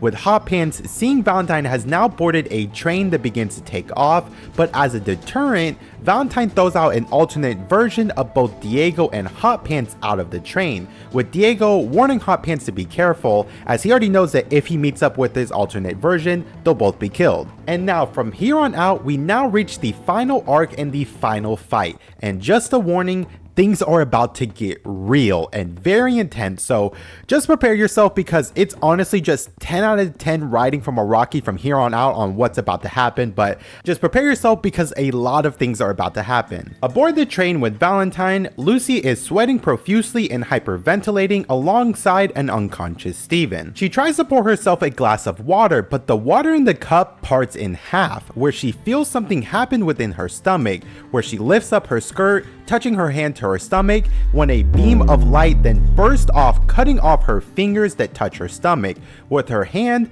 then immediately regrowing, with the effect then going upwards towards her head, with pieces of her body all falling off and then being replaced with actually pieces of the corpse, as she is literally morphing into the holy corpse. Meanwhile, we get a cut to the alternate Diego and Hot Pants before they were thrown out of the train car, with the alternate Diego and Hot Pants beginning to approach closer to the train, with Diego warning Hot Pants that they will need to at least stay 5 meters away from Valentine to defeat him. Now, also a warning, as we continue on, we're going to get the powers of D4C with alternate versions, and it's going to be a little bit confusing, but I will try my best to always point out who is alternate and who is original, just to keep it somewhat easy to follow along. The alternate Diego and Hot Pants prepare to breach the train car where they see Valentine inside, who actually warns them that this is not the world with the corpse and that they are only chasing after diamonds, with another alternate Valentine then pushing the alternate Diego and Hot Pants out of the train car, which just shows you how they ended up in the situation. But now we go to the original world Hot Pants and Diego as they begin approaching closer to the alternate versions of themselves,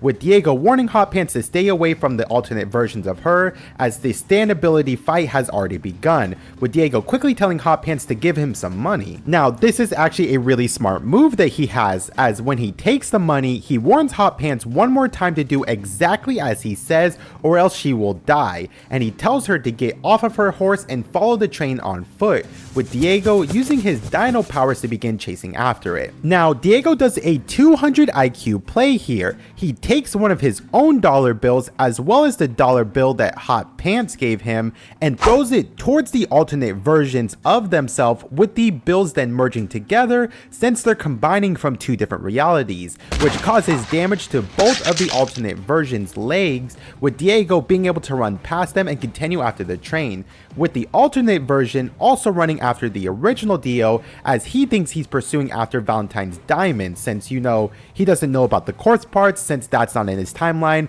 but he still wants to protect what he is chasing after. Hot Pants confronts her alternate self, with both of them attacking each other with their cream starters, blinding each other and falling off of their horses, with them both reaching to grab their cream starter on on the ground, but as their hands both reach for the same thing, they start to disassemble into the sponge cubes and start to break apart. The original Hot Pants uses her nearby horse to unblind herself and get away from the alternate Hot Pants and begins running towards the train and joins up with Diego, but the alternate Hot Pants and Diego now catch up to them. Diego explains to Hot Pants that if the alternate versions are caught within something, that they can be sent back to their original world, with him confirming his theory on this by slamming a door against the alternate versions, which then sends them back. And while this is all going on, all of our character arcs are merging together because Johnny and Gyro start to approach closer to the train, where they still watch from afar, where they also see Poco Loco and other racers racing nearby. And now begins Diego and Hot Pants' fight against Valentine, and a warning for y'all,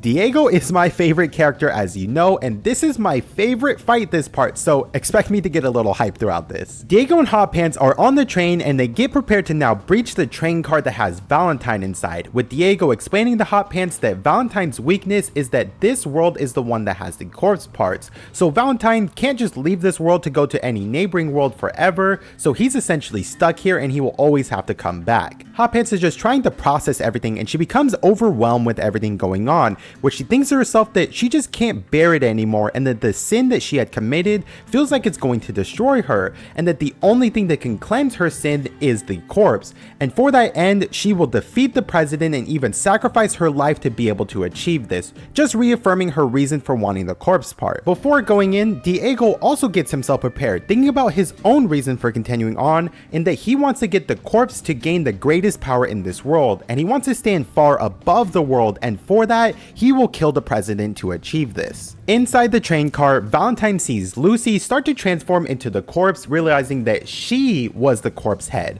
and with that, all of the corpse parts are now collected, but before he can continue, he is ambushed by Diego, who leaps through the air, launching several bros towards him, with Valentine instantly summoning his D4C to counter and block the attacks, as Diego and Valentine already face off head to head. D4C strikes at Diego, but Diego flips behind the attack, returning a strike of his own before landing on a chair, with blood spilling out of Valentine's neck as Diego points at him, telling him that he will gouge his organs out, and he knows not to slam him against the wall or crush him between his fists to not jam him in between anything. Instead, he's gonna cut Valentine's body apart as he leap storms him again, launching another strike at him, with Valentine dodging the attack, attempting to close the door to escape, but Hot Pants enters in, where she separates her arm to stop the door from closing. Valentine begins to worry, attempting to escape in any way possible, jumping now behind a sofa, but he's once again stopped by Diego, who kicks the sofa away, going straight for Valentine's neck with his claws, with D4C countering by pulling Diego towards him to attempt to use him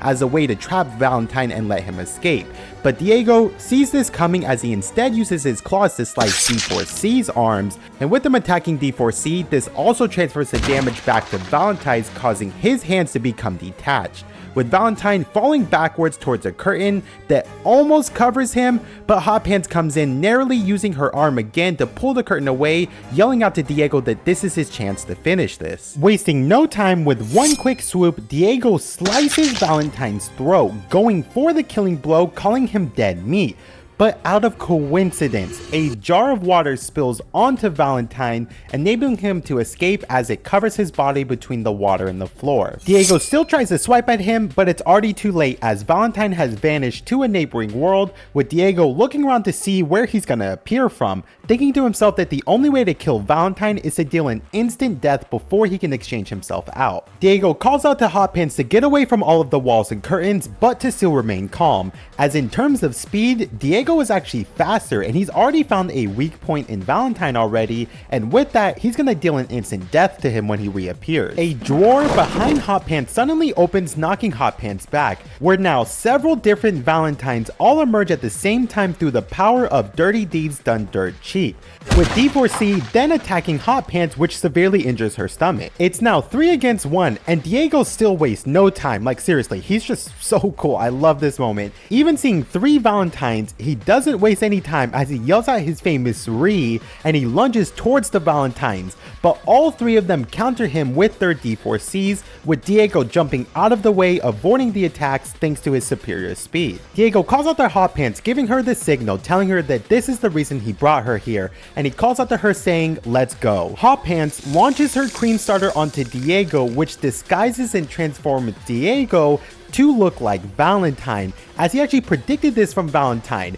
And with there now being 4 Valentines all looking very similar, they now can't tell which one is Diego, which is the weakness that Diego had found out about Valentine, that with him bringing back so many versions of himself, he can't tell which one is really him. Diego, who is disguised as Valentine, uses this confusion to instantly kill 2 of the Valentines with his disguise wearing off, as he points towards the last Valentine, telling him that he's all that's left and next he's gonna deal him the instant death. Being aware that he is now overpowered, Valentine attempts to flee, but Diego leaps towards him, cutting off his arm, with Valentine having no choice but to try and escape by jumping out of the window, with Diego immediately leaping after him. And just in a display of his elite fighting IQ, Diego, while he's falling, knocks all of the pieces of glass away so that Valentine can't use these to go between them and escape. As they fall, Diego pierces Valentine's chest, landing another brutal blow on him, as Diego yells at Valentine, telling him the wound of your slit throat is the line of the wretched world that he was a part of,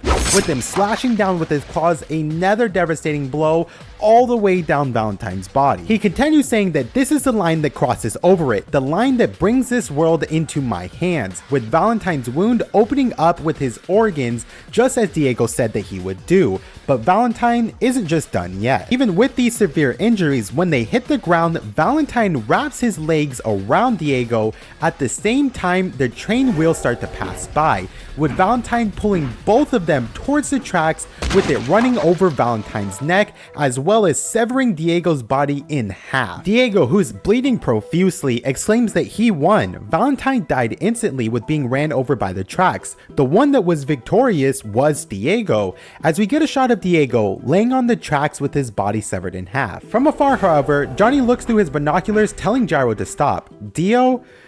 is dead. Dio lost to Valentine's ability, as Valentine cut himself under the train's wheels and disappeared into another world at the very last second, shocking Gyro as he tells Johnny that this actually may be a lot more dangerous than they thought. And with Dio being dead, before we continue on, I just have to say, man,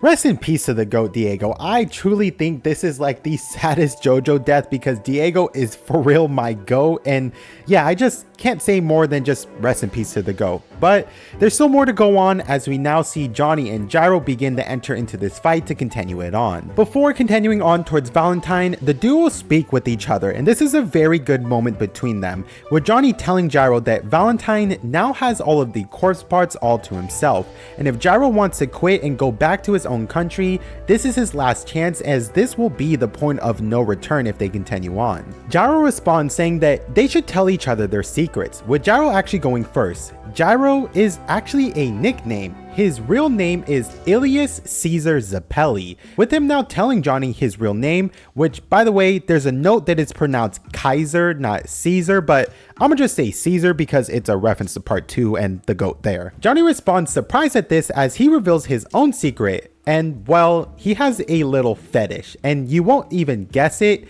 He has a fetish for girls with bug bites, like when their skin swells from a mosquito bite. Yeah, I have no clue either. We just went from the GOAT Diego dying to a panel of Johnny saying that he has a bug bite fetish. This is truly a rocky writing moment here. However, with this, the two grow their bond together, as the two agree to not tell anybody these secrets, as they look onwards toward the train, agreeing to continue forward and rescue Lucy Steele, with Johnny using the spin of his spur to summon his stand. Gyro then points out something, however. If the president has the corpse all to himself and he's in the train car with Lucy, then who is driving the train? There's gotta be someone else. Behind the duo, however, a caution bear warning sign appears right behind them. As they continue riding towards the train, however, the sign just keeps following towards them. We then cut to seeing an alternate world Valentine appearing out of the train car, with the original Valentine transferring his D4C to the alternate Valentine, with this alternate Valentine now becoming the base world Valentine, with that Valentine now traveling back to the original world. So just, yeah, it can be confusing, take it for what it is. Like I mentioned, I'll try and make it clear when they become the original Valentine and just follow along with me. But just a note, whoever has the original D4C then also becomes the original Valentine. Johnny and Gyro continue riding after the train car, where they now enter into New Jersey and they see the Atlantic Ocean come into view, where the sign continues following them, with Johnny pointing this out to Gyro and he fires several shots at it, which destroys the sign. The duo then stops for a moment as they see something off with the land around them, as underneath the broken wood of the destroying sign, a pool of water appears, with fish jumping out of it, biting Gyro's finger as he attempts to throw his steel ball at them. But the bite actually leaves no mark, so the duo just decide to ignore it as they set off after the train, planning to pursue after the engineer to make the train stop first before they can go save Lucy. Inside the train, Hot Pants finds Lucy, who has now completely transformed into the corpse itself, with her body looking very polygonal and rocky-like, as she has now have all 9 parts collected inside of her and now transformed into her. Nearby, a few flies fly onto a glass, and it's also noted that Hot Pants is still unaware of the outcome of what happened between Diego and Valentine. But the glass and the bugs then begin to phase into a nearby beer bottle, with different furniture objects and everything around them just starting to fuse into each other. Valentine enters into the train car and he enters very calmly, saying that this is a new ability and a phenomenon, with Hot Pants raising her right arm, seeing bugs and other things fuse into her as well. But before she can process what's happening, D4C swipes at her, with Hot Pants dodging it, shattering a nearby window. The glass and window frame begin to fuse into Hot Pants. At the same time this is going on, Johnny and Gyro are still chasing the train, seeing the plot of land itself is seemingly following after them. Now back to Hot Pants, she attempts to use her cream starter to stop the objects from fusing into her, but it's basically of no use, as Valentine also notices that everything is converging, all objects, even the train car itself. Everything is drawing closer, with Lucy as the center, with him understanding that this is an ability that the corpse is manifesting, which means that the corpse is his ally as it's aiding him in this. Valentine calmly observes Lucy, who is unconscious, with him reaching for a nearby bottle, finding out that there is a gap of space that he can enter into at will into, with Lucy as the center, and that this is the corpse's ability, and with it, D4C has also progressed into a higher level. Johnny and Gyro get closer to the train, now boarding the front of the car near the engineer, where they see a man holding onto the train's controls, as Gyro quickly boards the front, ready to throw his steel ball to take him out, but when he turns the corner, he sees that the operator's hands are stuck to the controls and his leg is cut off, and that his body is half infused through a mirror. Gyro orders him to stand up and get against the wall, but Johnny points out that this is similar to what happened with Diego and the flag from before, so this must be Valentine's doing. And through the mirror, they see that the engineer bound with rope and another bloodied alternate world engineer on the other side, with the engineer wordly just begging for help, telling them that if he lets go of this handle, he'll die, as he'll fuse with his other alternate self, but his fingers are just starting to go numb and he's losing his grip already. However, Gyro doesn't sugarcoat it or say it any more lightly than he can. He just responds to him, telling him, honestly, he's screwed. If they break the mirror, he'll die, and if he lets go in any way, he'll die. So Valentine really got him good, and they thought of every situation. And with this, the duo just straight up leave him behind, as they realize that there's nothing that can be done about this. They mount their horses and they forget that plan and instead just decide to go straight after rescuing Lucy, with Johnny riding next to the train car and seeing Valentine inside holding Lucy. Johnny starts his attack and fires off several tusk bullets, but Valentine uses Lucy's body to shield himself from the shots. But the tusk bullets start to move throughout the train car, seeking towards Valentine through the power of Tusk Act 2, with Valentine jumping back towards a nearby couch as the bullets creep closer towards him. But Valentine does a 200 IQ play, and he takes a nearby paper, closing it on the holes to send the bullets to an alternate dimension away from him. or so he thought, as the holes then appear on the back of his hand, where he realizes that even if he forces them between something, he can't send these bullets to another world. Johnny fires off more shots, with them striking Valentine's hand and also enacting the spin on him, but Valentine puts his hands into the gap in space near Lucy, where the holes then disappear, and instead they get transferred to a farmer behind him, killing this random farmer instead. So yeah, just bad day for that guy, I guess. Valentine looks surprised at this, looking down at Lucy, saying that she is a goddess and that where there are places in the sun's light that there must be happiness. Where there is happiness, there should be misfortune. And from the gods' perspective, happiness and misfortune balance out to zero. And that is the reality of the world of man. And that everything moving towards Lucy are things of good fortune, and harmful things are moving farther away, such as the bullets going away from her and instead hitting the farmer. And that harm is being filtered through this gap, leaving the world with only good things. And the one that the entire world must follow is himself, Valentine. Power, glory, happiness, culture, law, money, food, the hearts of people will all flow towards Valentine. Johnny is outside of the train car trying to piece together what just happened to his bullets, where Gyro notices a weird scar on his arm similar to the mark he got from the fish earlier, as it now moves and rises up his arm, going all the way to his neck, injuring him. At the same time, Valentine springs out of the train car using the gap in space to start advancing towards Johnny and Gyro. Valentine moves closer to Johnny, summoning his D4C, getting prepared to attack, with Johnny instantly countering, firing off several tusk bullets, with the bullets seemingly phasing around and through Valentine, with them instead going to a random construction site, hitting some scaffolding that kills some random workers. Again, just rest in peace to these random people getting hit. Johnny realizes that Valentine is moving within a gap in space that isn't part of this world, and his bullets are sucked into it, with them then firing off somewhere else. With Johnny then attempting to flee, but Valentine continues using this space to get closer and closer to him, with Johnny also nearing a forest closing off his escape. Valentine gets close to Johnny with D4C swiping downwards, but right before it hits Johnny, his hand is deflected by Gyro's steel balls, who re-enters the fight, protecting Johnny and moving D4C's arm out of the gap in space, with Johnny following up on this immediately to strike D4C's arm. However, D4C dodges it and quickly brings his arm back into the gap in space, causing the bullet to once again get deflected, resulting in a child being shot down instead. Johnny can actually still see inside the gap, seeing the bullet go into the other side of the world in Vietnam,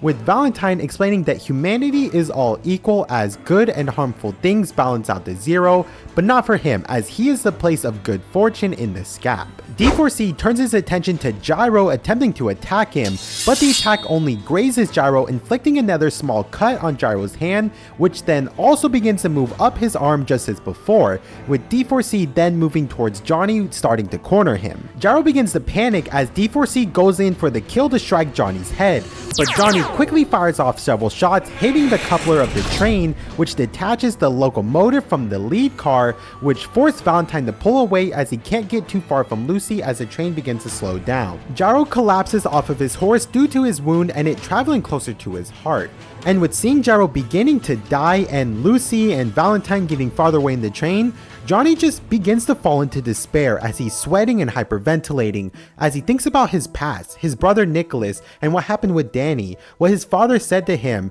how he just wants his legs to move again, and when he just got so close to winning, defeat just rears its head again. He calls out to Gyro that he can't do it, he's at his limit, they can't win. Valentine already has the corpse, and he'll come back again using this gap in space, and his bullets are powerless against it as they can't shoot within the gap. With the power of this holy corpse that Valentine has, the wound on Gyro will just continue rising up his body and eventually kill him as well. He continues saying that there just isn't any way to beat him because Valentine is justice and they are the ones that are evil, and Johnny just begins to lose all hope. Gyro is barely able to stand as he stands up coughing up blood, telling Johnny to remember about what he said. He can use the stirrups of the horse to use the horse's power with the steel ball's rotation, but this is rotation that no one in the the Zepelli family has ever seen. Johnny replies saying of course he remembers, but this uses power from your legs as well, and Johnny's legs don't work. But Gyro continues saying that just now he tried to throw his steel ball using that rotation. Johnny demands however that it's impossible, that he saw that reality with his own eyes in that gap. No matter what kind of power rotation they use,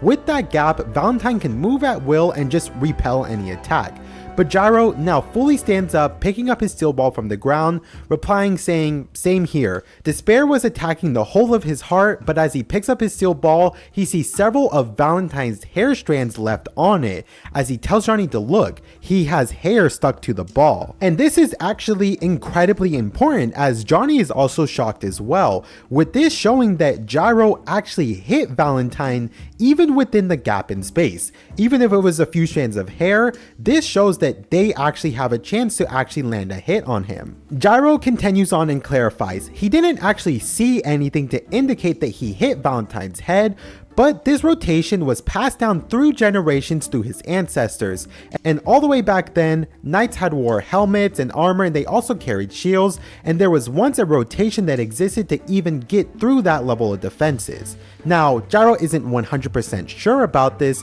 but the fact is that he pulled out Valentine's hair out of the gap, so that means that they still have a chance. With this, the duo remounts their horses, as this is another moment I just have to pause. Seeing Johnny and Gyro standing off on the tracks, looking towards the train car in such a Wild West standoff type of way, with them ready to face off against Valentine, even after losing all hope. Yeah, I gotta give it to Araki. This is 10 out of 10 writing. I love this panel so much. The duo gets ready with their horses, with Gyro reminding Johnny of the golden rectangle and to make the horses run with that form. If they can obtain the rotational energy from the horse in the form of the golden rectangle and make the horse feel as if it's running naturally with that, they can achieve this. And with that, they definitely will win, as they already have the results with Valentine's hairs coming out of the gap in space. Back inside the train car, Valentine looks outside where he sees the two approaching, wondering to himself why they don't just run away. They barely even escaped alive, and they must know that he has the corpse already, so he just can't understand why they're just not completely in despair. And if they are, they should clearly know that the only option for them would be escape as far away as they can. Behind him, Lucy falls out of the chair and begins suffocating, with Valentine just coldly telling her that it's alright, she's gonna die soon because she is now becoming the holy corpse. A goddess will be born into this world, and that he will build a shrine for her for America to worship. Valentine starts the fight again as he steps out of the train and he stares off at Johnny and Gyro, with Gyro and Johnny returning stares back, sweating a little bit but still determined to pursue on. The duo start their advance, with Gyro telling Johnny only to shoot one shot once they have taken the form of the golden rectangle, and only at that moment is he to shoot. Johnny is visibly nervous as he's breathing heavily and sweating, but he doesn't let that stop him, as Valentine fully steps off the train, with Johnny and Gyro both rushing in on their horses towards him, starting now the final battle. Valentine prepares for the attack, summoning D4C and using the gap in space to begin the move underneath the railroad tracks inside of the Rift of Light, with the duo seeing him move into the ground sliding inside the light. Gyro calls out for them to split, with Johnny darting right and Gyro going left around the tracks, with Valentine moving throughout the ground pursuing towards Johnny, with Johnny firing off two shots that miss Valentine in the ground, with Gyro telling him again to not shoot yet. They haven't made the form of the golden rectangle with their horses. Gyro looks over to Johnny, trying to gauge Johnny's horse as it starts to form a few rectangles, but they're imperfect, with Johnny still not listening to Gyro's advice and attempting to attack Valentine again, where he fires off a shot, with it once again going somewhere else and attacking a random person, with Gyro urging him once again to not fire, that he hasn't made the shape yet. Johnny approaches towards a forest that blocks his path, with Valentine now using this to approach even closer through the ground. When Gyro then spots it, just in the nick of time, Johnny's horse has achieved the golden rectangle form as it runs, with him calling out to Johnny that he's achieved the form. His horse is inside the golden rectangle, with Johnny summoning his tusk to use this to fire a shot. But unluckily, Johnny collides with a tree branch which disrupts the golden spin, with Valentine taking this opening to swiftly move and cut off Johnny's arm before he was able to land a successful shot. And just put a quick pause on that because during this we get a quick narration which briefly explains that when Valentine moves between dimensions, there is bound to be a power which holds the atoms of his body together, with that power being gravity. But that same power of gravity, if it can be produced freely, it could be possible to be used against D4C and pierce through any dimension. But this is a phenomenon that has never been seen in this world. Gyro looks on, seeing Johnny's hand get cut off and D4C grabbing Johnny's throat, slamming him towards the ground to deliver the finishing blow, with Gyro reacting instantly, throwing his steel ball to save Johnny, but the ball enters the gap in space and transfers the harm to a random woman who dies in a carriage accident as a result. D4C continues, going to deliver the finishing blow to Johnny, with Gyro just shouting out and he's unable to help. But out of the corner of his eye, Valentine sees, you won't guess it guys, a white mouse. Yes, a white mouse scurries nearby which distracts Valentine. Is it Danny? Well, it's not clarified, but with this distraction, D4C hesitates, and before it can re-engage,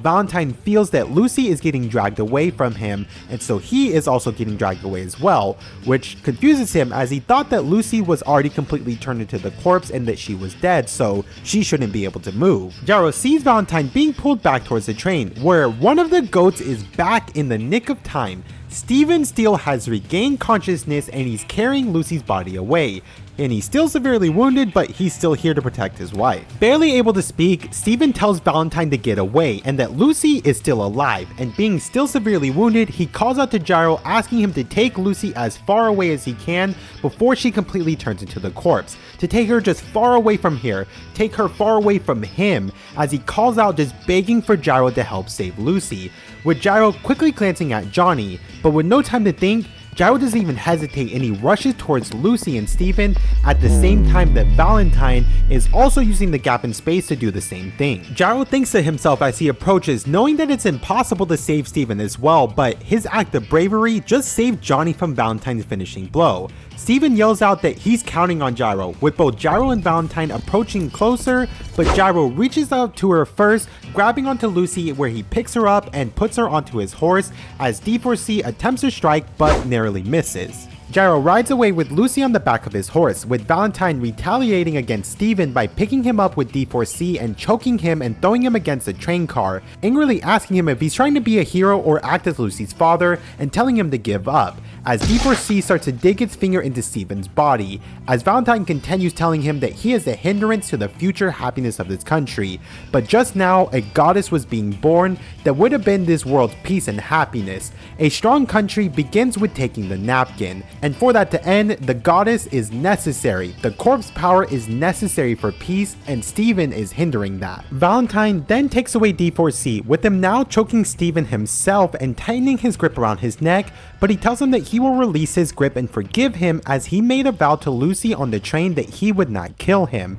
and so he drops Steven. But he tells him before leaving that he can't deny Steven actually did really irritate him, so he'll at least make sure that he feels some sort of pain. Valentine then turns his attention back towards Gyro, who is now approaching the Atlantic Ocean that is also drawing closer towards Lucy, as it's not just the trees and mountains shifting, but even the ocean and basically the entire earth is enclosing closer towards Lucy. On the ground nearby, Johnny shouts out in pain, seeing the wound of his hand being severed start to rise up through his arm towards his heart, with him shooting his own tusk bullet into his chest in order to use Tusk Act 3's ability to transfer the wound instead to a nearby tree, with the damage transferring and breaking the tree instead, which is a pretty clutch moment. But with this, he also sees Gyro's steel ball near him, realizing that with this being near him, Gyro only has one other ball with him, so he only has one shot left. Johnny picks up the steel ball, this time now seeing Valentine's ear stuck to it, which further proves that the spin can indeed defeat Valentine,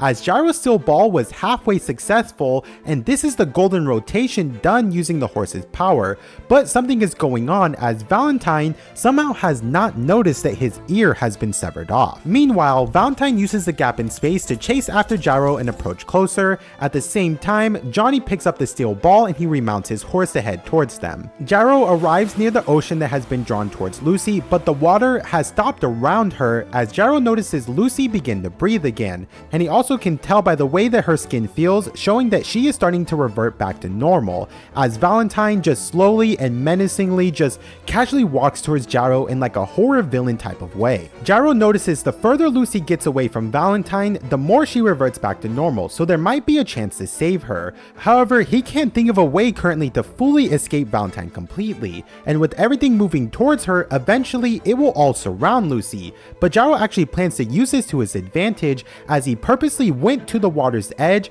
where he plans to settle things with Valentine once and for all. And I just have to point out Araki's genius writing, as this is a great example of the saying and the famous wartime strategy of fighting with your back towards the river. Just wanted to point that out. With the surroundings being of the ocean, this will actually be Gyro's advantage, as he knows that to attack him, Valentine will have to move his arm outside of the gap in space. And with the location being near the ocean, if Valentine suddenly hides himself back into the world on the other side, when he returns, he'll be within the ocean and he'll drown. And at that moment, Gyro plans to strike him with the steel ball and defeat him. Valentine continues menacingly and just slowly walking towards Gyro, telling him that for a long time, he's had just one question for him. Why is he riding a horse? The closer he gets to Lucy, the more powerful and invincible D-Force he gets, and with this situation, Gyro should be running away and leaving Lucy behind, but he just can't understand why Gyro doesn't run away, even being surrounded by the ocean. He's wondering why Gyro even came here on horseback to fight against his invincible D-Force-C,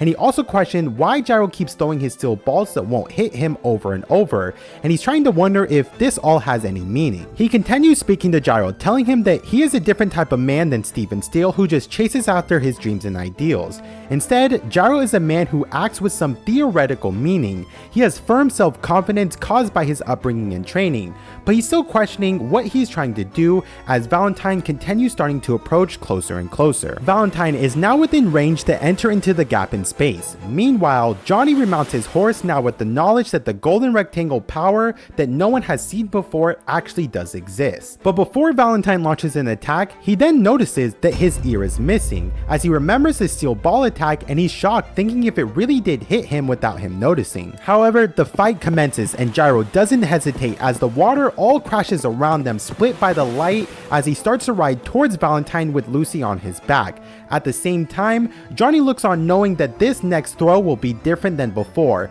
that Valentine didn't know anything about the rotation, but with the damage to Valentine's ear, Gyro certainly had used the rotation on his horse, so this next attack might be able to use that as well. As Gyro rides, his horse starts to gallop in a perfect form of the golden rectangle, achieving the golden spin, but Johnny knows that he has only one steel ball, and that just won't be enough as Valentine has already predicted this attack. Valentine also notices that Johnny is riding nearby and getting closer to the scene, with Johnny set on a mission to tell Gyro that he achieved the golden rotation and to also give him his second steel ball back, with Valentine then beginning his attack, noting that this will come down to one move. The first one to misread one move means their defeat. He enters into the gap in space, moving towards Gyro, as Gyro's horse gets closer with the power of the golden rotation, but as a wave comes crashing around them, Valentine suddenly disappears and escapes into a parallel world before Gyro can attack. And with this brief moment, Johnny shouts out to Gyro from afar, telling him that the president already knows. He knows about the rotation.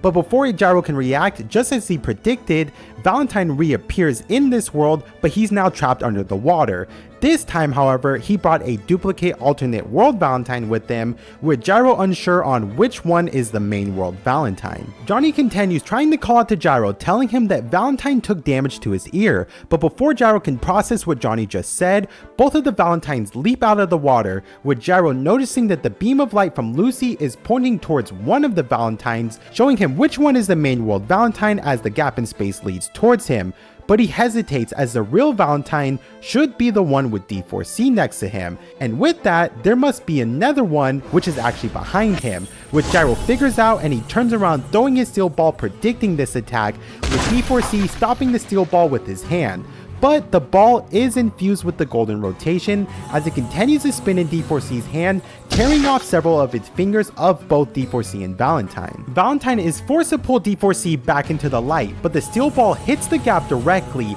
unleashing a stand power that is formed by the power of the golden spin, with Gyro's stand ball breaker appearing from the steel ball, hitting the gap in space and breaking through the barrier and jumping at Valentine, which then causes half of Valentine's body to start aging rapidly and deteriorate, which shocks Valentine. Valentine is knocked back out of the gap in space, with Gyro being successful at harnessing the golden rotation through the power of his horse. But it's not all over, as both duplicate alternate world Valentines leap at Gyro, firing a shot at him, but he responds instantly, throwing his steel ball, hitting one of them, causing that Valentine to then shoot the other one, taking them both out with one attack. Johnny calls out that they've won, Gyro actually did it, he just defeated Valentine. But well, it's a JoJo series, it can never be that simple, as D4C then slowly rises up, with Valentine laying on the ground saying, "One move." The one who misread one move, which one of them was it, as it was not Valentine who misread the move. Valentine begins to rise up alongside D4C, with both him and D4C half disfigured, and Gyro notices that he has actually suffered a bullet wound to his stomach that begins leaking blood that he didn't notice from one of the alternate world Valentine, with Johnny looking on from afar, seeing Valentine begin to re-enter the gap in space, knowing that there will just be one more attack to this battle. Valentine begins walking towards Gyro again, with Gyro's wound once again starting to climb up through his body towards his heart, with Valentine telling him that before the wound reaches his heart, he can enter into the vision of light to redirect the wound to somewhere else. Gyro instead calls out to Johnny, telling him lesson 5 of the spin. He always tried to take the fastest shortcut in the steel ball run race, but the shortest route was a detour. It was the detour that was the shortest path. Johnny doesn't understand what Gyro means, and he wonders why he's all of a sudden just teaching him a new lesson. Gyro re-enters the fight and he begins riding towards Valentine again, where he's clutching his steel ball, with his horse again achieving the golden rotation, with Valentine using the gap in space to jump above Gyro. Gyro responds by throwing his steel ball at the same time that D4C goes to attack him,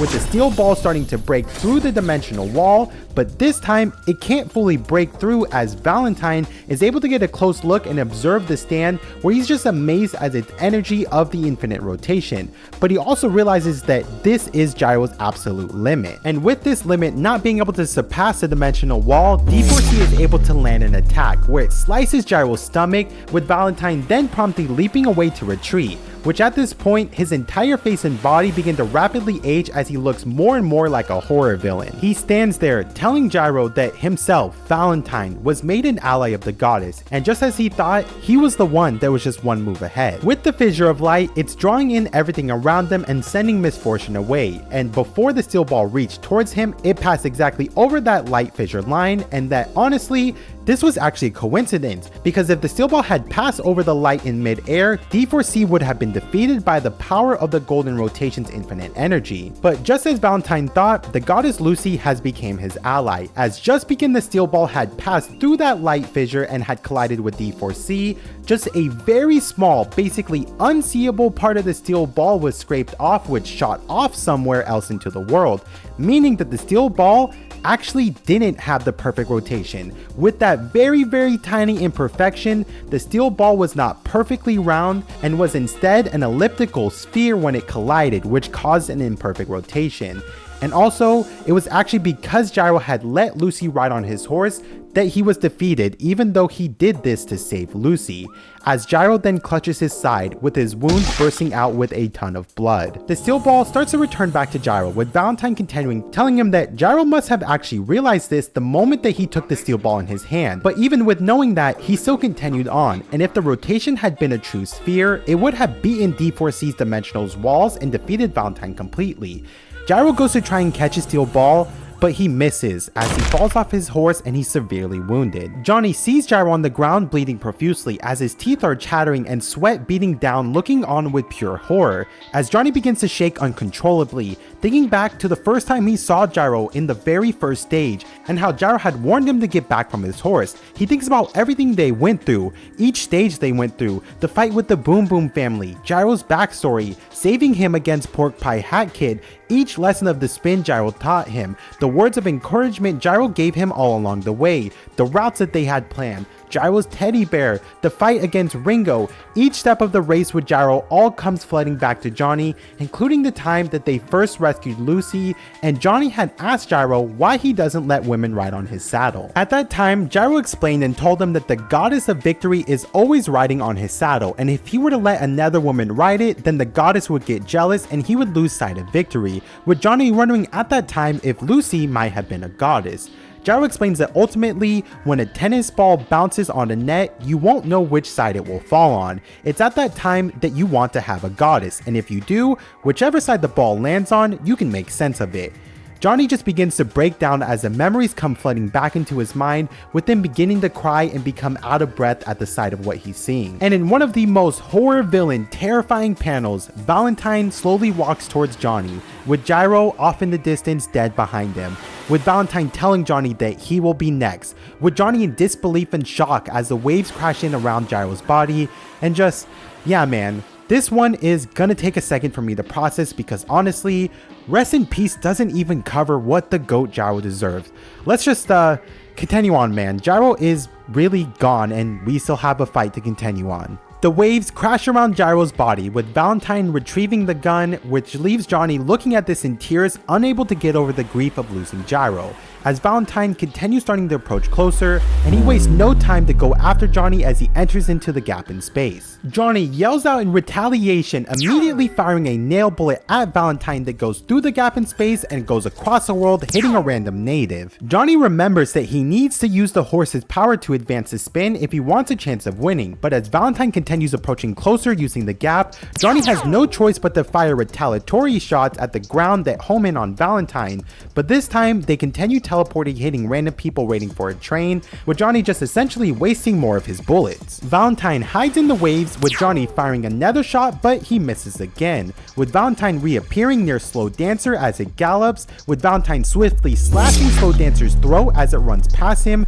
causing Slow Dancer to fall, throwing Johnny off and injuring him as well. Johnny falls to the ground as it severely injures him and he's bleeding profusely, and he only has one nail bullet left, as Valentine approaches him from behind, telling him that 2 years ago he became the president of America, and at that time there was a celebratory dinner party where they were treated with the meat from a freshly slaughtered lamb, and everyone in the Steel Ball Run, the Boom Boom family, Mountain Tim, Sandman, Scarlet, Wekapipo, Dio, they are all just fresh lamb meat to him. And that the only one who has the energy to cross the dimensional wall is D4C. Johnny tries to huddle and get up on his feet, spinning his last remaining nail and remembering Gyno's final lesson. Our shortest route was a detour. With this Steel Ball Run race, it was always the detour that's been our shortest path. Valentine continues walking towards Johnny through the gap in space, asking him what will happen now as a sacrifice and that he will attack first. Valentine and D4C get prepared to attack, however, Johnny has now fully understood Gyro's last words. He begins to spin Gyro's steel ball, which he has in his hand, and uses it on Slow Dancer's leg, causing a reflex just like during their first interaction and lesson 1 of the spin from when Johnny and Gyro first met. Slow Dancer kicks Johnny up in the air, and in the process, Johnny achieves the form of the golden spin, the perfect rotation, now imbued within his last nail bullet and also evolving his tusk now into Tusk Act 4. And just, wow, this is another panel we just have to appreciate because this is just amazing artwork. But Johnny takes a quick second here to just silently thank Gyro for the lessons, and that he truly thanks him, and he just can't find any other words to express it other than just thank you. Johnny begins spinning his nail using the golden rotation and his Tusk Act 4, with Valentine ordering D4C to hide back in the light immediately, and Valentine can sense and realize the threat that he's in and notice that Johnny is using the golden rotation as he even starts yelling at D4C to hide immediately, as Johnny then fires his nail bullet, with the bullet firing off towards D4C, with D4C just narrowly hiding within the light right before the bullet hits, with the bullet instead colliding directly with the gap in space, which overwhelms D4C and Valentine with the rotational energy, causing several wound marks to appear on both of them, when Tusk Act 4 then literally forces the dimensional wall open with its arms. Valentine just looks on in just shock and horror, seeing the same thing that happened with Gyro's ball breaker once again, as Tusk's Act 4 looms above him, separating the dimensional wall more and more, with Valentine also noting that Johnny's stand has actually achieved the perfect golden rotation, unlike Gyro's elliptical spear. Tusk Act 4 fully separates the wall of light, where it goes inside of the gap in space, and it proceeds to hit a barrage of aura strikes, just pummeling Valentine and D4C, landing several direct and just devastating blows, literally beating the crap out of Valentine into the ground, creating a spherical crater that he pummels him into in the process. But once again, it's never that simple in the JoJo series, as Valentine's coat covers his body at the very last second, once again allowing him to disappear into another world. Now stay with me here on what happens. With Valentine having went from the crater in the ground, he re-emerges in the alternate world where it is now underground, since the crater didn't exist there, with him unable to breathe in the alternate world, and he instead sends his D4C to find this world's Valentine, in which he transfers D4C to this alternate Valentine, who is currently in the process of fighting an alternate world Johnny, who has his leg cut off, and he's accompanied by Lucy.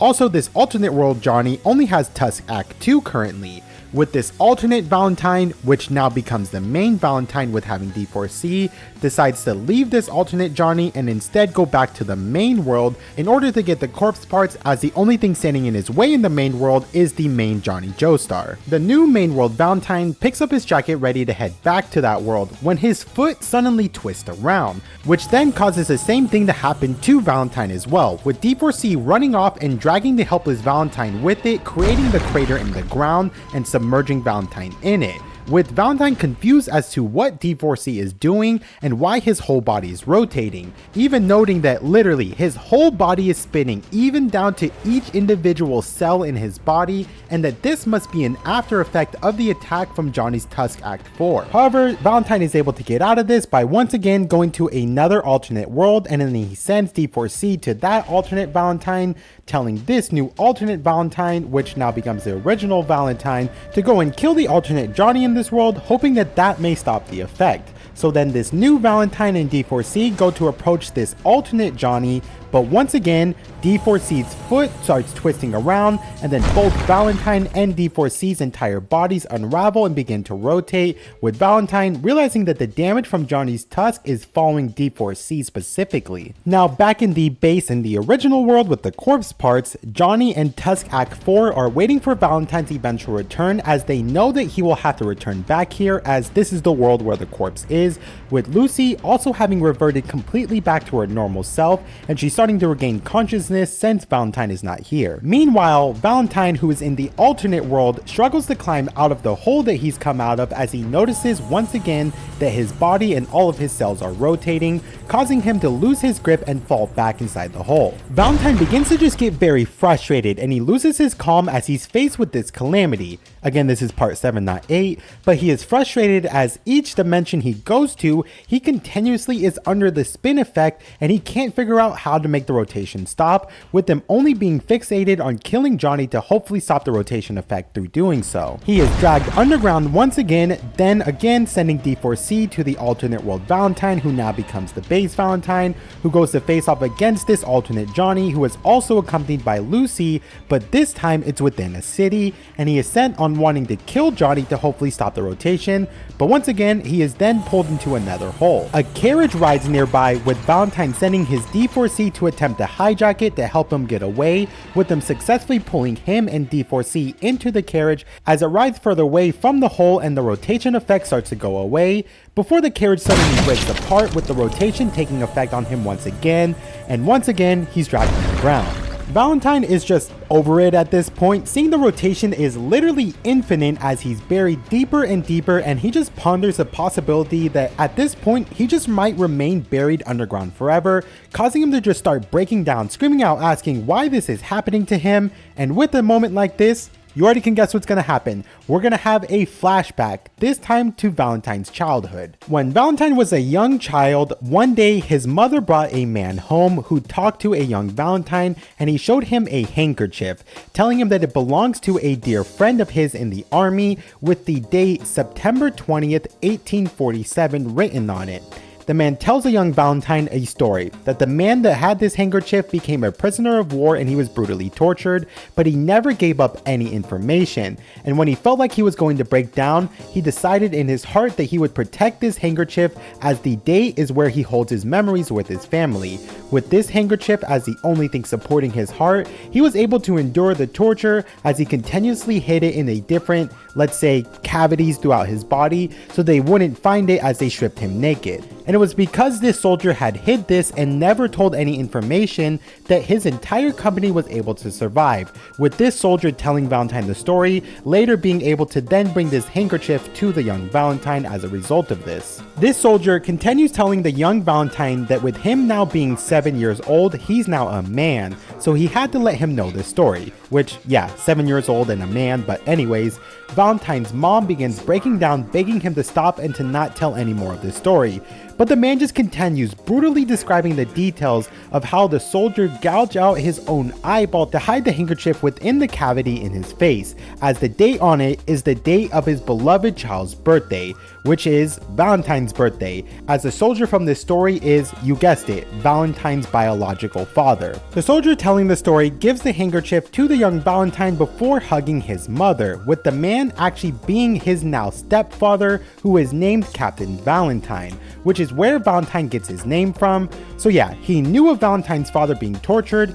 came to his house, told his son a brutal story of how he died, and then he got with his mom. Some guy this is. We now cut back to the Valentine that's stuck in the ground, who is still bent on defeating the base world Johnny to stop the rotation, with him taking this handkerchief out of his pocket. We now see Johnny in the base world, where he has now also regrown all 5 of his fingernails, when Lucy starts to approach him, who is now fully healed, but she's just confused and asking Johnny what's going on. Johnny warns her, telling her to stay back, as Valentine will. Before he can even finish, Valentine finally reappears from under the coat in the crater of the ground, but instead of attacking Johnny, Valentine actually appears and just admits defeat, and he tells Johnny to stop. He's actually already lost. With the infinite rotation, Valentine is powerless and he's actually giving up. He tells Johnny that he is already the victor and he's already won. And even more than that, he actually proposes a deal that he can make with him. Now, this is just a really interesting part to this fight. Valentine now comes back, and instead of attacking, he tells Johnny that there are other Gyro Zepellis that are alive in other dimensions. So Valentine proposes that he can bring an alternate world Gyro back with him to this world, but only he has this power to do so. So if Johnny were to kill him, then he'll just never get to see Gyro ever again. Johnny is taken aback from this proposition, and he thinks about Gyro, but he still almost shoots Valentine. But Valentine is like, wait, and he starts telling him to calm down and just hear him out first and to not shoot out of panic. He reiterates his plan to Johnny. He's already defeated and only D4C has the ability to bring Gyro back, but Johnny instantly counters back, telling him to shut up and to stop talking as everything is going to end right here, while the nearby corpse begins to disassociate itself from Lucy and come out of her body. Valentine continues, telling Johnny that his goal is simply to collect all of the corpse parts, and that is his only goal, and this whole situation only came as a result of this. However, his goal never involved taking anybody's life. And even further, in this world, Gyro's body has already disappeared into the sea. So if he were to bring a new Gyro here, there was no situation that the two could meet and be annihilated. So with that, having a new Gyro would actually be safe here. Now, that's actually some really good points. So Johnny actually pauses and thinks about it, asking Valentine to confirm if he can really do that, if he can actually bring Gyro back safely, with Valentine promising and reiterating that he won't take revenge on anyone if he does it. He makes a vow that he'll act like none of this happened and he won't harm Johnny or Gyro ever again. He just only wants to get the corpse parts. Johnny, however, asks a pretty good question. Even if he were to bring a Gyro back here, won't this be a different Gyro? It won't be exactly the same Gyro that he rode with. It'll be a different Gyro than the one he created memories with. Valentine responds, addressing that directly, where he asks Johnny, do you think there's anyone who knows the future? Even if it's a Gyro with a different past, or possibly even one who's not completely his friend, from this point forward, Gyro will walk the path of Gyro. The important thing is that he would be alive here in this world. This just completely overwhelms Johnny, with him lowering his finger down slightly as Valentine continues with one more thing, saying his actions were not done out of selfish desire, and he doesn't desire to obtain the corpse part for the sake of power or in order to control someone. Instead, he is truly patriotic. Everything he has done here has been for America's sake as their president. Only things of happiness and beauty gather towards the corpse, while things of unhappiness and cruelty are blown somewhere else. That because there is always a balance between positives and negatives, and that is what the Holy Corpse is. Also, what would happen if the corpse became the possession of some lowlife on the other side of the world? Imagine all of the bad things that would happen from that. Only himself can prevent this scenario and make sure that it's kept safe and in the benefit of America. Which, I'm not gonna lie, Valentine is bringing up some good points here as he continues explaining that as president, this is his sworn duty to guarantee the safety of the American people, and everyone who has died in this race are just a necessary result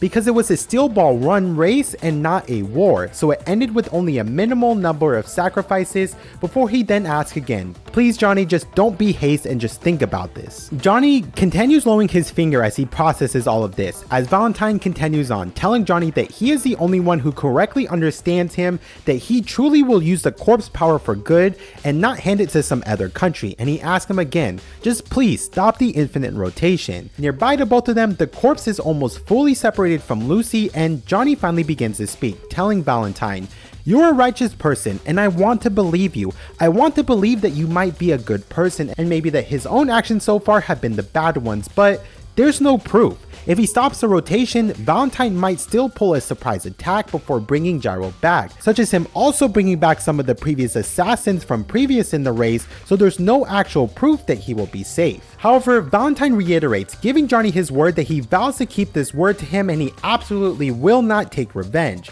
with Johnny yelling out, saying that Valentine just needs to prove it, he needs to make him believe it, how he tells him that he says he's a good person and not just some talented liar. He needs to prove that he walks the paths of righteousness, and Johnny will give him this opportunity. If he can right here and now prove he is a righteous person and will keep his word, he will stop the rotation. Johnny really does just want to see Gyro again, and if he can believe that Valentine is a good person, he just wants to be safe with Gyro, and he just wants everyone brought back. Wekapipo, Mountain Tin, Sandman, everyone, he just wants to believe him. Valentine pauses before pulling out Hot Pants Cream Starter and throwing it towards Johnny, telling him that she had died as well, but he got this from another alternate world Hot Pants, and when the corpse part fully separates from Lucy, she will actually most likely die. But Johnny can use this to heal her wounds, and Valentine tells him that he specifically stole this spray in the off chance that Lucy's life were to become endangered, and that Johnny can use this to heal both her and his left hand that was cut off, as well as his horse, which Johnny tested out by spraying it on Slow Dancer, seeing that it does work. Valentine continues saying, listen, the one who got in his way was actually Steven, but the reason he didn't fully kill Steven was because he had promised Lucy not to, so once Valentine vows to do something, he is actually and truthfully a man of his word. He pulls out the handkerchief that he got from his father, and he explains the importance of it to Johnny, and he tells him that he even swears on his deceased father's handkerchief, and that he even wishes that he could find his father within an alternate universe, before telling him directly, Johnny Joestar, I vow I will not take revenge on you and I will end everything here. Johnny hesitates and he pauses, as Valentine asks him at this point, what is he gonna do? It's Johnny's choice to decide to take the deal or not. At the same time that Slow Dancer begins to move and it's healed, showing that the cream starter actually does work, so Valentine is being truthful, with Valentine asking him to just make the right decision and just to stop the rotation. Johnny takes all of this in, as the discussion about Valentine's father actually deeply resonates within him with what happened with his own father,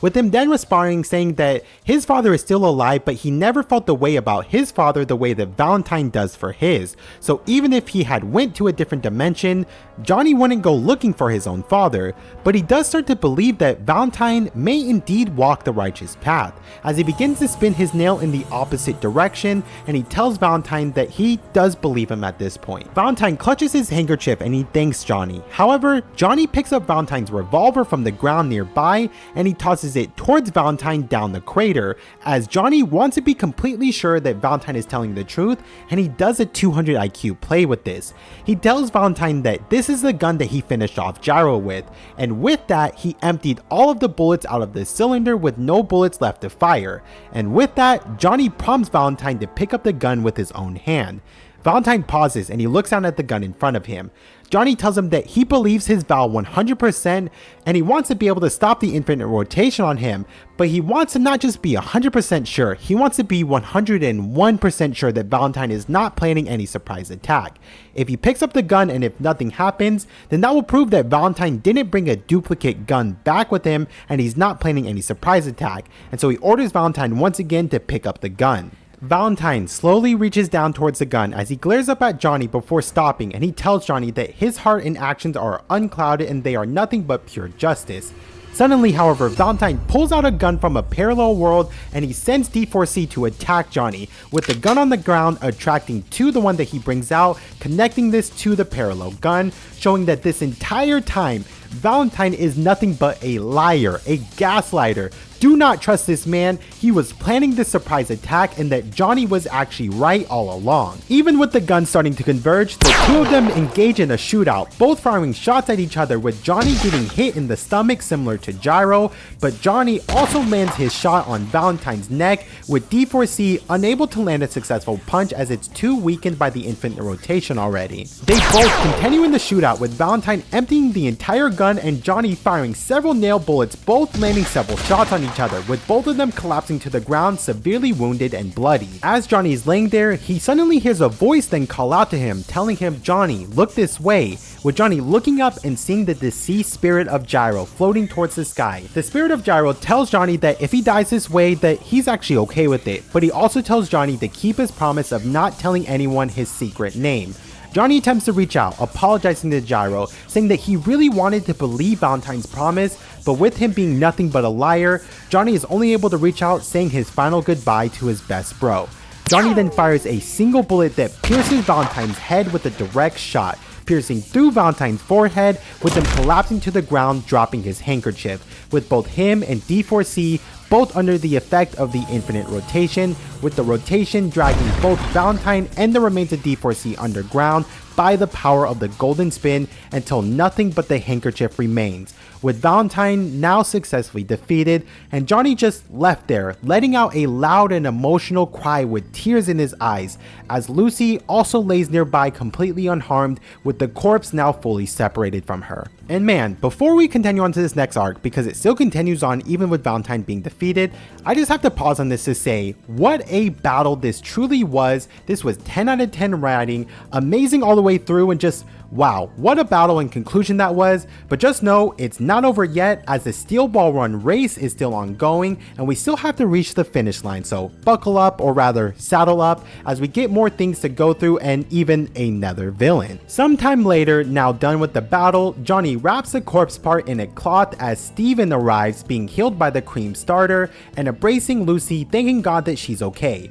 Also, notice anything here? Johnny stands up. You heard that right. Johnny has regained the use of his legs. Now, it isn't expressly said here, but if you remember Gyro's first lesson of the spin, with Johnny now having successfully mastered the spin with the golden ratio, he has achieved the ability to walk, as he can use the spin on himself to manipulate his legs. Or that's at least my headcanon. Like I mentioned, they don't really tell you, but that's just what I'm gonna go with. Johnny catches Steven up that Valentine is now actually dead. However, no one else actually knows this information, with Steven then also commenting on the fact that Johnny is standing, but Johnny just brushes it off, just saying, yeah, I can just kind of stand now, but it's not all that. The more important thing here is that Lucy is safe, with Lucy hugging and thanking Johnny. Nearby, they see several horses and racers passing by, just coincidentally at the perfect moment to see Pocoloco, Norisuke, and Baba Yaga racing by, which, like, imagine if they were here like 5 minutes ago and what they would have witnessed. But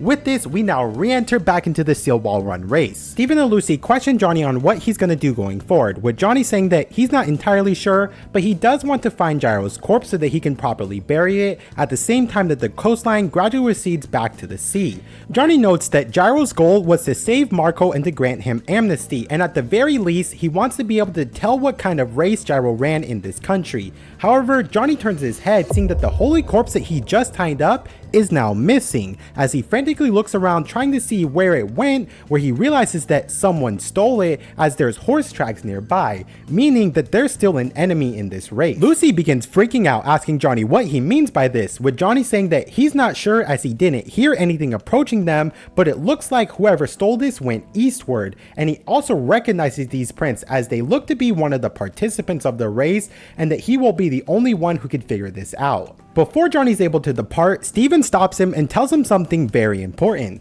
He remembers some time ago before the race that Valentine constructed a shelter beneath Manhattan Island, and that he thinks that this may be a place that Valentine built to house the corpse, meaning the thief must be heading there, as that also coincides with the location of the race end. And with this, we now begin the final stage, taking us from New Jersey to Manhattan, New York. A huge crowd has appeared in New York, all in anticipation and cheering out to see the legendary end of the Steel Ball Run, which each participant being carried by a ferry from Union Beach to Coney Island to race towards Manhattan's Trinity Church through the Brooklyn Bridge, with the crowd also seeing that Baba Yaga has now dropped out due to his horse's leg being injured at the very end. Johnny is now back in the race, and as he's racing, he's looking closely at the other race's horseshoe prints to try and detect who is the person who stole the corpse, seeing that it doesn't match either Pokoloko or Norisuke. Where nearby, he sees a shadowy figure take a turn and seemingly phase through a fence, seeing that the horseshoe prints of this mysterious racer match the one that he's looking for. Johnny begins spinning his nail as he wonders if he should fire off an attack, but since he notes that he's out of range, he instead shoots the fence and begins chasing after the mysterious racer.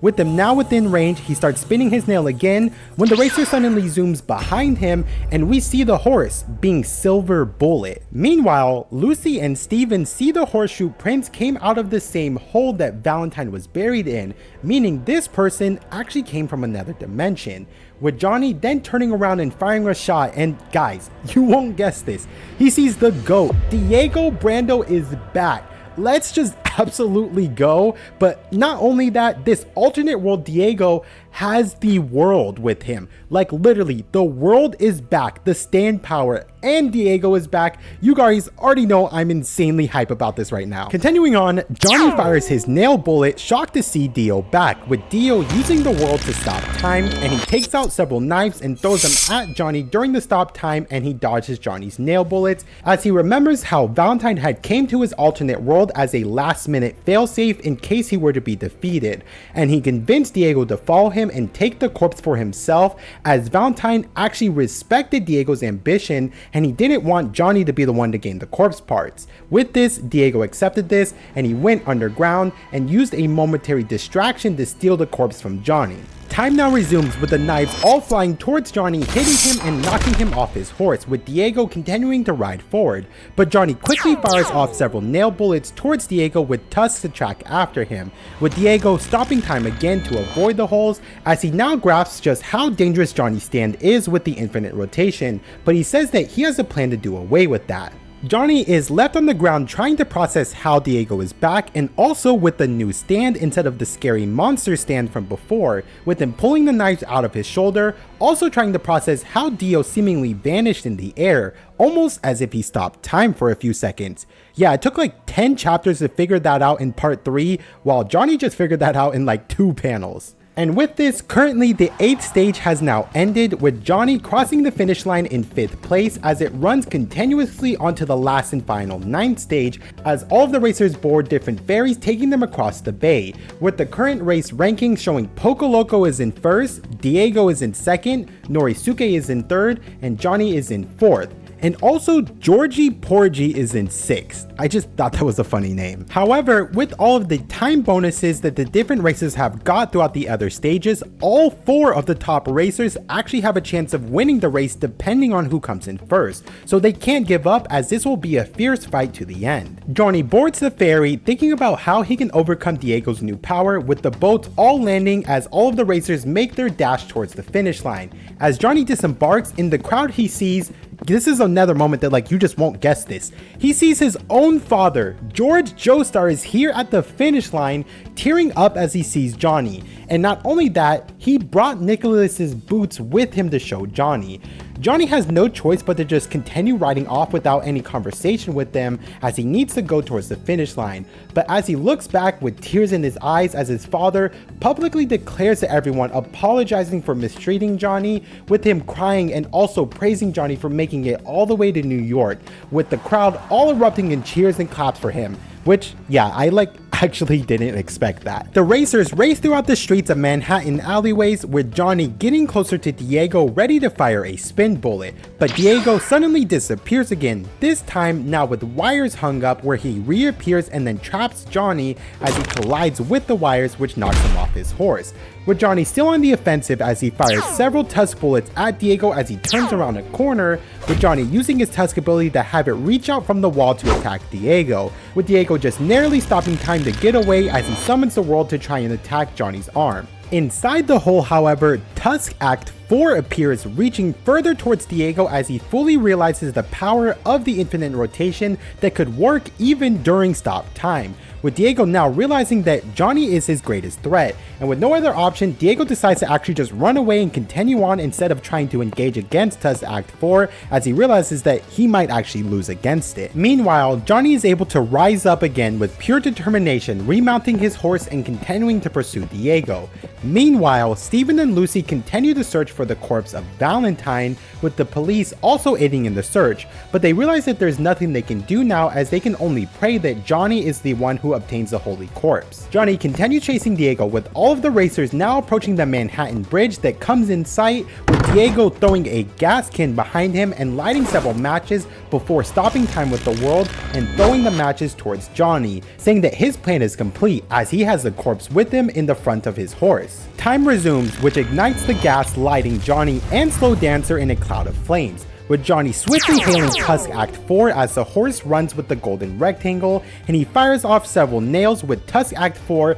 literally tearing the ground apart, opening an entry to the sewers below to extinguish the flames engulfing Johnny as Johnny falls down into the sewers, with Diego looking back, seeing now that Johnny has seemingly vanished. And although Johnny can't see him now, he can hear the horses racing above and specifically hear which one is Diego's horse which is galloping, with all of the racers now approaching the Brooklyn Bridge towards the finish line. Diego also realizes that Johnny must be running below in the sewer, with Johnny below hearing Diego's position and firing off an Act 4 shot, when Diego is literally then ambushed by a group of fangirls who literally throw themselves on top of him for the ultimate race interference. How this is allowed, I have no idea, but man's got Riz, I guess. But with him distracted, Tusk is able to get close and almost hit Diego, but Diego narrowly stops time and literally uses these random fangirls as a shield to take the attack instead, with these innocent girls being hit by Tusk's ability of the golden and infinite rotation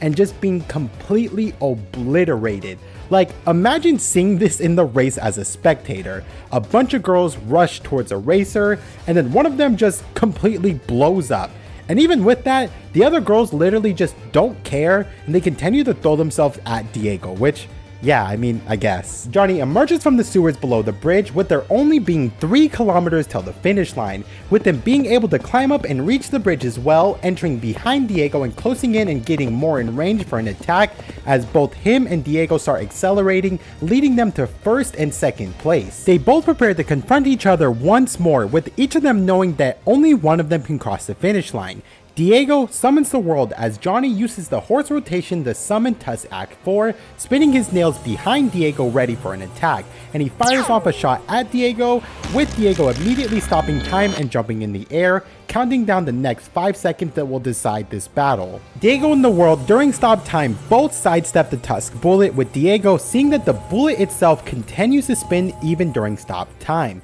Now 4 seconds left. He grabs the gun from his waist and he cocks it back. 3 seconds left. He then checks his ammo. 2 seconds left. Diego and the world start advancing towards Johnny to avoid the Tusk bullet, with Diego taking out a bullet and bashing it against the gun to strike the primer, so when time resumes it will fire immediately. Now 1 second left. Diego aims the gun at Johnny, with time now resuming, with Diego simultaneously firing a shot as the world also goes to attack Johnny from opposite sides, with Johnny only being able to react to one attack as he fires off towards the world, but he is subsequently shot in the neck from Diego behind him, dropping Johnny off of his horse, with him haphazardly attempting to shoot bullets off, with a few of them actually striking the world. But even still, Johnny has still suffered a severe amount of damage from this. The spectators all looked on shocked from this, with them obviously not seeing stop time and them just only seeing Johnny just suddenly falling off his horse along with Diego, with Diego starting to walk towards Johnny, telling him that he actually planned this. He is now unhorsed.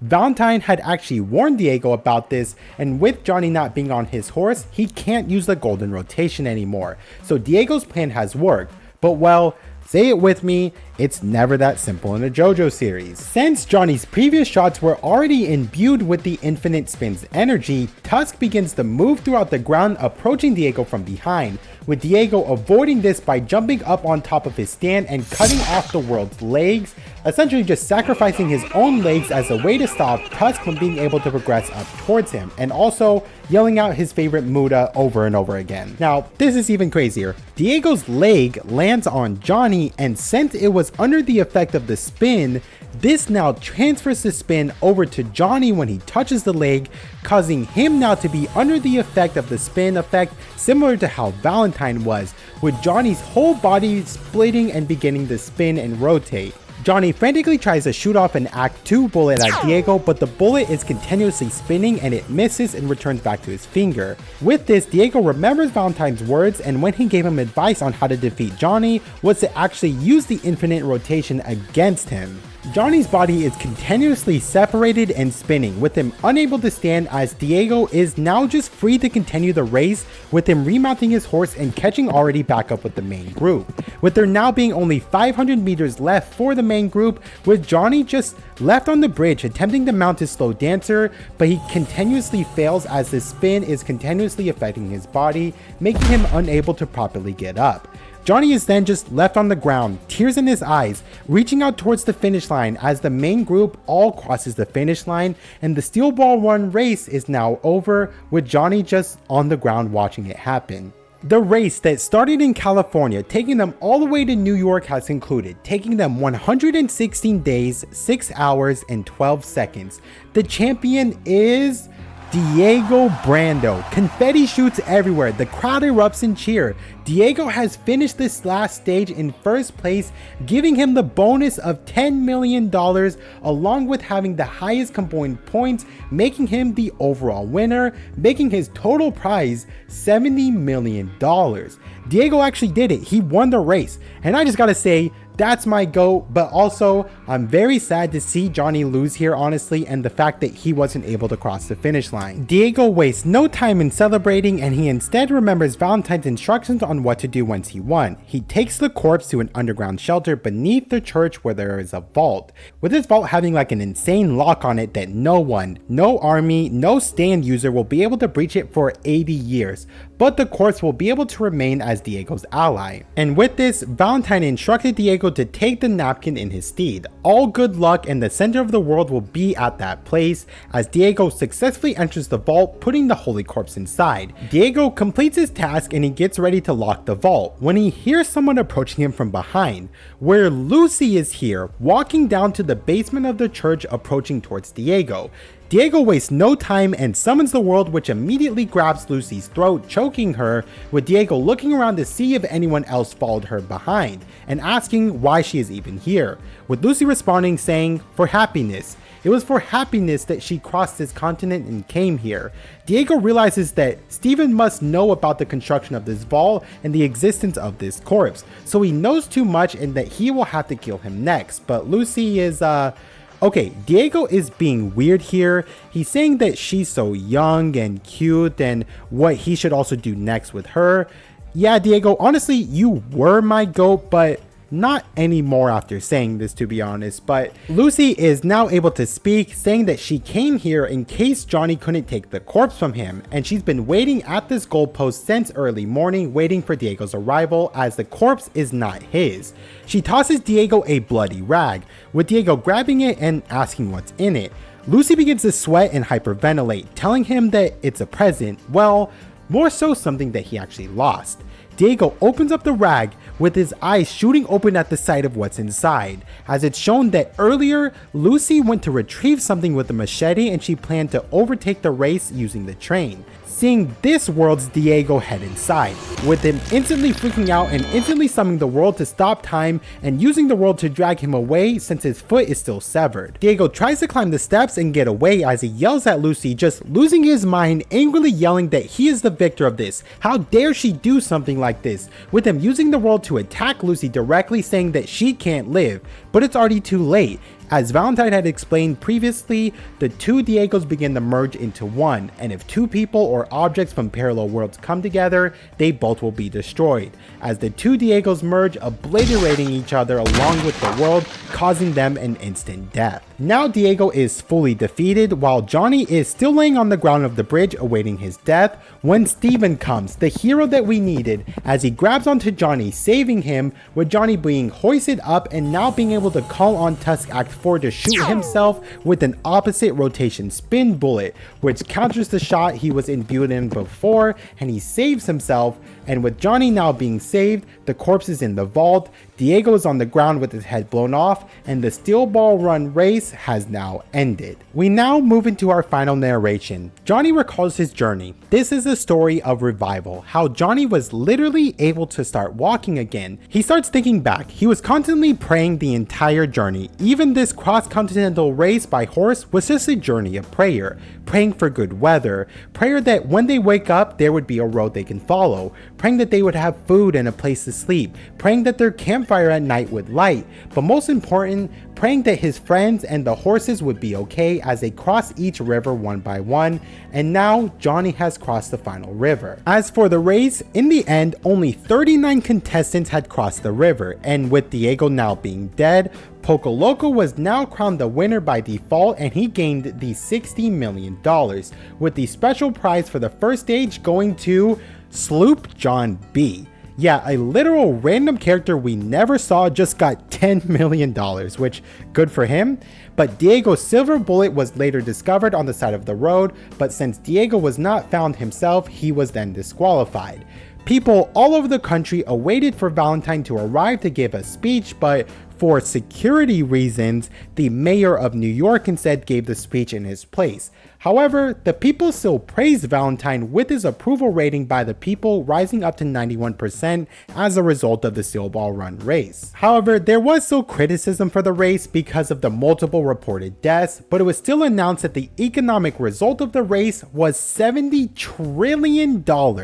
and that Steven Steele, the good guy and the GOAT he is, actually donated everything. And then the criticism of course just stopped after that. The official results came in with Poco Loco in first, Norisuke Higashi got in second, and then 3 random people we never met after that, including Georgie Porgy, which again, funny name. And so after spanning 4 months, the curtains fell on the Steel Ball Run race, with Steven then sealing the vault and the Saint corpse inside, and with Diego being dead, the corpse no longer belonged to anyone, with Lucy then leaving the church and walking upstairs now satisfied as she ascends towards the sunlight. Later on, Johnny boards a ship carrying the casket of his teacher and his best friend who gave him the meaning to his life, Gyro, alongside his horse Valkyrie, as they board the boat to head towards the kingdom of Naples so that he can deliver the corpse to Gyro's family. Johnny boards the ship seeing Norisuke along with his daughter Rina Higashikata, which if you want to know what happens to them, this gets followed up in part 8, which I already have a video recapping that if you want to see what happens with that. But